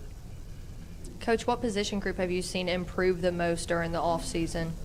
I would say our offensive line has probably made the most improvement. But I don't know. I have to say our quarterbacks, they have just really done well. And that's such a tough position. The only position worse than being a quarterback is being the head coach. So because you get all the blame and all that kind of stuff, but both of those guys have done a good job. I'm really excited to see the offensive line do their deal this year. They're, like I said, they're a very close group, and I've never coached a championship team that wasn't led by the offensive front, and that's what these guys have done. They've done an outstanding job of being leaders on our team. Coach, touching on that non-region schedule, we touched on a little bit about playing Orange Beach, but then the following week you take a long trip up a little bit outside Andalusia to Strawn, and then you play Hillcrest Evergreen in the middle of the season. Talk about how those other two games came about. Well, Strawn we played last year, and again, that's a really good program, a great school over there, and we've played them traditionally. They have a new coach, and they were one of the most physical teams we played. It was a tight game. I think it will be again. Hillcrest has been a traditional rival for us, and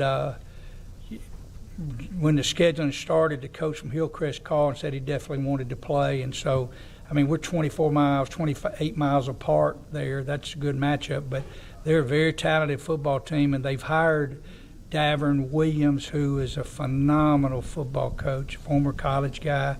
I think they're going to be really good. But I want us to play good teams. I do. I want us to play teams that will challenge us, and so I felt like this year we got 3 good teams that will be good contests for us. Coach, we can wrap up on this, but for all 3 of you guys, when someone plays T.R. Miller this year, when they get done playing y'all, what do you hope that they say about the team that they just played? To say we were physical and were able to get out there and show them how physical we are, and that's really about it. Can I bring him up just for y'all to ask him, Coach, a few questions? Yeah, okay. No, we can grab him quickly. Hey, thank y'all again. Randy, you're the man still. Great to see you. That's you. Me and you, that's right. Been through a lot. Come on up, Coach. Jake Nager. Jake Major. Nager, with an N. Okay. Jake Nager. Thank you, Coach. Sir. Well, Jake, welcome to the podium. Hey, good to be You've here. ever done anything like this before? No, ma'am. Just talk about your time at TR Miller. He said you played there, getting to come back and coach and be a part of this staff. I mean, what's that been like for you? It's been great. I grew up here. My whole family graduated from TR Miller. My wife, her family did. So we always took a lot of pride of representing this school. Even out of college, I was very fortunate to be a very small part of Pike Road when they won the state championship. And after that, I kind of realized, that no matter where I'm at, winning a state championship is my goal, but being back at Miller winning one is kind of my dream. And since I've been here, I've been surrounded by such great people, great coaches, and great players that I love being around every day. Are you an offensive guy, defensive guy? Offensive line. Okay, I gotcha. So talk about your offensive line. You got one of your guys right here next to you, so talk about them. I think we're having a really good offseason. Like Coach Cottrell said, we are undersized, but we try to make up with that and try to create an edge by our effort and our toughness. It's kind of what we hang our hat on. We are senior-led. Brooks Jernigan, Bryson Barrow, Quincy Robinson, and Seth Griner are 4 seniors. And probably as a group, Mitchell Burnham, younger guy, Peyton Collins, like you said, very dependable group. You can depend on them on the field, in the classroom, knowing what to do. And I think there's a sign on our field house that says the building's dedicated to the undersized kid that played his heart out for TR Miller, and to me that sums up our group. So we're not where we want to be at yet, but we're very, very happy in the direction we're headed. Being a guy that's played at TR Miller, coming back coaching at TR Miller, just talk about a lot of these schools that we have here today are what I think is the definition of Friday Night Lights in high school football. But talk about what sets TR Miller apart. What makes TR Miller special? I think, even as a kid, my dream, I wanted to play football. My dream wasn't to play at Auburn or Alabama. My dream wasn't to play in the NFL. My dream was to wear that jersey right there on Friday nights. To me, those guys were superstars. And it's like that, and it's just the whole town. There's so much pride in that community. There's a standard of excellence, of greatness that you live up to. But you can kind of feel it with the whole town. Everybody takes pride in being there. Everybody takes pride in representing this place in the right way. And I've just been thankful to play a small part in that. Good deal, guys. All righty. We're going to get y'all moved on to the next station.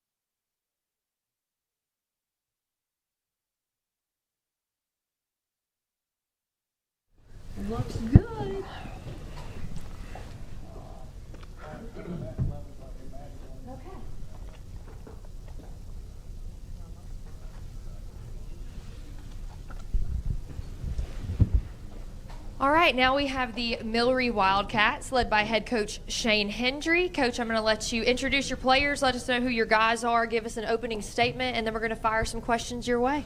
All right, over here on my right is Remington Gardner, junior. He's going to play tight end and linebacker.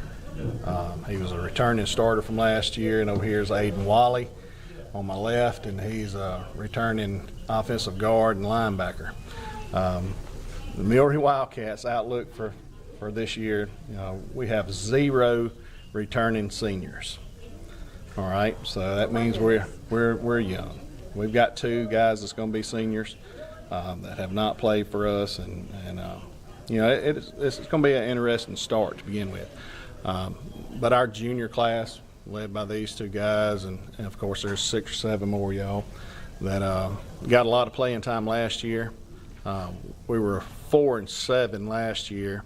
Made it to the first round of playoffs. We were going into the season last year thinking, we could be pretty good as long as we stayed healthy. With the amount of numbers that we have, you've got to stay healthy. We did not. We ended up having 4 broke legs. This guy over here was one of them. 4 broke legs, collarbone, a wrist, a couple of knees, a couple of concussion guys. So, 1A school, when your numbers are limited, you can't have that, and that ended up turning out the reason why we ended up being 4-7. This year, we have 35, 36 guys coming to workouts, working their tails off, getting in shape, getting bigger, stronger, faster, and we look for some guys to step up, but it's going to definitely be with our schedule. The early schedule is going to be pretty tough, but it's going to be some growing pains with some kids that's never been on the field. So, but talent, we've got some talent there, but it's just some young talent. Being so young, what's the main thing you're focusing on? I mean, what's when you get out there and you're practicing, when you're young, especially possibly at the quarterback position, got to do things to kind of slow the game down for them. It's going to come down to running the ball. These guys right here is going to be a lot of help there. We're going to probably be better up front on the line than we were last year, I think. A little bit more depth there. Our skill guys, like I say, they're talented, but a lot of them are young, sophomores and under. I think we have 1 junior that's, should be pretty good, but, we got a couple of 8th graders that we're going to depend on, in some of the skill positions. And there's where the growing pains are going to come. So our line has to be, be a little strong, and they're going to kind of set the tone and try to slow the game down some for our young skill guys. Coach, you mentioned the young guys that you all are going to rely on this year. You kind of throw them to the fire here the first couple of weeks with Cottage Hill and JU Blackshear. Talk about that schedule and sort of what you're looking for in those 2 games. 2 completely different teams, or have been. And I know talking with Coach Sims last week and then out front there, JU Blackshear's been a team that's, pound it, hit you in the mouth, downhill type guys, and then you got Cottage Hill. You hear for the last few years, you hear Tootle and Cottage Hill kind of goes hand in hand. So, I look for them both to it's going to be a challenge both. But we got Sweetwater, in the 14th in a fall jamboree, so our kids are going to have to grow up in a hurry. It's something that we've done the last several years. We knew we'd have to get in shape. We haven't shied away from playing somebody that's good. The last 4 years we've played Citronelle to start the year out. A team that's always a lot bigger than us. We're sitting there playing anywhere from 15 to 17 kids, mostly both ways, and they're playing 60-something, dressing out right at 90, and they playing 50 to 60 kids that's getting reps. And we know that we have to train a little harder. We don't necessarily have the luxury of getting a lot of rest, so it's a lot different kind of training that we have to do in 1A ball. Aiden and Remington, this is a question for y'all. With y'all having such a young team, how have y'all stepped into that leadership role, and what are you doing to help these younger guys along?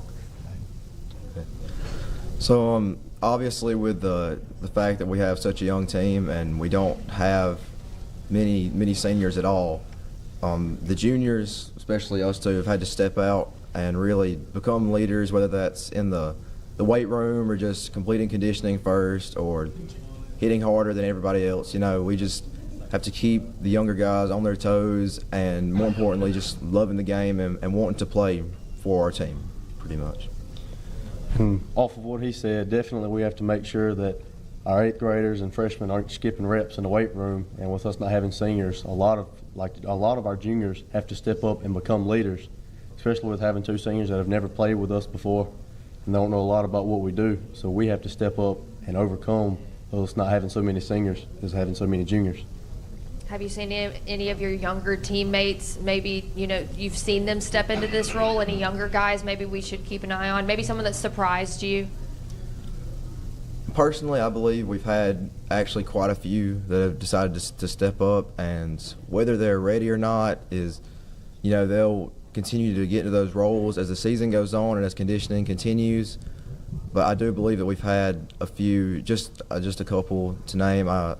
Landon James, I believe he's stepped up a lot, especially just with 7-on-7s, and he's going to begin to fill out his role more and more as we need more depth and such for skill, and even on the line. Also, Nathan Corbett, he's been stepping up, and I think he's been hitting the weight room well. Also, that's just a couple guys, just throwing some names out there, but I do believe that we've had some younger guys who want to step up and play the positions. Basically, a lot of what he said, we have a few that are stepping up, especially Nathan Corbett. I see with my own eyes. We got a freshman in the weight room benching 240. I've helped him, worked out with him. He's benching 240, squatting around 375, 400. And that plays a lot, being that young, stepping up. He's going to have to be the one of the ones to step up, and he's going to have to be a leader, especially being so young and having a young team. We have to have younger people step up. Coach, you've been on such a great run here with Military, the last 5 seasons, including a region title. I believe by my count, you're about 8 wins away from tying most wins as a coach at Military. That's kind of misleading because Coach Taylor had 2 stints. He had Sure. gone off to so he's like 90-something, almost 100 wins at Military. But Right. Yeah, possibly, second place there. But that the wins doesn't matter to me as much. The reason why we play teams is going to try to make us better for playoffs.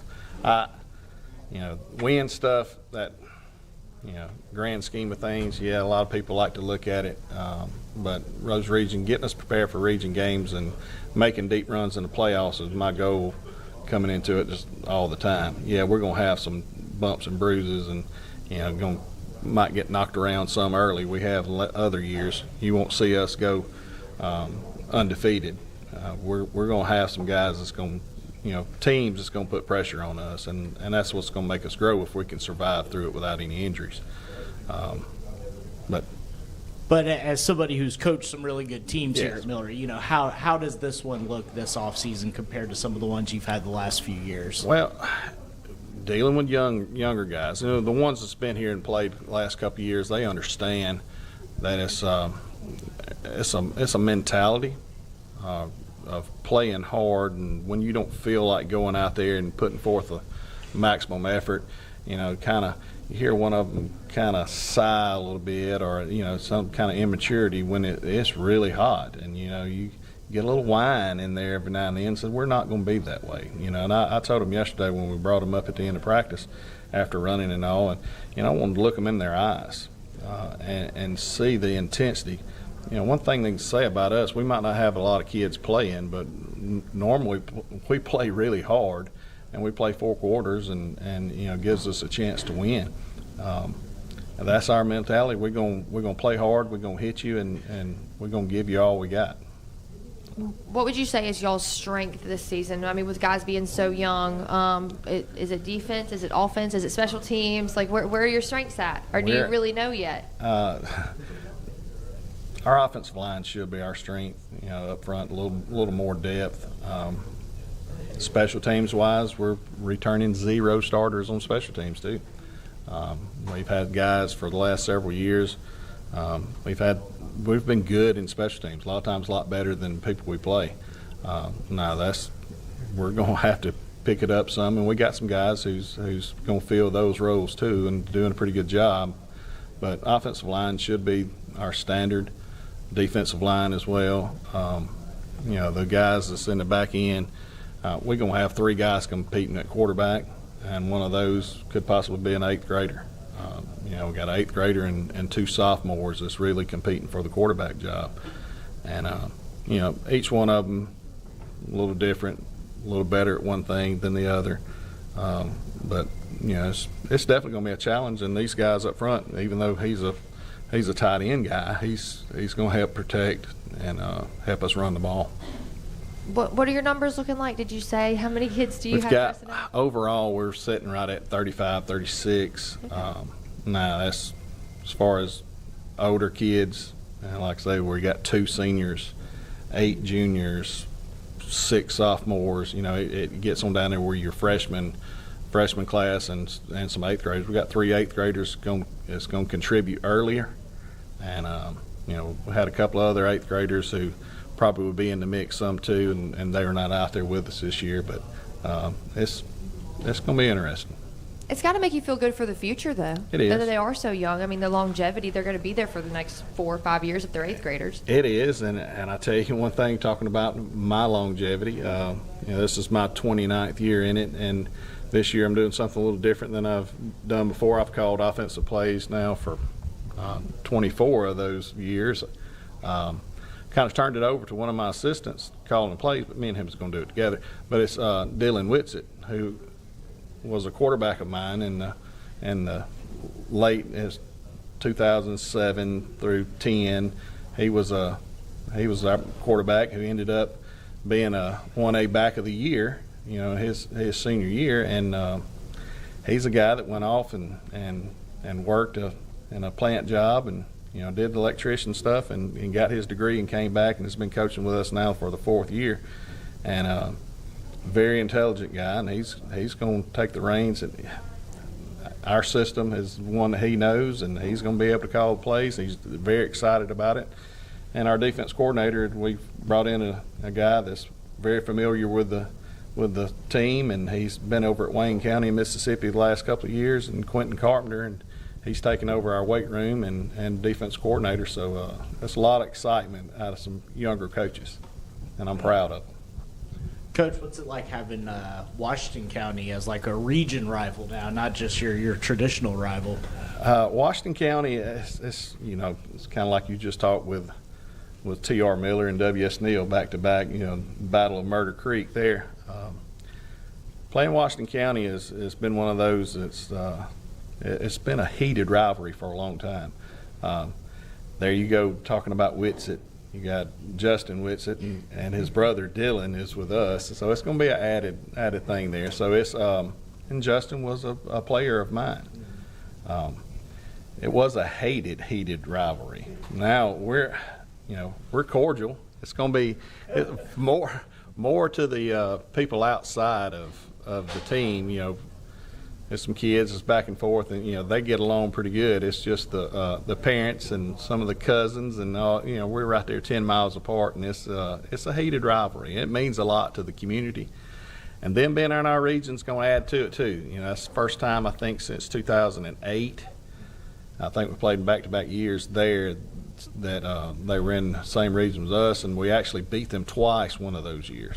Beat them once in the regular season and once in the playoffs. I remember it. So it's going to be interesting. It'll be all right. What's the pep rally like for that week? I don't know. Y'all probably do like a blackout pep rally with kids come in there with some neon lights, and it's kind of exciting. They always do the a letter from the other team and come in there and talk about how good looking or ugly some of our guys are, and it's exciting. And it's a lot of people that know each other, so. I look forward to it, but it's one of those things. It's going to be on a Thursday night. We always play that game on a Thursday night where people who don't know about it, they can come watch it, and it kind of adds to it too. For Aiden and Remington, you guys, what's that rivalry like as players? I'm sure you've got friends that probably go to Washington County or know guys on that side of the ball as well. We always look forward to the game right down the road. I mean, we all have people we talk to from those teams. We talk to year-round, even 7-on-7s the last few weeks we've talked to. We've been the same 7-on-7s. We played one in Leroy, and we both went to Livingston, and we all talked back and forth hoping we play each other in those 7-on-7s. And then we played one in Millbury and had Chatham and Fruitdale and Leroy. No, Leroy didn't come.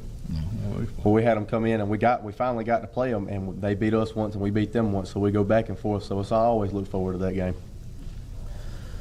Yeah, like putting kind of like he was saying, we always look forward to it every year, whether it's getting to play them in extra time in 7-on-7s or the actual regular season game. Having a rivalry like that, especially whenever the two towns are pretty close together, a lot of those kids and you make friends with some of them. But whenever you go and you play football, to keep, you want to compete and do the best you can. And just having a heated rivalry like that, even with guys it just makes it more fun and more competitive. What's the early scouting report from the 7v7s?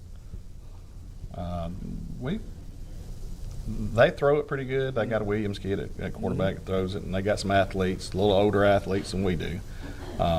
And their offensive line, I know they got 4 guys up front that's really good. It's going to be one of those games where we're going to have to play well and do some things really good in order to stay in there with them.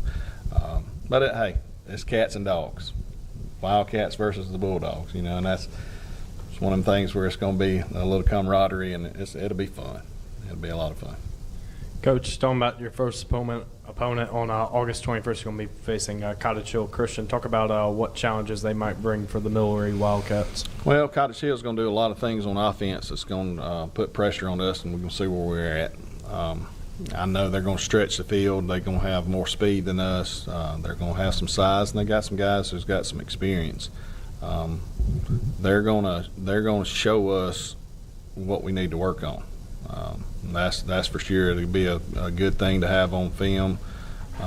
It counts for a record, but like I said, I'd rather be ready for our region opponents. It's got to get us ready for further on down the road. Our goal is to make the playoffs. That's what it is every year. Not just try to make it past the first round.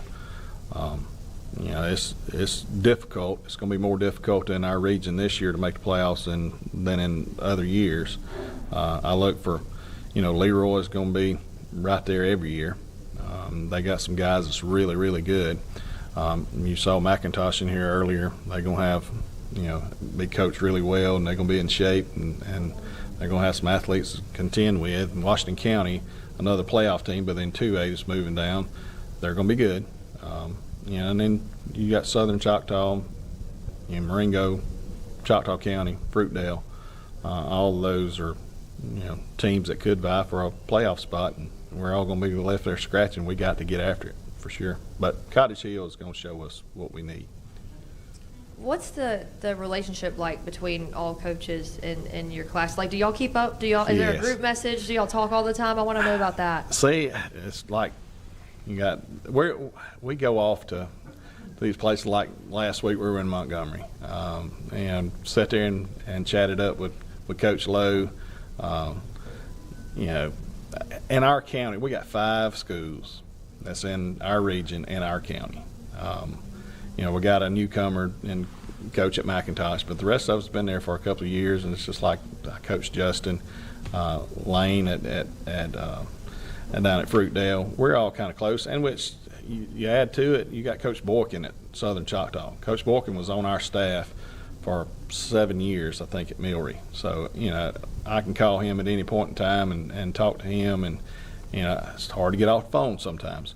But Coach Boykin has been, he's a legend. He's going to be a Hall of Fame guy, and he's a guy that I lean on a lot. And but even, we're all close. Yeah, we talk, and a lot of times we can't get off the phone with each other. Yeah, Coach, could you talk me through scheme-wise what you guys are going to be running this year? Are you going to have to change much up offensively or defensively? No. Offensively, we're multiple. We've been multiple for years and years. Whatever works, that's what we're going to have to go with, no matter if we're running the ball or throwing it. This year, I think we may rely more on throwing it. running it than throwing it. We got a kid, Dravion Leverett, who's a sophomore, who's going to get the ball in his hands. I don't care if it's snapping it to him at quarterback or handing it to him from running back or throwing it to him when he's out wide. He's electric, and we're going to really have to figure out ways to get it to him. But we're going to be multiple on offense. A bunch of different formations, and try to get people to not align right and us be able to hit them some. Defensively, we're going to be in an odd front. It's going to be anchored by a guy in the middle, Lee Hare, call him Bull. He's about 6'1", 350 pounds, and this will be his third year starting. He ended his year last year with a broke ankle, but he started as a ninth grader for the first time against Citronelle at their place, and he's held his own, and he's conditioning wise, it's going to be rough for a big guy going sideline to sideline, but he definitely will plug the middle, and it's a lot of reason why we're running odd front with having him that can play that nose, and then we're going to have some folks that can run outside of there. So 3-4 look, it's going to be a little different. We've been kind of a forefront team for the last few years, but Coach Quentin Carpenter, Coach Q, he's going to come in and have us right. So it's a good 350, right? Solid joint. He's solid. Yeah. He's got a little around the waist that we've been trying to lay off of some things. I would like him drop a few pounds, but I want him to stay strong too. But he's a big old younger. He's big. He's one you don't want to hit. He's a lot to deal with. So, but he's a great kid, and he's going to do everything in his power. We talked about it on the way down here. He has no filter, so you don't ask him questions. It could have been very entertaining by bringing him in here to talk. Y'all would have definitely been laughing a lot, but he's a good kid, and he's definitely going to anchor that spot in there. Man, I hate we missed out. You just have to talk to him off the record. I'll go ahead and tell you. We can do that. He's a big coon hunter guy, so it's.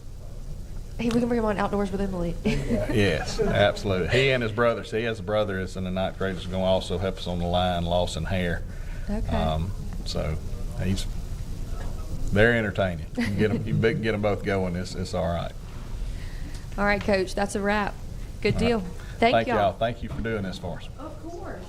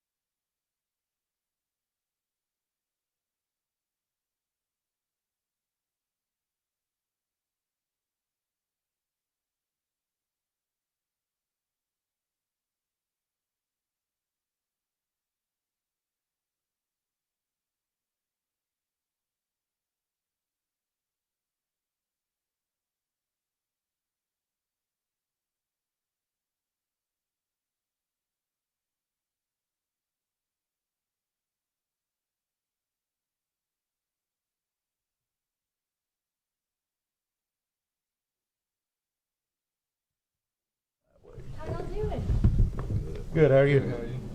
I'm Emily, I'm the sports director here. Thank y'all so much for being here. Thank you for having us. So happy to have y'all.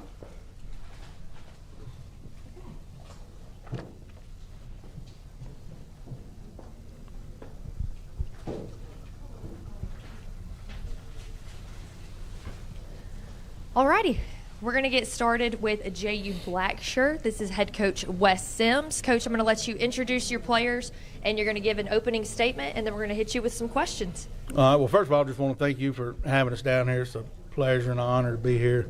Brought two of my seniors with us. Both these guys are going to contribute on both sides of the ball, two key guys for us. Jaden Stallworth here to my left, Major Thomas to the right. Both these guys have been big contributors for several years now. Having to start early on. I know Jaden started as a ninth grader. Major had to play a good bit as a ninth grader.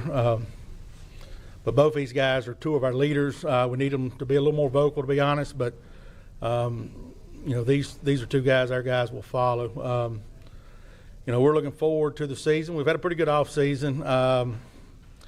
We've had better. We've had a few issues, but this time of year, everybody's got issues.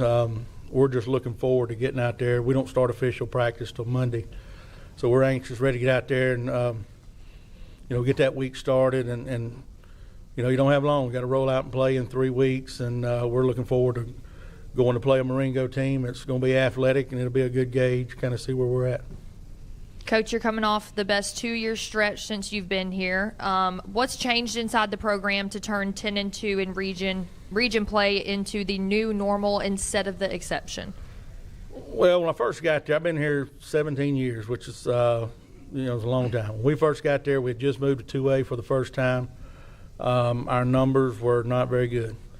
So priority number one was getting more kids out. First couple years, it was a struggle, to be honest. Our facilities was not great. Weight room, to be honest, was a joke.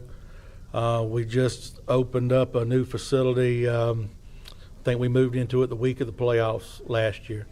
Compared to what we used to have, you wouldn't believe what we used to have to work out in. We lifted outside basically for 2 years while the thing was getting built. That was one of the big problems early on. And, we looked at our kids and, the type kids we have. We're K through 12, pre-K through 12 actually. So, we know what we got coming, kind of talent. And, we're trying to figure out, what's something we could hang our hat on. We're never going to be the fastest team out there. We really settled in the past few years.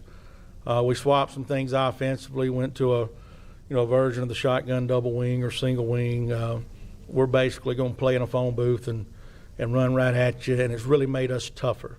And toughness is kind of the thing that, we can hang our hat on. We're going to compete, play with effort, and be tough, and that's going to give us a chance to win a lot of ball games. What are your numbers like this season? Also compared to where you started, you said you've been through a lot. What were your numbers like at the very beginning? And now, what do you have this season? The very first year I had 21. Then I had 24 the next year, 21 the following year, year 3. Finished that year with 13, and it was bad. To be honest, I was close to leaving, but I knew I had a good group coming that were 7th graders when I got there, a really good group of kids, and we actually got better a year ahead of when I thought we would, and started to compete. And this year on our varsity, this is 9 through 12, I think we got 49, which will be the most we've ever had. And we play junior high ball. Our junior high is 7th, 8th, and 9th graders, and we have 35 on the junior high. So we have over 70 kids right now that's, in our program lifting, which is by far the most we've had. Jaden, you're coming off a really productive year as kind of a running back for this team. Major All-State honorable mention last year. What are some things you two have worked on this offseason as you kind of prepare for this year? Speed, strength, and conditioning. That's the main thing.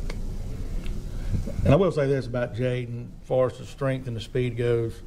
I'm also the head basketball coach and the head track coach. I coach him year-round basically, and he has really really made jumps in terms of overall speed, and his strength. We maxed a couple weeks ago was really good. One of the most improved on the team. Coach, you say that you almost left. Now you've obviously stayed, seen improvement. Now you're coaching multiple different sports. What kept you? What was it that made you stay? Well, to be honest, I've always been, I don't know how people's told me I've been too loyal. I've been at two places. One place as an assistant. I was in the Panhandle of Florida for 9 years, a little over 8 years. But had opportunities to leave there, and we're starting a program out there, and it was tough. Now it was tough, but I was learning a lot. I was working for a guy that coached me in high school. And it was a good opportunity for me to learn.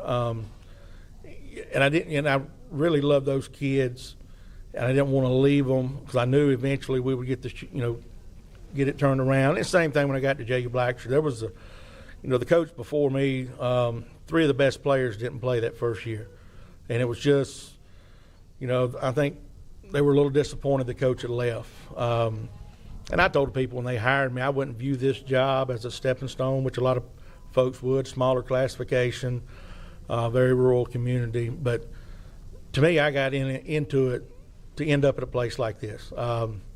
People ask me all the time, what's my, best years or whatever. When I look back, I have 5 kids of my own, and I had all 5 going to school there for a couple of years together. And to this day, the best years I've had as a coach, my oldest son was playing, my daughter was cheering, my middle son was a ball boy, and my 2 littlest ones were the water boys. And you don't get that at a lot of places. And that's, to answer your question, that's the main reason I'm still there. Well, and that community aspect too, Coach, like you mentioned, all your kids kind of being there, as part of the program. I'm sure that's, a big part of it too as well, Yeah, and you see these kids, I spend so much time around this one just because he plays all 3 sports for me. And, coaches talk about X and O's all the time. The number one thing, your kids got to play hard for you. If your kids are not going to play hard, none of that other stuff matters. And it all starts, to me, with the relationships you're building, and we're lucky because we get our kids a lot more, or we're around them a lot more than a lot of places, a lot of other places, just because we're K through 12.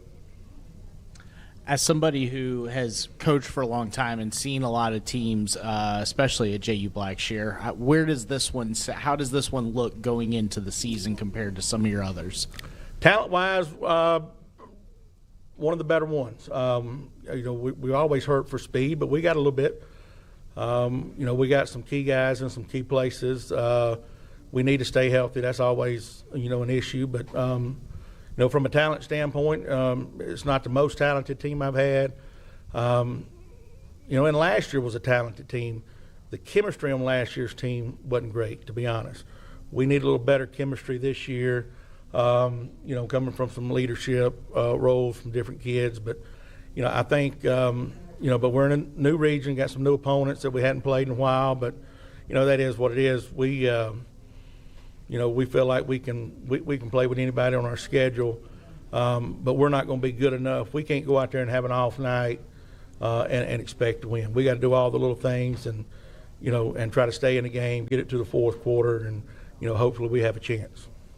Historically, this region has been pretty tough on y'all. 0-11 all time against Clark County, a losing record to Monroe County, but you've clearly closed the gap. We can see that. So, what has to happen for this group to finally break through against those traditional powers? Well, one thing, we can't let the name on the jersey beat us before we go out there. We got to believe we can compete when we step on the field, and I think we do. Clark County, you talk about them, they're very well coached. Me and Coach Massey's pretty close, and we have actually played them pretty well. The score don't indicate that. Last year it was 0-0, we driving. Just had a lapse of communication through a pick six where our receiver didn't even see the play call, and that was really a turning point of that game. We played them a couple years ago before Massey got there, and the same thing. It was one key play that really changed the tide of that game. We just, we can't afford those little mental mistakes like that when you play a quality opponent. But We're looking forward to playing Monroe. We haven't played them in several years. We played them, in some spring games and things like that. But, that's in our same county. So kind of looking forward to that game. That'll be a good one for us. And some of these other ones, Hillcrest, I don't know if we've ever played Hillcrest, to be honest. We hadn't since I've been there. So, Laverne, we played them in the playoffs a couple years ago. We know what they have because some of those cats were like freshmen that year. They're going to be a good ball club.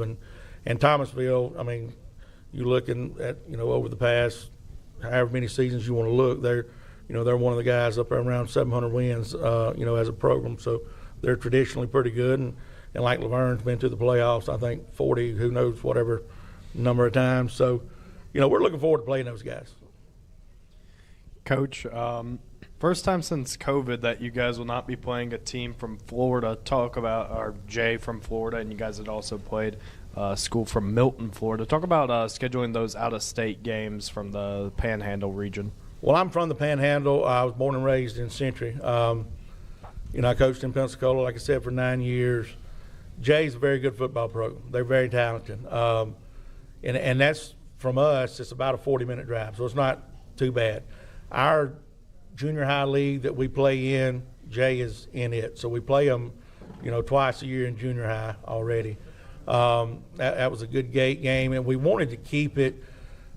Florida does some weird things, and Jay actually got out of the High School Athletic Association, went to another association, and we legally couldn't play them because we wanted to keep that game.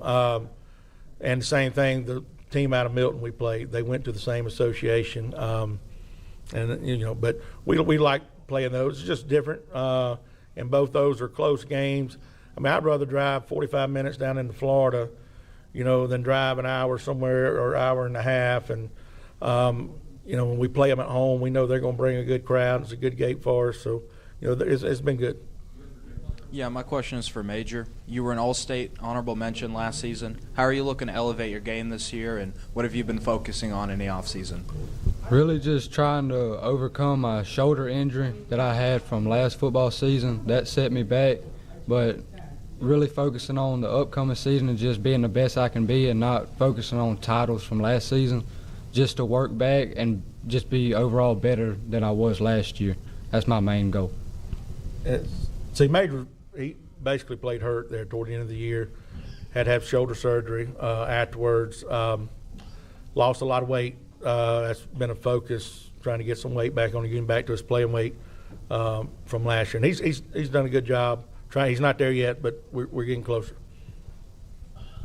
And for you, Coach, last season you played a couple of private schools. It's been a mainstay of Alabama high school football. Now with the split during this offseason, how do you view that, and what kind of effect do you think it'll have on region play? Well, I'm just going to tell you my opinion. I don't like the split. There's private schools that recruit, and there's public schools that recruit, and there's probably a handful of both that do most of the recruiting. We've played St. Luke's for many, many years. I'm going to miss playing those guys. We've had some good games with those. And I worry about some of those smaller, the Bay Shores and things like that. And, they're going to have to compete with some teams that are way bigger than them now. I'm just not sure we're doing what's in the best interest of the kids. For the players, my question for you guys is, as a former player myself, what players, whenever you were growing up, did you guys watch, and who was your favorite player whenever you were growing up? I mean, yeah, but they're almost there. Personally, I loved watching Reuben Foster's highlights from Alabama. That's why I wear number 10 to this day. I had to change. I wore number 1 growing up. Whenever I got to JU, the number 1 spot was taken, and I remember them highlights and wanting to be like that and just physical and just be like him overall on the field. So I chose to wear number 10, and I stuck with it.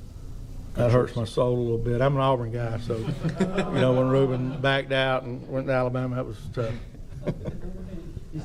What about? Yeah, I know it. What about yours? A couple, like Jalen Ramsey.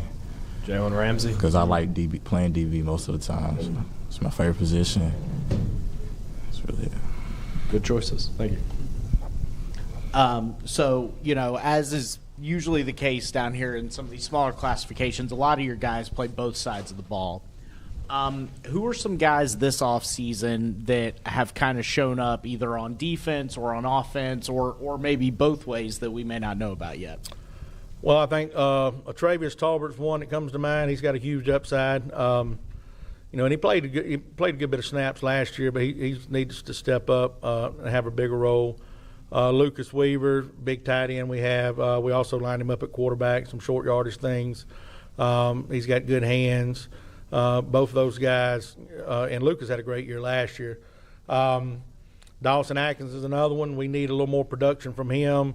He's had a few issues as far as ball security, and that's kind of held him back a little bit. But a lot of that's mental, But we got to be able, and the key for us, we got to be able to rest some guys and finding, times to rest, Jaden, whether it's on offense or Major on offense. We know defensively these two are going to stay on the field most of the time. They're two of our key guys. But that's, we need some of those younger guys. We got some offensive linemen that's got to step up. Blake Mason's one. Didn't play a whole lot of snaps last year, and I like where he's at. One of our stronger kids in our program. And I think overall our offensive line is actually going to be better. Plus, we was able to hire a new coach. We're doing a few things different. Brought in a guy that's going to be our offensive coordinator. We're still going to run some of the same stuff, but we're going to expand out a little bit and try to take advantage of some of the smaller skill guys we got that we need to get the ball to. And I'm actually going back to coach the offensive line first time in 17 years. So looking forward to that. It's been fun. In the spring, it was kind of re-energized me a little bit, and I think that's going to help us. I just believe that's what's best for us as a team. Coach, you said last year's team didn't have great chemistry. What have you done as the head coach to improve upon that during this offseason? And then also I want to hear from the players. What have you all done as leaders to help make that better as well? Well, the key thing, it's hard to make leaders. It's kind of like a long snapper. You kind of got to find them, And a lot of times when kids have to play at an early age, whether they're sophomores or whatever, they just don't have that, vocal ability to lead. And you don't have to be vocal. You can lead by example, whether that's you're in the weight room not skipping reps and, you busting it past the line, whatever it is. I just felt like last year we were a little short on that. Something bad happens, we need that guy that's going to lift us up so we can move on from it. And it don't need to be a coach. It needs to be, somebody out there on the field. So we talked to our guys about it. In an ideal world, it would be a senior, and we got a good group of seniors this year. We just need some of those guys to step up. Coach, you mentioned going back and coaching the offensive line. I think you said for the first time in 17 years? 17 years. Yeah. So how has that changed? As a head coach, you have a certain way you conduct practice and do things. How has coaching a position group changed some of that? Well, it's just a different dynamic. You spend a lot of time, and your position group, you're kind of the head coach of that position group, And when you coach the offensive line, you're talking about a lot of kids, and you're with them for a good amount of time during practice. And it almost becomes like a subculture, of your overall team, if that makes, sense. So we need our offensive line. You know how offensive linemen are. They're the most underappreciated guys out there. I'm going to make sure ours get a little attention. We're going to do some things, but I want my position group to be the best position group we got. And if that pans out, we're going to be pretty good. Just looking at your schedule right here, in the non-region, you guys have Marengo, Millery, Excel, and then you close the year with Southern Choctaw. How did some of that – I know some of these guys are familiar opponents, but how did this schedule kind of fall into place? Well, Excel's our rival, so we play them week 5. It's kind of set in stone. And that's been it's a great rivalry. If y'all need something to do that Friday night, I encourage y'all to come up there and check it out. But it's a really good rivalry. Southern Choctaw, we have played. They used to be in our region in 2A, so we've played them. When I first got here, 2010, Southern Choctaw had a team at unbelievable athletes. We've played those guys almost not every year, but we've played them a good bit. Milroy, we used to play a lot, and we kind of got away from playing them when they went back down to 1A. So we're kind of looking forward to kind of renewing that. And a lot of it's just, we lost the 2 schools out of Florida, and we, started looking for some of the ones, within driving range that's going to bring a few people and we can make a little money. And same, our guys are going to travel, or our parents, they travel pretty good. So, I think it makes scheduling a little easier, when you call people and they know you're going to bring a crowd. Coach, when you look at this roster, what's the single biggest question you feel your team has to answer in August camp before you feel like a true region title contender? Defensively, there's got a big question mark at one key spot, outside linebacker. We don't know. We had a guy in the spring we thought was going to be it, but he didn't make it. So, we got to move on from there. We got a couple young guys. We got a senior that we've been working there, but we got a couple young guys that's going to have a chance. We may end up starting a 9th grader there. We're going to put the best one out there. We don't know who that is yet. We got it narrowed down to about 3. That's the only kind of weak link I see. We don't have much depth in some other positions. But if we can secure that one linebacker spot up, I think offensively we got a bunch of skill guys we can rotate. We try to spread the wealth. I mean, if you watched us over the last couple of years, we rotate a bunch of guys back there, and we may not have one guy with a whole bunch of yards, but we'll have 5 or 6 with 400 or 500. It's kind of been our philosophy.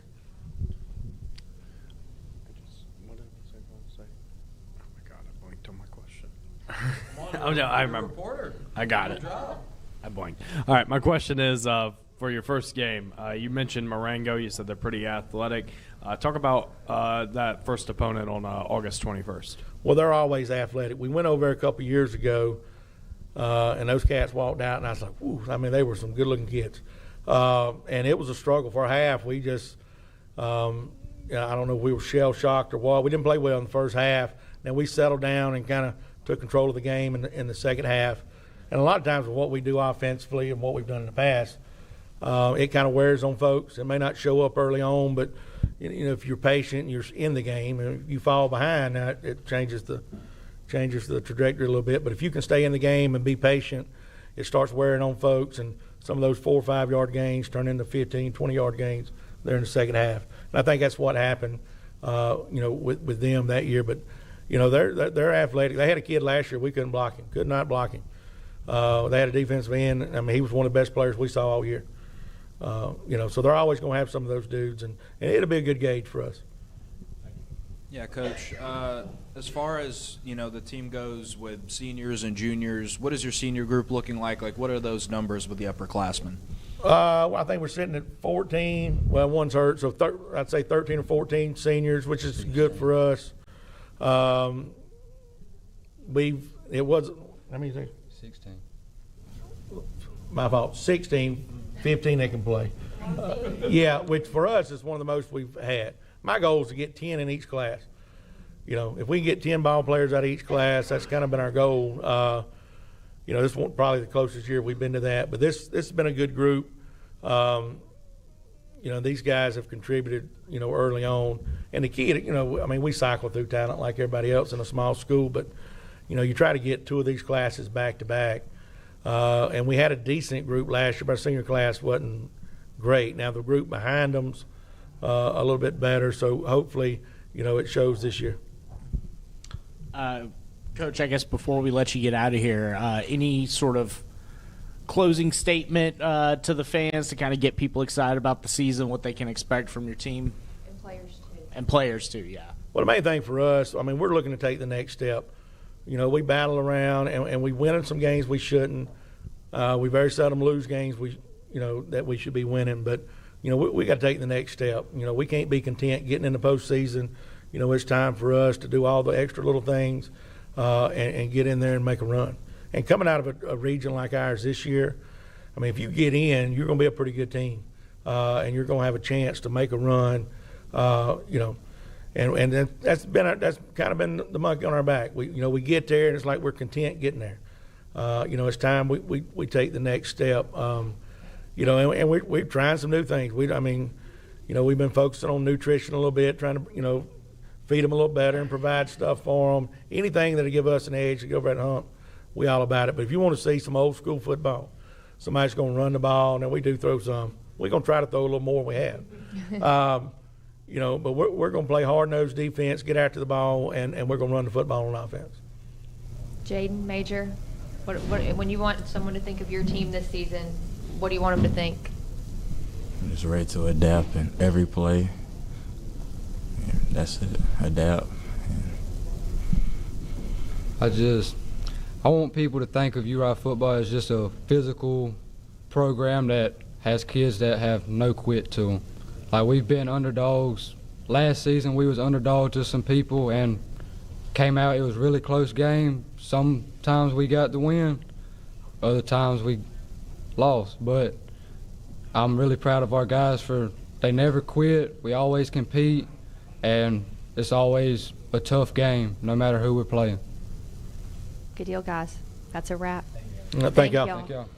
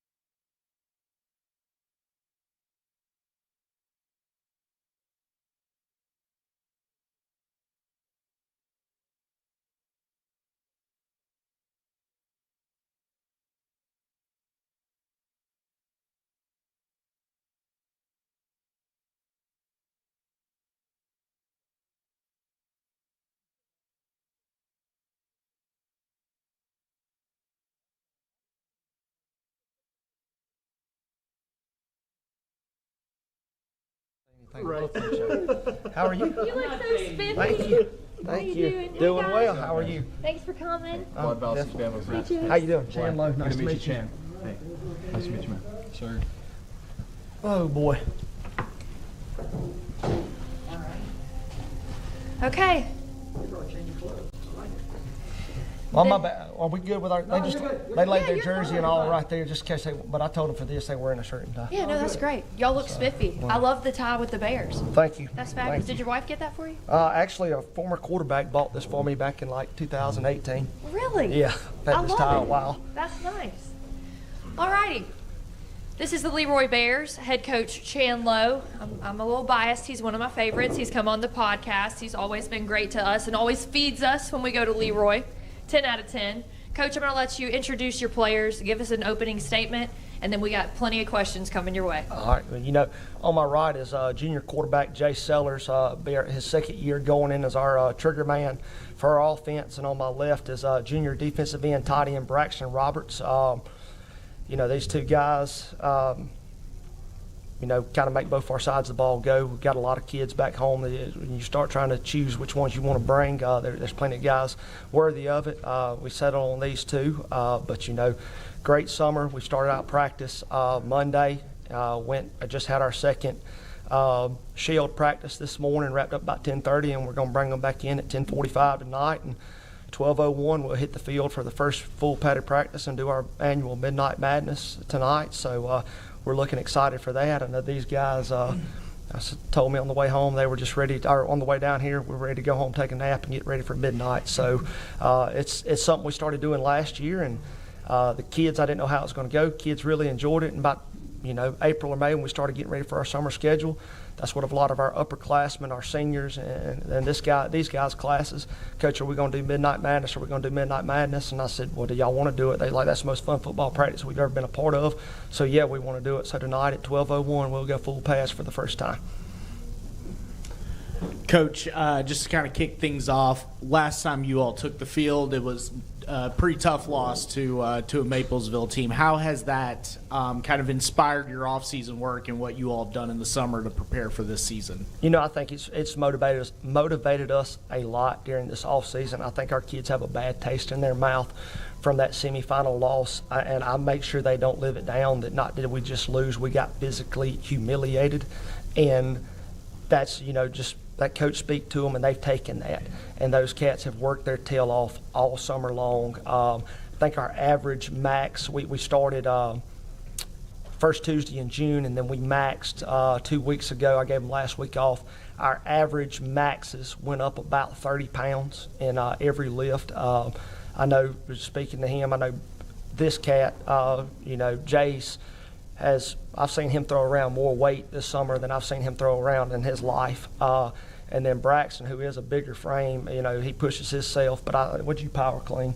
280. 280, which was a big deal for him, and he squatted a little over 400 pounds and bench pressed 325, 320. 320. So, and I think he jumped 40 pounds in his squat max this summer, 30 in power clean. So to see, 25, 30 pounds in his power clean. To see those numbers, that means he's busted his tail every day in that weight room the 3 days a week we've gone. And it's not just him that made those type of jumps. I mean, we had a 550-pound squatter, senior D lineman, Micah Cox. Those cats have absolutely pushed themselves, and that was a challenge going into the offseason. If you want to get stronger, you have to come in here and kill yourself every day, and they have done that. And then, starting out practice, did not have a great morning yesterday morning, which as a football coach, I know the first time you put pads on, it usually doesn't go as well as you want it to. But they challenged them yesterday afternoon into practice, or yesterday morning into practice, and they come out this morning, and we had a much better day. So, just looking forward to the start of football season, the start of actually playing some games. Coach, Leroy's 50-4 over the last 4 years. You've won 3 straight region titles. How do you keep a program from getting comfortable when winning is the expectation every single week?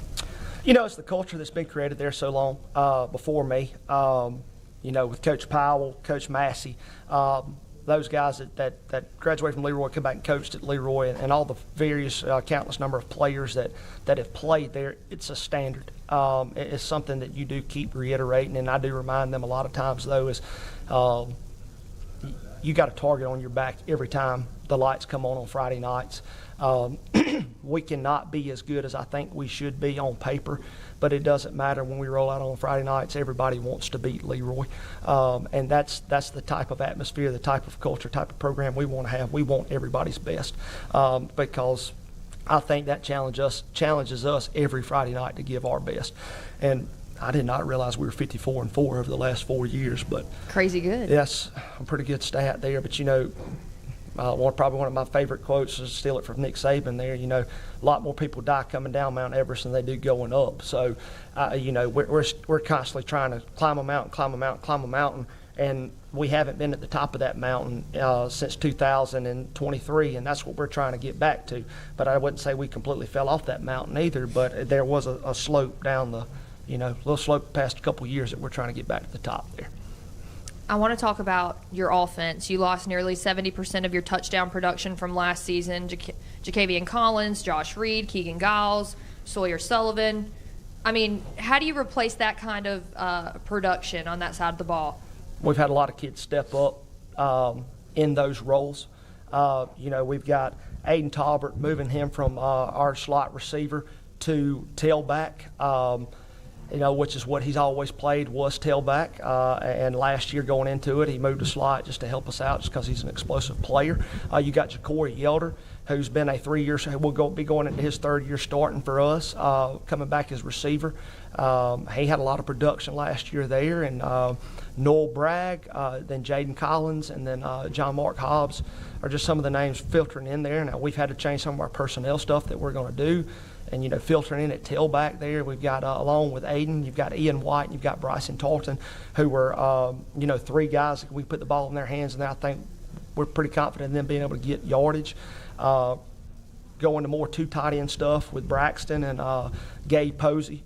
So we know we may not have 4 wide receivers that can line up and just go like we did last year, but that, as part of a coach, I think you adapt to what you have, and especially at our level, you can't say I run this offense. You adapt your offense to the personnel that you have to go with, and I think we're built to be more of a 12 personnel team and have 2 wide receivers on the field at all times, figure ways to move people around to create mismatch issues, and then I think Jace here's done a tremendous job in the offseason working his tail off to be a better quarterback, spending time, taking time off on his weekends to go to quarterback country. They come in on the weekends and throw routes. They do stuff like that, working that timing down that I don't make them do. They decide that's what they need to do to be successful, and they come in and do it. So, that's a big number when you think about it, is losing 70% of your touchdown production. But I feel very confident that those are something that's going to be replaced. But those guys will definitely be missed.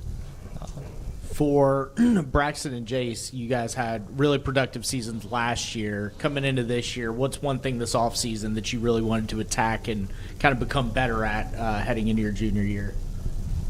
Who's going first? You can go.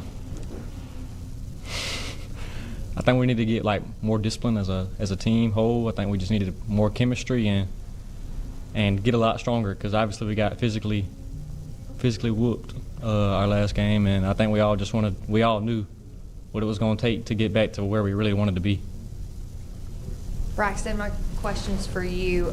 Sorry, he needed to finish that second one. Sorry, that's my bad. Continue on with his question first, then I've got one for you. My biggest goal this season is to continue to be a leader. We got a bunch of young guys stepping up on our defense, and I want them to have somebody to look up to. So we've been covering Mobile Baldwin County Media Days for the past couple of days, and I see Larry Rudolph every day. And you are someone that we've been speaking about. You're an up-and-coming prospect. What do you think sets you apart from other players at your position? Day in, day out, I try to put in more work, and I work more than – I try to put in more work than anybody else. I know plenty of people out there working, and ain't nothing going to be gave to you, so I try to work for everything that I have and I want, Coach, this is for you. Looking at your schedule, you don't have a home game until the middle of September, and you got quite a few tough teams there. You longtime rival Thomasville, then you play also at Clark County against old friend Jason Massey.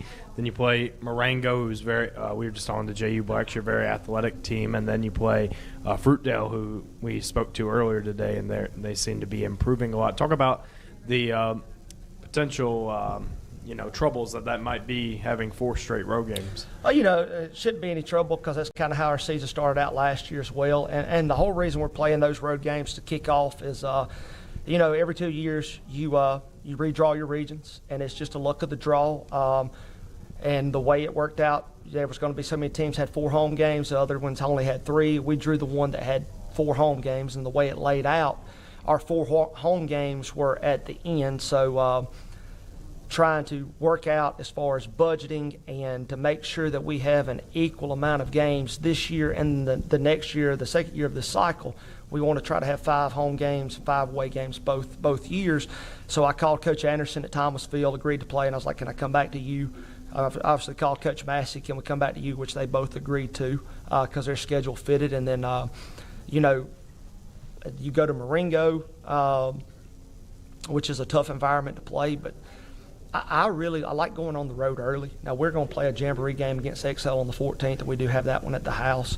So we'll get a little bit of, Friday nights in Leroy before we go be road warriors for 3 weeks. But I think putting them on the road early is just another test to, kind of go ahead and adapt to and make a plan for. Go on the road early because we want to be on the road late. We want to be making long road trips in November. So getting those kinks worked out as far as, make sure we've got enough room on the bus for them, make sure our kids are spread out. And those aren't long road trips. So it's different than, if I had to drive 2 hours to play a game on the road. But when you're only going max of 30 minutes, that's still got to load everybody up. We got to leave early, do different stuff instead of letting them hang out in the locker room until time to go warm up. But it's something we like to knock out early, and fortunately we did that last year as well. We had a lot of road games to start the year last year, so I think our kids will be used to it. Yeah, Coach, I want to talk to you a little bit about the private-public split. You, first time as a head coach, played Coosa Christian in the state championship a few years ago, Pickens Academy in the playoffs a few years ago. So you've seen some of the private teams, but maybe it hasn't affected especially your region in 1A, but as a whole, what are your opinions on the private-public split and sort of where it's going? I have a lot of guys coached in the AISA, and then guys that not the AISA, they were in the Athletic Association, but they were former AISA schools that are playing in that. And a lot of the reasons they left the AISA was because of the travel that is becoming. There's so few and far in between. You're having to drive 3 hours to play a region game on Friday night, which, that's money-wise, budgeting, gas, buses, feeding them, all that stuff. You got to take into effect when you go on a road trip that long. But football's one time a week. It's really your winter and spring sports is where it really affects you. When you're going to play 2 and 3 nights a week and you might go drive 3 hours on a Tuesday night to play a basketball or a baseball game, what are you doing to those kids? And I do feel like essentially that's what's happened with this split when you start looking at some of those regions. So personally, I had no problem, the way it was. I'm not going to get into the reasons that people wanted it split and all that, but I just don't agree with that. I don't agree with those reasons being the reason it needed to be split, because I tell you, one of the most respected men that I have in this profession, I could call him right now and he'd give me answers, is Coach Terry Curtis, and he was at UMS for 20-something years. And I have a ton of respect for those guys. I have just a ton of respect for anybody that does this job. And I do feel like that is a disadvantage to those guys now, because they kind of left an association because of those problems that it was presenting, and now we've kind of thrown them problems back on them. So maybe we can come together and compromise, and let's just get back to playing the way we were playing.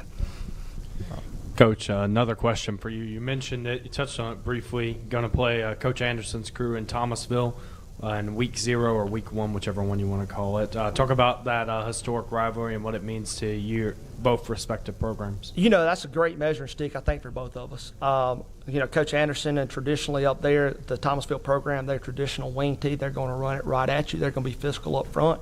They're going to fly around on defense. That lets us know very early how good we're going to be and what we got to fix real quick if we're going to be successful in our region when it really starts mattering. Now, we want to win every game we play, but those games have no bearings on our end goal, and that's to make the playoffs, and this could be 1-0 through the playoffs as far as we can go and hopefully end it in December. But that is, you look at that score last year, and a lot of people want to bring it up, the score, and I sit there and these guys can tell you, I think they got ragged more Monday morning after we beat them last year because we gave up 28, 36 points because they ran it down our throat. And I did think we still had to clean some stuff up offensively, but that's a great measuring stick because of that offense. It is tough to defend. It's a lot of misdirection, and I think it forces you to read your keys and be a really good defensively sound football team. Tell our guys all the time I want us to play tough people out of region. If we're 0-3 in those region games, we're just 0-3. But they're going to be people that are well coached. They're going to be physical, and we're going to walk away from that game with some learning experience, whether it be good or whether it be bad. Now, I know at some point in time, I think probably the biggest thing last year is going to that Monday practice after beating Thomasville is I think we thought we were really, really, really, really good when we beat Thomasville, and I told them, we got 9 more games to play. That one's in the past. I'm glad we won. I'm proud of you. This is what needs to be fixed, but that game's behind us now. It doesn't matter. We're on to the next one. I mean, we're worried about Clark County now. You can't look back on Friday night before, and you don't look ahead to the next Friday night. We're focused on being 1-0 at the end of every week, and that's kind of our mantra. But that is the deal with playing Thomasville there, and people like that it's a good measuring stick for us. Thank you, Coach. And then for Braxton and Jace, I asked this to JU Blackshear, so I'm curious about what your answers are. I asked them what was their favorite players whenever they were just getting into football or whenever they were still in Pee Wee or middle school. For each one of you, who was y'all's favorite player whenever you were starting to really get into it? I always looked up to Will Anderson. It's a good pick. I'm a Alabama fan, so I love watching, Alabama quarterbacks growing up. I was, born in a fortunate time for Alabama football. I watched all the greats play, and even now there's still great quarterbacks coming through, so I love just watch them all. Thank you. For Jason Braxton this offseason, who has been somebody, maybe it's a younger guy or maybe it's a guy most people don't know of, that's really taken a step up and you think is going to be a big contributor for y'all this year? I'll probably say Braxton on the other side of the table. Makes sense. I can agree with him on that. I learned more of the plays and stuff on offense. I ain't played much offense last year, but I did sub in and out, but I have learned a lot more. Now, are you going to be playing defense as well? Yes, sir. Okay, yeah, because you're awesome on that side of the ball. So. Yes, sir. Do you enjoy playing offense or defense better? I love defense. You like to hit people. I love that. Jace, I got a question for you. You completed 63% of your passes, over 2,200 yards, 29 touchdowns last season, just 5 interceptions. I think that's very impressive. What does your game look like in year 2 as the starter? What have you been working on this offseason to have even better numbers now? I think I've gotten much smarter and as I've gotten older and maturity, and I think my arm's gotten a little stronger, and I think I'm surrounded by great guys that push me every day. I got a great coaching staff that helps me. I think my teammates will help me improve on my game. I want to know about Washington County, them being in y'all's class now. I know that's a rivalry. What do y'all call that? Do y'all have a name for it? No? Not really. Okay. And it doesn't have like Battle of 17 or whatever like we call Millry. And like I said, I think that's just one of the bigger rivalries in Washington County. It's always been a deep rooted when we've been in the same region before, back when they were 2A and we were 2A. So it's just hasn't been a region game in a while, but it has been one in the past. You think it could earn a name? I don't know. I guess we'll have to wait and see. Y'all come up with it. You know what? We might do that. Y'all Or we'll come have to up put with out a poll and let Leroy and Washington County fans vote. Yeah. I don't know what we'd call that one. Battle of 56? I guess. I mean, Hobson Road. Hobson Road, Battle of Hobson Road. That sounds better. I kind of like that. Guys, players, my question is for y'all. I mean, for that game, I mean, now playoff implications, there's even more on the line for that game. I mean, how do y'all feel about the fact that y'all are in the same class now? I feel like we're going to every game feeling the same. We all trying to come out with a win at the end of the week. Love that. Same mentality, definitely. It's just another team on the schedule. You know, we just go week by week. Whoever's up is up. Y'all got to have a game circled on the schedule somewhere. You've got to. You're giving me player speak. Coach, you taught him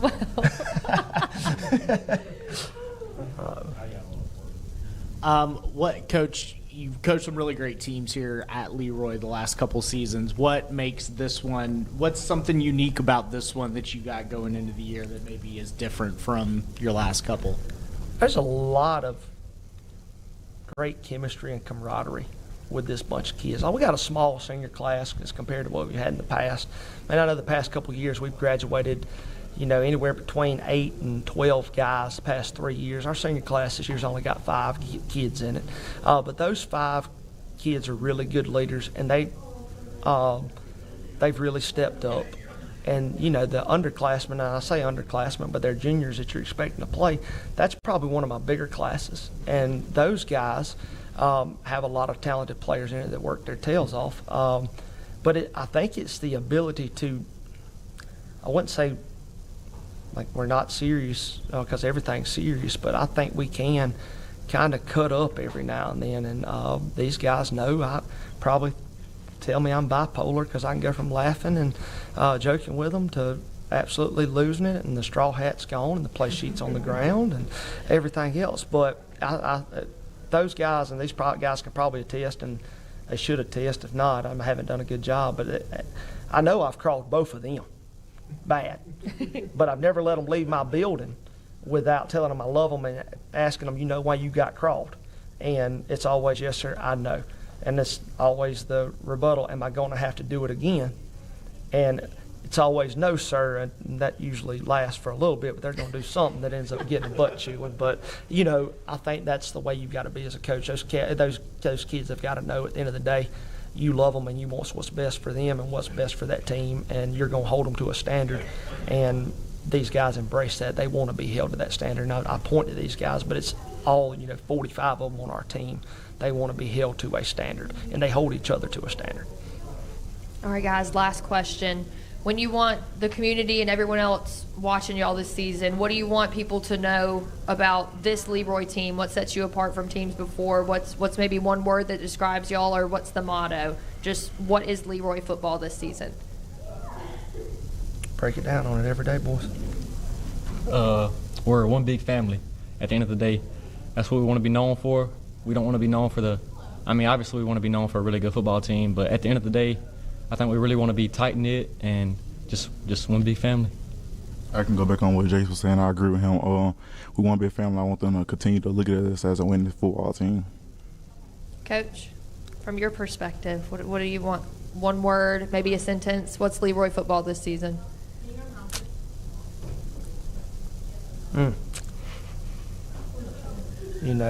I think just the one, there's so many words going through my mind. I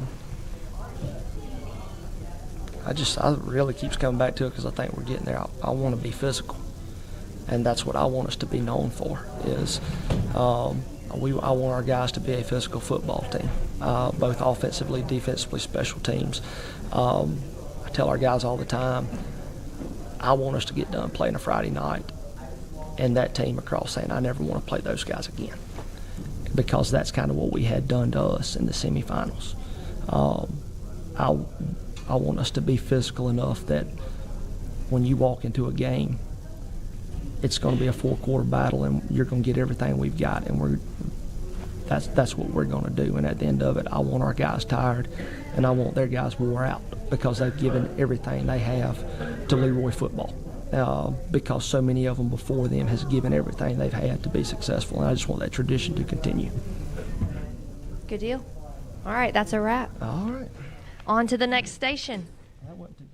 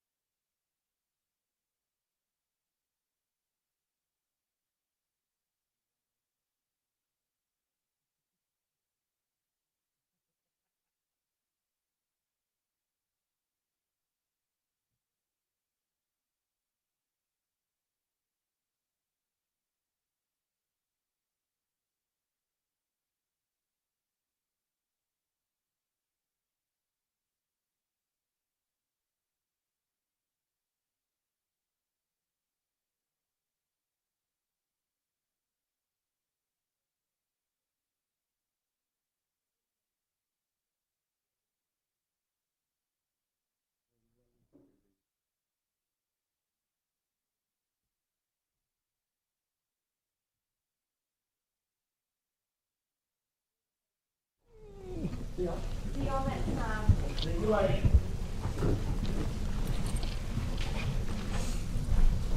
No smack talk between you two? Me and Chan? Yeah. Nah. You gonna save it for the football field? Yeah, something like that.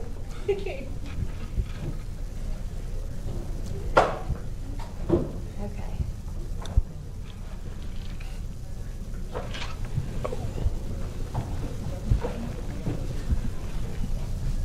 I'm gonna give Robert a chance to get back in here. If he's not in here in the next minute, we'll go ahead and start. Okay. Thank y'all for making the drive. We appreciate y'all having us. How far is Chatham from here? Yeah, a little over an hour. A little over an It hour. ain't bad. You good to go? Yeah. All right. Alrighty, up next, our day is starting to wind down. We've got Washington County head coach Justin Whitsett. Coach, I'm going to let you introduce your players, give us an opening statement, and yeah, kind of tell us how summer's been going so far. Alrighty, right here to my right is senior quarterback Connor Williams, and to my left is right guard and plays defensive tackle for us Logan Beach, and also brought our left guard middle linebacker Jesse Johnson. This summer's been a process. Like I say, we've really gotten after it in the weight room. Multiple 7-on-7s this year. Have a really young group of receivers coming back or coming in. So we've been working on that with our spacing and routes. Doing a lot of lineman camps with our guys. Got some. Feeling pretty good about our big guys up front. So the summer's been going smooth, and we're looking forward to just counting down the days now. Y'all are dropping down to 1A after going 6-5 in 2A last season. Do you see that as an opportunity, or does the drop in classification come with its own set of challenges?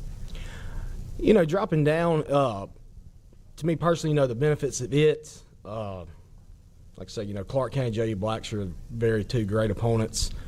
But, once you get in that playoff, we were a 3 seed the past 2 years, traveling Dothan, playing the Arringtons and the Goshens. It's a little different over there. They were really good football teams. I say 1A, like Leroy, the Milrys, usually the ones that making the deep playoff runs. Of course you have Maplesville, but we're very familiar with all of our opponents. I'm excited about the transition. So I'm really looking forward to this new chapter of Washington County, because I couldn't tell you the last time Washington County was a 1A school.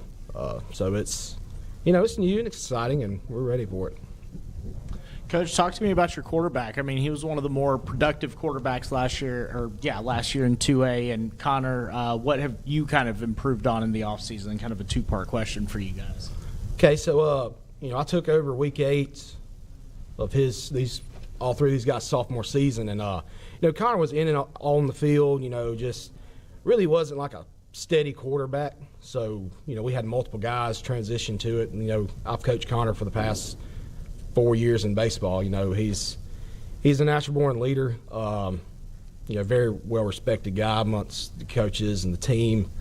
We did a lot of one-on-ones. Going in, last year offensive line was, we struggled. We struggled a lot. And, I told Connor for the season, I said, your goal, we're going to throw for 2,000 yards this year. That's going to be our goal, and we're going to set it, and we're going to make it happen.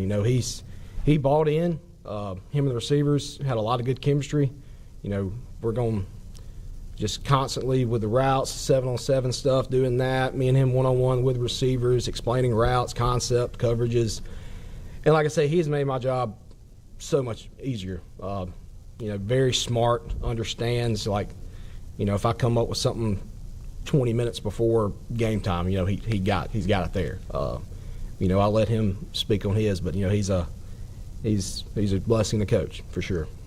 Yeah, I've just really enjoyed being quarterback for Coach Whitsitt. Finally having a coach that actually just believes in me, trusts me, and just being able to grow and mature as a quarterback it's been fun. And then, Coach, you mentioned your offensive line. You got Logan here and Jesse here. How important are these guys going to be going into next season? And Logan, what are some improvements that you've kind of focused on this offseason? Well, I'll say these two, Jesse and Logan, both. It's like I got there that summer of June, like their freshman year, 8th grade year actually. Both of them saw the field, so they had to grow up quick. And two of the, especially this guy right here, he is a joy to be around. He's going to lighten the mood. Like I say, with them two returning, and we're going to have 3 guys from last year's team. We had one upcoming or incoming transfer and another senior who decided to play this year, hasn't played since 10th grade, with 2 more that's come back. We're, like I say, that line, we're very excited about it. And with Logan and Jesse leading it, they keep them straight in line, weight room, conditioning. We're looking forward to that. So. I would say the biggest things that we focused on changing were just getting stronger, getting faster. And like last year, we couldn't really pick up on backers or just people that were blitzing. And I'd say we just were focused on getting stronger and, smarter, just picking those things up. Coach, you're in year 2. You've made the playoffs 3 straight seasons after missing 6 in a row. So what's changed in this program that made that turnaround possible? What's the secret? Like I say, when I got there, this group, they were young, but, they were hungry to get better. I'm not going to talk bad about, past guys we had, but we had a lot of selfish players. And I think, even with last year's group, some that just kind of want to do their own thing. We had a problem with getting everybody at practice, missing reps, and just didn't want to improve. The hardest thing about, I think, getting into a situation like this was the 1A, 2A. You got guys that think, they have nobody that's going to be, better than me so I can play. We don't want to get content with that. And, I think the biggest strides we've made is kids want to get better, want to be the best, They want to be the best player at that position in the region. So that's our main focus for, each of our guys' attitudes. What are your numbers looking like? How many guys are you dressing after the reclass? Have you seen a dip in numbers at all, or is it the same? We're probably 2 short of what we had last year. We're going to be in that 44, 46 mark, but that's 7 through 12. Now we have, like I say, 12 seniors this year, probably 5 juniors. We have 13 in the 9th grade class. That's another big group we have that has a lot of, I think 6 of those guys will be 5 starting, 1 seeing a lot of playing time. So, numbers have been good. Workouts numbers have been good. So, we're pretty set. We're going to be at that 44, 46 mark. Coach, talk to me about having, kind of one of your biggest rivals, Leroy, now as a region opponent. That game isn't just for bragging rights anymore; it's for potential playoff seeding. Yeah, it's challenging. Leroy, traditionally, since I grew up playing in Millbury, they've always been, the talk of the whole region. But it's definitely going to carry more when we got them week 9 this year, and we have every, our main goal, and we foresee ourselves week 9 competing for a region championship. So it's going to be a lot of fun. It's a Thursday night game, so last year we went over there, it was standing room only, and we had a hiccup right there before half, down 6, and they hit us with a 85-yard halfback pass when just little things like that. Hopefully we can never have to go through again. But we're excited about it. It's going to be fun. Like I say, any sport we got Leroy. It's like a baseball coach too. From baseball to football, it's a lot of fun, a lot of energy, a lot of hype. So it's going to be exciting. Coach, I know you said that you wanted Connor to throw for at least 2,000 yards this year. On schematics, can we expect to see Washington County throw the ball? Be more of a spread attack, or what is the offense going to look like for this fall? We're gonna be balanced. Like I say, last year too, we want to be balanced in both areas. We want to be able to run the ball, when we can, but last year we had to lean to throwing, and our region last year, a lot of teams didn't throw the ball, but we were throwing the ball probably 32 times a game. And he's, like I say, he is a weapon, and he comes through in a lot of big situations.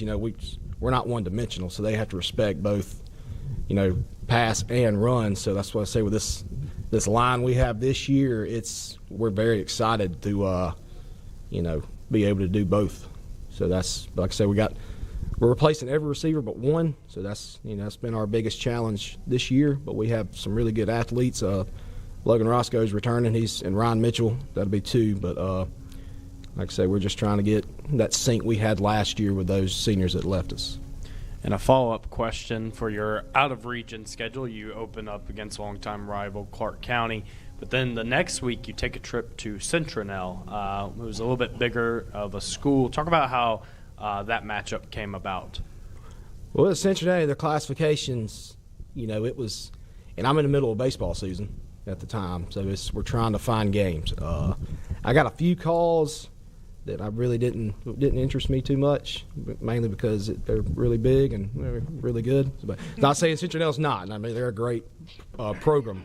Coach Ryle does a great job. But, it's only 40 minutes down the road. And, we're going to do a home and a home. So, we figured, talking to him, talking to, some guys at school that, that would be a good gate for both programs. Like I say, we're starting off with Clark County, too. I mean, in the Jamboree, we got Thomasville, then Clark County, and then Centronel. I got people kind of give me a crazy look, but it's going to be a challenge. But like I say, we're going to learn a lot from it. We're going to get exposed in areas we got to fix, and like I say, hopefully see a lot of highs. So. Coach, you mentioned wanting to be a balanced offense, being able to run the ball and throw the ball. Who are some guys that we can look for that will be filling in that running back spot, kind of running behind this offensive line you got? Okay, so right now, we have a freshman, Javion Snowden. He's not tall, but he's about 5'8", but he's 200-ish pounds, strong. We maxed 2 weeks ago. He was at 290 pounds. He's different. Alston Gatwood will be a junior for us. He's more of a quick, faster than Javion.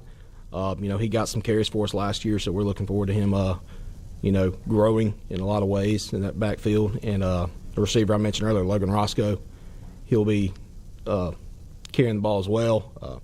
And Connor too. Connor, he's not breakaway fast, but he can be sneaky fast sometimes. So. And then, for Connor, Coach mentioned the receivers you all graduated last year, with Keelan May, Hayden Wilkins, Landon Dearman, Colton Loper. Who are some guys this offseason that you're trying to get more of a rapport with? Obviously, Logan Roscoe will be back, but outside of him, who are some guys that you've kind of worked with? I'd probably say Brandon Richardson. I think he could be a weapon on the outside. Then you have BJ. Just trying to get timing down with those guys because, we have pretty much a whole new receiving core, so just working to get the timing down. It's good going all the 7-on-7s this summer, but I'm excited to see what they can do when we get pads starting tomorrow and excited to see what they can do. This is a question for the players. I've asked the last two schools this. It's been a favorite so far for myself, I guess. But my question is, whenever you guys were growing up, Pee-wee ball, park ball, middle school, which players or what specific player did you like grow up like watching? You're like, that's my favorite player. I want to play like him. All right, well, I'm an Auburn fan, and I've always wanted to play quarterback, so I'd have to say Cam Newton, probably. Good pick. Well, I'm a big Bama guy, just watching, Tua, Jake Coker, A.J. McCarron, those guys.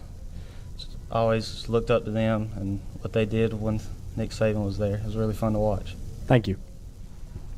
Yeah, this question for you, Coach. While maybe it hasn't affected you guys in recent years as much, what are your opinions on the public-private split and sort of what it means for the AHSA moving forward? Yes, it's a difficult topic. It's big. We're out now with sports. Personally, it benefited us as far as the drop. So I wasn't too mad about it. But at the end of the day, we used to play in St. Luke's and Bayshore in our regions. Both coaches there. A lot of respect for them. My biggest thing with it, I do worry about the player safety with St. Luke's, Bayshore. I think they dressed 20, 21. Now they're in a region with Bayside, who was, competed for the 3A state championship, and Cottage Hill, who we start off with last year, week 1, who, in my opinion, was the best team we saw all season. And I know they have some good big returners coming, but like I said, I don't know if it'll hold up. I kind of hope it doesn't, because, it's, I think for the smaller private schools, it's going to hurt. But like I said, there's a lot of good football there. So, I guess we'll just see how it goes and what comes of it.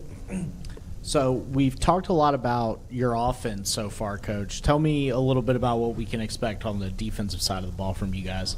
Yeah, defense, so we're going to be, trying to where we're in the 4-2-5 look. Like I say, really ain't going to see a team. Leroy, they'll throw it around pretty good bit. We'll drop down to a 4-3. But like I say, defensively, we got, Jesse will be our middle linebacker. Caden Sims, who kicked for us last year, he'll be in the other, in the middle as well. Our D-line with Logan playing D-tackle, and, new guy we got, Josiah Lofton. He's a freshman, 6'1", 310 pounds. He'll be right there beside Logan with the D-ends. We got a senior at corner, Javian Leverett. Bradlin Johnson, he's another senior, play a high safety. We were hurt by unexpected move from a guy, Brother McGrew. He left us about a month ago. That really hurt us at the other corner spot, and it's kind of one spot we've been trying to fill since he left us. But overall, we had to find linebackers, and Jesse, he's a big leader for us, and we struggled there last year. J.U. Black, Coach Sims, his philosophy is run it at you until you wear them out, and we got to have some guys to stop stuff like that. 'Cause, we're going to be facing that again with Silas and Miller and all that, and Leroy. So defense, like I say, we're returning a good bit of those guys, so we're excited about it. Coach, the state championships are coming down here to Mobile, to Hancock-Whitney Stadium. With y'all dropping down a class and the steady incline of this program, do you feel like that's even more of a motivation to get a chance to make it all the way to a state title game? And do you think that's something that's attainable for this team this season? Like I say, that's always a goal. Each kid, even when I was growing up, being involved in state championship, which I never got the privilege of doing, but just being, in that atmosphere. And I've been to Birmingham the past 2 years. It's an incredible feeling. As far as us, I think our chances improved moving to 1A, but 1A is still tough. Like I say, Leroy, they're going to be a tough opponent for us. Coach Henry, who coached me, he's such a smart guy. My brother's over there as well. And with Coach Boykin, all these guys, and McIntosh, and then of course you have the powerhouse in Maplesville, who is they're legit, and like I say, to get there, we want to play hard, we want to play fast, play physical, and we want to, like I say, take it game by game, and like I say, just play our best football each and every week. What's the main thing you feel like you want to work on as a team? I mean, it's crunch time. The season's less than a month away now. I mean, what are the nitty-gritty details that you're trying to iron out before kickoff? I think it's just small stuff. Coverage-wise, defensively, like I say, we've got some, like I say, with the new corners and stuff, we want guys to be aware of the little things. I want them to, you know, I don't want to have to tell them everything. I want them to learn from what they see, you know, and just the little small things of, you know, situational. You know, if it's 3rd and 20, let's use our eyes right here. They got to get 20 yards. Let's not, you know, do anything too much. Like I say, still straining and stressing the, you know, being at practice, showing up, being on time, being, you know, get physical. Like when we start pads, I'm looking for guys who are going to be physical.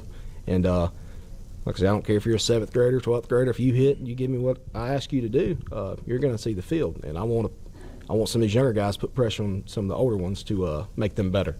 That's the big goal for us. Coach, through the 7-on-7s this offseason, I'm sure you've gotten a pretty good look at some of the teams that you'll be facing this season. Who's kind of jumped out to you that you see on the schedule that you've been able to go up against, at least in a 7-on-7 capacity?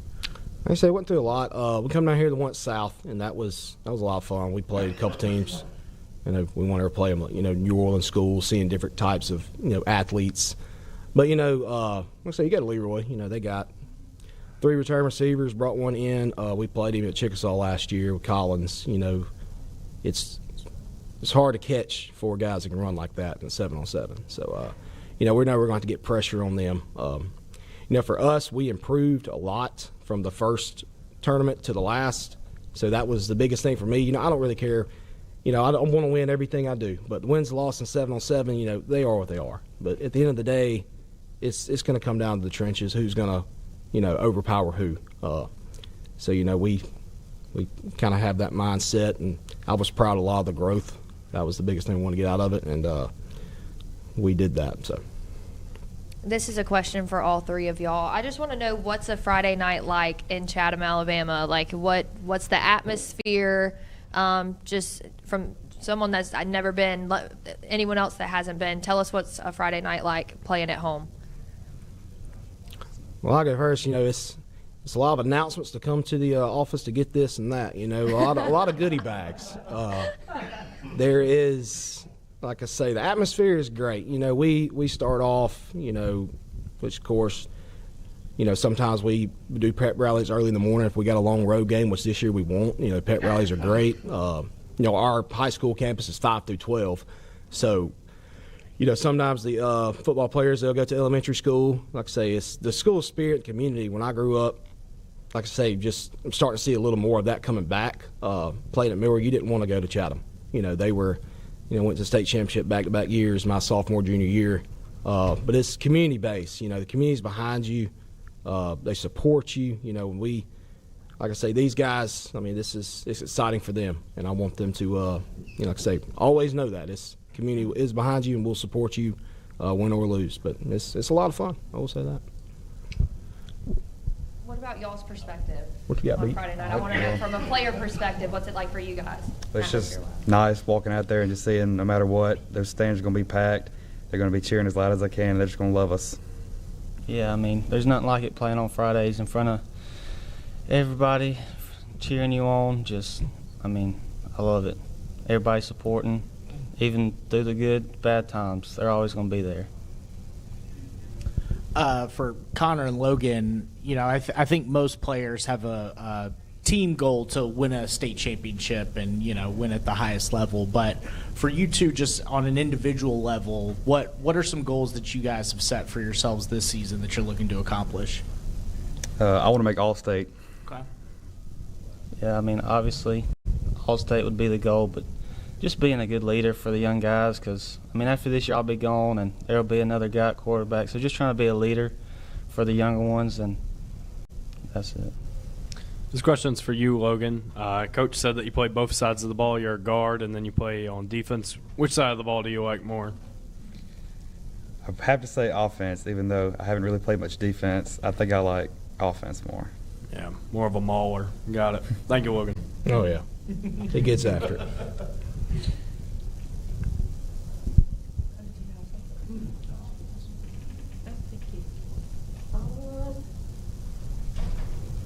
We're getting towards the end.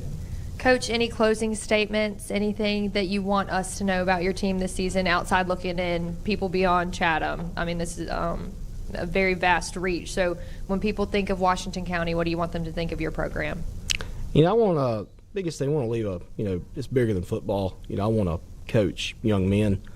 You know, I want them to go into town, be respectful, you know, in the classroom, respectful to teachers, and be that role model for the younger kids. You know, nothing, somebody comes up to you and they say, Coach, your kids are well behaved. We appreciate you guys coming, you know, just stuff like that. You know, on the field, I want us to make noise this year. I do. You know, this is a year that I feel pretty, you know, comfortable with. And like I say, with these three guys I have here leading, you know, the sky is the limit for us. And like I say, we're very excited and we're ready to get this thing going. What about you guys? What do you want your community and beyond that to know about your team? What sets y'all apart? What makes this team special? I'll just say the leadership. I will say there's been a lack of in the years before, but I say that this year we have pretty good leaders. Jesse, Logan, myself. I'll just say the leadership is, I think, what's going to set us apart this year rather than years before. Do you want to add anything? Nah. Okay. Come on, man. I ain't got nothing. All right, y'all. Well, that's a wrap. We're going to get y'all to take some pictures right back here with Mr. Johnny, and then we'll have you move on to your next station. All right. Thank you for having us.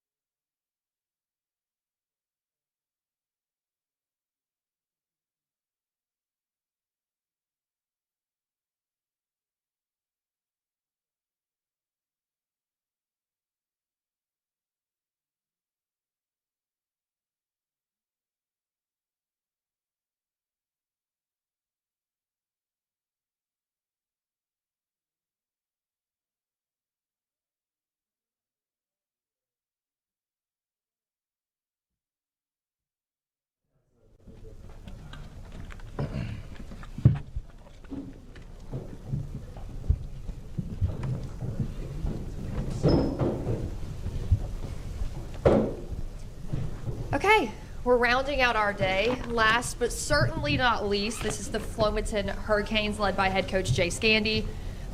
Coach, I'm going to let you introduce your guys and then give us an opening statement, and then we've got plenty of questions for you. Sure. Good deal. My name is Jay Scandy. I'm extremely proud to say I'm the head football coach at Flomaton High School. Sitting to my right, Camden Martin. Camden was an all-state player for us last year at Flomaton. He had 40 catches as a receiver and over 100 tackles as a safety. Guy Murphy to my left here, he's a 4-year starter on the defensive line for us. Highly touted player for us and a leader for us. And so really, really proud to be here, really excited about what's in front of us. Extremely blessed to be at Flomaton High School. Well, for starters, Guy, congratulations on the Austin P Yes, sir. Thank commitment. But for you, Coach, nobody else in your region, I'm not sure how many more in the state can boast 2 returning All-State guys that play both sides of the ball. How important has that been for you this offseason? It's important to have leadership always. I think that, guys that are extremely productive on the field immediately command respect from their teammates. But it's not about on the field all the time with these two. It's doing the other stuff. These 2 guys wear the weight room out, and our whole team does. And it's followed. That's the culture at Flomaton, anyways. We've had, when I got to Flomaton, we had 2 All-State players as seniors last year, Tucker Lameth and Lance Presley. So, you guys, I've talked to y'all a lot about this. There are always good players at Flomaton High School. There are always recruitable players. We have all-state players here every year, and that's the standard, that's the culture, and that was before me, and it certainly continued. But these 2 are special. It's not every day that you walk into a situation where you have generational players, and I think that these 2 are. Leadership's not only on the field production, but, man, they're fun to watch. They're fun to watch play. For Guy and Camden coming off all-state seasons, what's been something this offseason that y'all have really focused on to improve for next year? Okay. You want to go first? Go ahead. All right. I would say for us, is stepping up as leaders for our team and the younger guys that have we've really had a lot of young guys step into the scene recently with a big senior class graduating last year, and we really have wanted to become more vocal leaders and more and non-vocal leaders, and just showing those younger guys and leading those guys this summer and going into this fall. I think that so just not plateauing. Like, I still more to improve. There's more every day to learn. Just keeping what the guy was saying, being a leader, not even just leading on the field, but off the field too, and just that too. Mm-hmm. And the conversation we had coming down, the pressure now, it's not pressure, but because pressure is a privilege, but to repeat that performance. There's a such thing as that senior drop-off that you see sometimes. So, it's hard to replicate success over and over. That's the challenge as an individual and a team. Guy, this is a question for you. As Robert mentioned, you committed Austin Peay. Congratulations. Yes. Talk about how that recruitment process went and what led you to that final decision. Yes, sir. I appreciate you. It will really happen fast. I went to UAB this summer for a mega camp, and Coach Moody, their defensive line coach, saw me and liked me, and he offered me on the spot there. And then I went up to Austin Peay about 2 weeks later to perform for him and visit, and I really liked it. Love their head coach. Coach Ferris has been nothing but a blessing to me and my family since this process started with them, and it means the world to me. And I'm glad to have a platform to go and to have a platform to share Jesus, and to just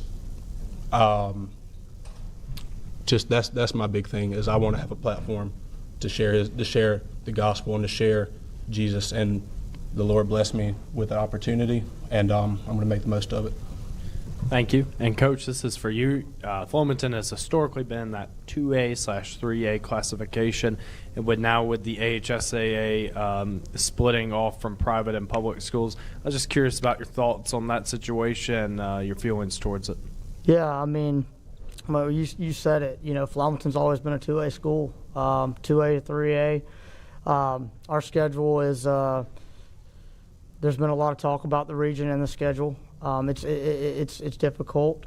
Everyone, I think, in our region feels the same way. I think that it's a little bit up in the air. Certainly we know what Jackson is, and I don't want to make it about any one particular team. What I can tell you is that we have a chip on our shoulder because no one's talking about Flemington. And that's just my personality, and that's my attitude. And, that's certainly, our expectations are within our building. And we talk about them regularly, and we don't have to go tell everybody about it because we commit to each other of what we're going to accomplish. And certainly you need the ball to bounce your way along the way. The new region, you said it again. These are teams we've never played before. These are teams that we've never played before.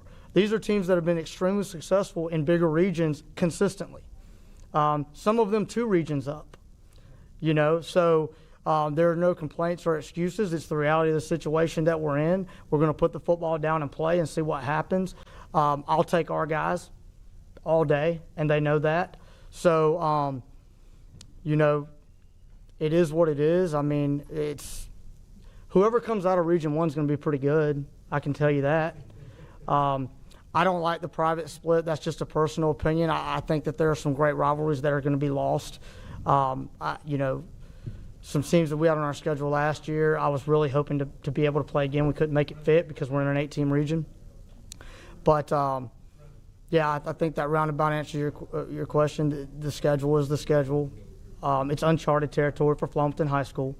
We're doing our best to match pace with roster size, coaching staff, facilities, to be competitive in every way, not only on the field. So this is your first head coaching job ever, taking over for the legendary Coach Vickery. What has this past year and a half been like? And, sort of what have you learned along the way? And now heading into year 2, what are some of the lessons that you've taken from year 1 over? Yeah, it's a humbling experience. It's a humbling experience because you think you're ready. The highs and the lows for sure. Because there was a time last year where I thought I'd arrived. I thought we had, we got this figured out. And then you get smacked in the face with adversity. But that's no different than being a player, So I think that your team feeds off of how you handle these types of things. Highs, lows, wins, losses. It's about more than football, too. How you carry yourself in the community as a head coach. You're a little bit different standard there. I think that you have a great opportunity, a head coach at any school, to implement values to young men, make them great fathers, certainly make faith a part of what you do on a daily basis. We do that at Flemington. It's something that I'm proud of. So if all they take is football, then we failed. Certainly the expectation is, there are some guys who've sat on the stage today that talk about the tradition in their school and their expectations for their program, and we have that too. So I don't take that stuff for granted, but also in my new role, being a head coach is a lot less about football and a lot more about other stuff, and how you sell your program. We had a parent meeting last night. I had the opportunity to stand in front of those parents and tell them how their son's going to be developed on the field and off the field. What's the process for recruiting? How we stay on top of grades. So, to me, that's the stuff in year 1 that I had to learn in a hurry. But I had some great mentors, and I've talked about that in the past. Man, I had some really, really good guys. I think that I had a good plan coming in and implemented it, but you're never where you want to be. It's never as good as you think you want it to be, but it's never as bad as you want to be. Certainly the region realignment was a surprise to us. When I took the job, I never thought we'd be in a region with Jackson and Opp and those guys, but it is what it is, and you know what? It's a good thing for us. We're excited to play football. There's 11 of them and 11 of us, and at the end of the day, when you have really good players, you want to see where they measure up. So I can't wait to watch them compete. We're going to bring a competitive nature to the football field this fall. Absolutely. And to follow up with that, week 1 you start at Sweetwater. Could you speak about your week 1 opponent and sort of, historic 1A power they've been and what they bring? Sure, no doubt. Sweetwater's a unique challenge, you know. I'm a little bit hard-headed because when Coach Luker, who I have a tremendous amount of respect for, called to play, I didn't think twice. I said, let's do it. They're going to be a very physical team. They have a unique scheme, wing T. You know, they're going to be hard-nosed. You know, it's a physical ball game. I think when you look at our schedule, you know, outside of Sweetwater, there's a whole bunch of really physical football games in a row. And it's just a different league that we play in. It's a different mentality that you have to have. Pros and cons, because when I was in bigger ball, there was a lot of spread teams and stuff like that. So when you played some of those really good teams, you may not match up well, but you may not get beat up. Well, every week we're going to have to lace it up because there's going to be some guys that come right at you, and Sweetwater is just that. It's going to be a tough trip. I mean, it's a 2.5-hour trip for us in the opener. Like I said, Flomaton and Sweetwater have played a lot over the years. We've always typically been a 1A team, you know, for years, and a lot of times the winner of that game went to play in the 3rd and 4th round. So I just thought it was a good traditional rivalry to stoke back up with the non-region. And we'll find out really quick where you're at, because if you pull that one off early, which is the expectation, I think you have a lot of momentum too. Coach, this is a question about schematics. Whenever I played against Flomaton in 2019 against Coach Vickery's squad, they ran the single wing. It was one of the most physical, most exhausting, painful games of my entire life. And I'm just curious, from my trauma at least, are you guys still going to run? What offense are you guys going to run on this coming fall? Yeah, and that's a good question. I think that, you know, Flomaton had a recipe for success, and it was line up and smash you in the mouth. And if I had won a state championship doing that offense, I probably wouldn't have changed it either. But that's not who I am in terms of single wing. I wanted to be more multiple. We had a quarterback throw for 1,000 yards last year, that hasn't happened too very often around Flomaton football. I thought we had some good receivers that we needed to get the football to, so we opened the offense up a little bit. We kept our power run game identity. We had 4 backs rush for 500 or better, 3 backs rush for 500 or better. But we were just a little bit more multiple offensively last year, and certainly you fit to what you have, because I would call us power spread, but man, we get in some of them heavy sets. When we have linemen, we're going to get in those heavy sets and run the football downhill, you know, similar to a single wing situation. So a little bit of everything. We're going to, you know, it's tinkering right now through camp, figure out what we are. Certainly you need to be able to throw the football in today's football in the game, and with us moving up in classification, you've got to have some pop and some firepower. At some point, you're going to look at yourself and need to scrap back into games. But we're a power run team, and we want to run the football. We've always got running backs. We've always got linemen at Flomaton. So to answer your question, multiple offensively would be the answer. Coach, I'm going to piggyback off that a little bit. Flomaton ranked 11th in 3A in scoring defense last season, but 46th in scoring offense. What are you going to do to close that gap on the offensive side without compromising what makes that defense so good? You play to your strengths. You play to your strengths. Every team's differently. We have a different defensive game plan if we feel like we can go score. I mean, you know, we played some pretty good football teams last year too on defense. You know, Bayside, Montgomery Academy. You know, those numbers, they are what they are. I'm a numbers guy, but I'm also a wins guy. So I'm gonna do what it takes. I'm gonna figure out a way, and I thought we played really good defense and special teams last year, and we're going to have to continue to do that. Would I like to score more? I think everybody would like to score more. I also found that when I tried to do something that wasn't us, it put us in compromising positions. If we ever made our mind up, we're fixing to go out here and do this or that tonight and be hard-headed about it, it typically didn't work out well.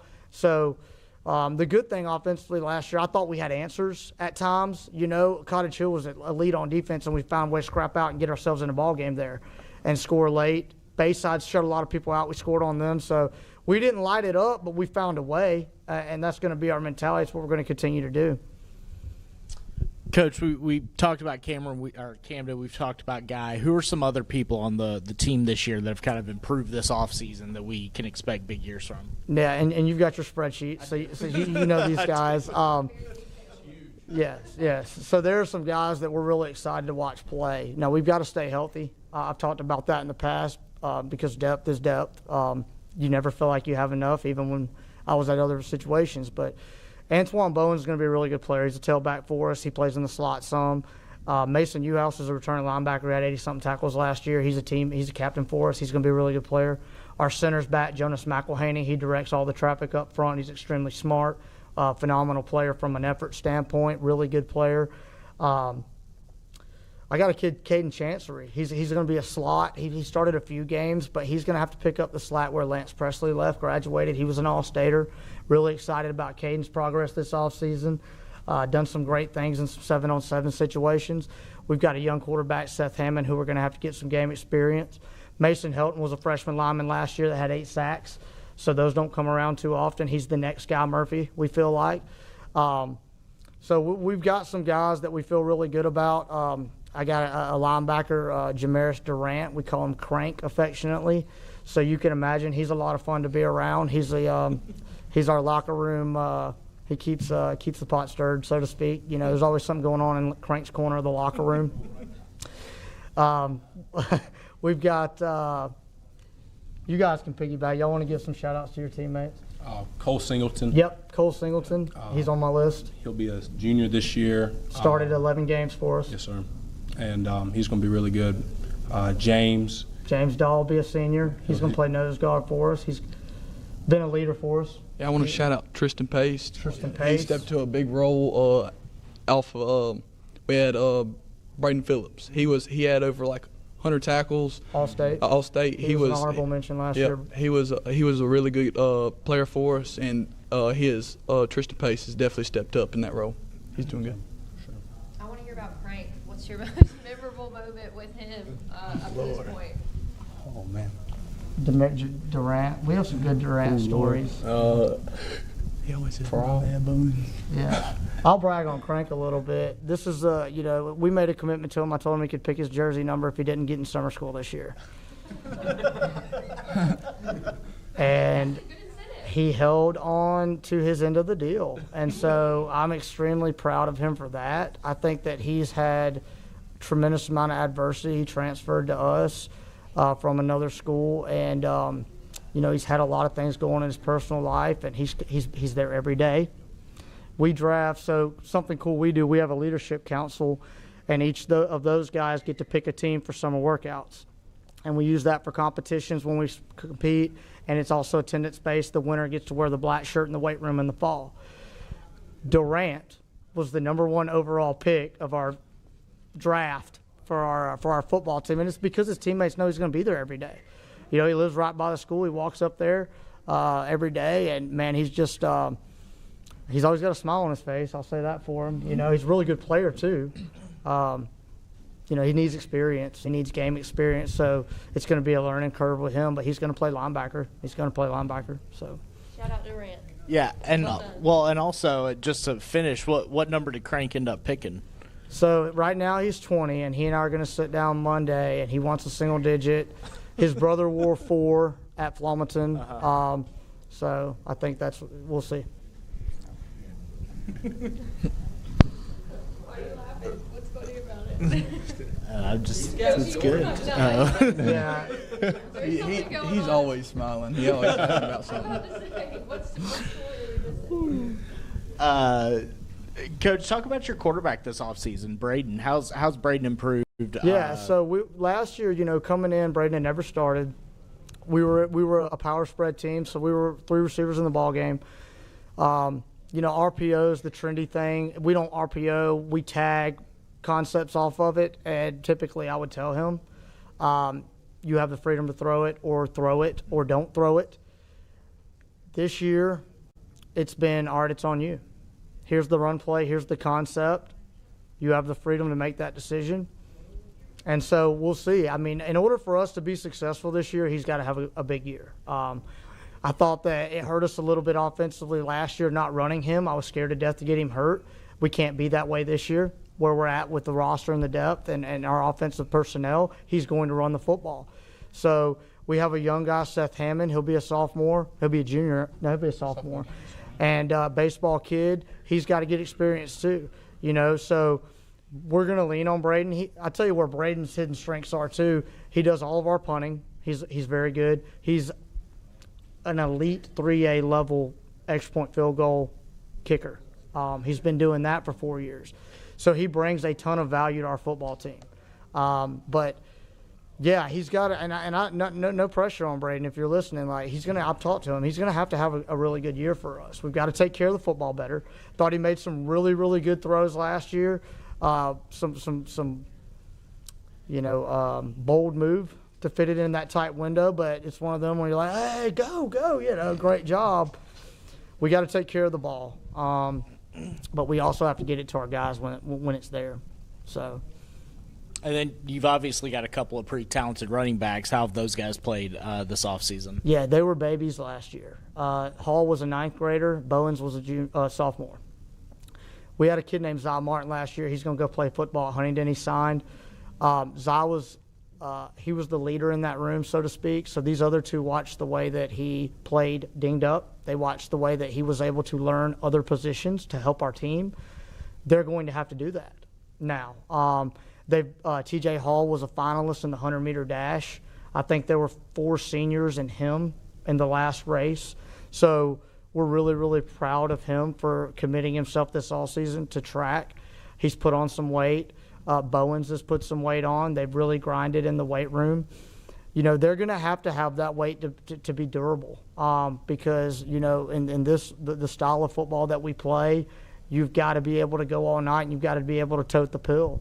Last year we had kind of a 3-headed monster, so we would roll those guys, kept them fresh, and we were able to utilize some of these young guys late in games, to kind of put the nail in the coffin on some teams, where this year it's got to be them. They both had good springs. They both ran the ball hard in spring. We didn't block very well in the spring, which is something that we went back to the drawing board on how we do some things, but they ran hard. They took care of the football. So, that's the big thing, too. We've gotten absolutely medieval in the way that we practice ball security. There are some boxing gloves going on. We've got the ball straps. We've got the blaster shootout. We've sprayed those things with a water hose, so we're practicing. Anything you can do to take care of that issue because it was a major deal for us. It cost us a couple games. I want to talk about what a Friday night at Flomaton during football season is like, and we've talked about this before, and even last summer when I came out about people lining the fence and how packed the stadium gets. I want to hear it from y'all's perspective. What makes Flomaton special on a Friday night? Talk about the atmosphere. Well, I think just the whole community coming out and supporting us on Friday nights, just like every small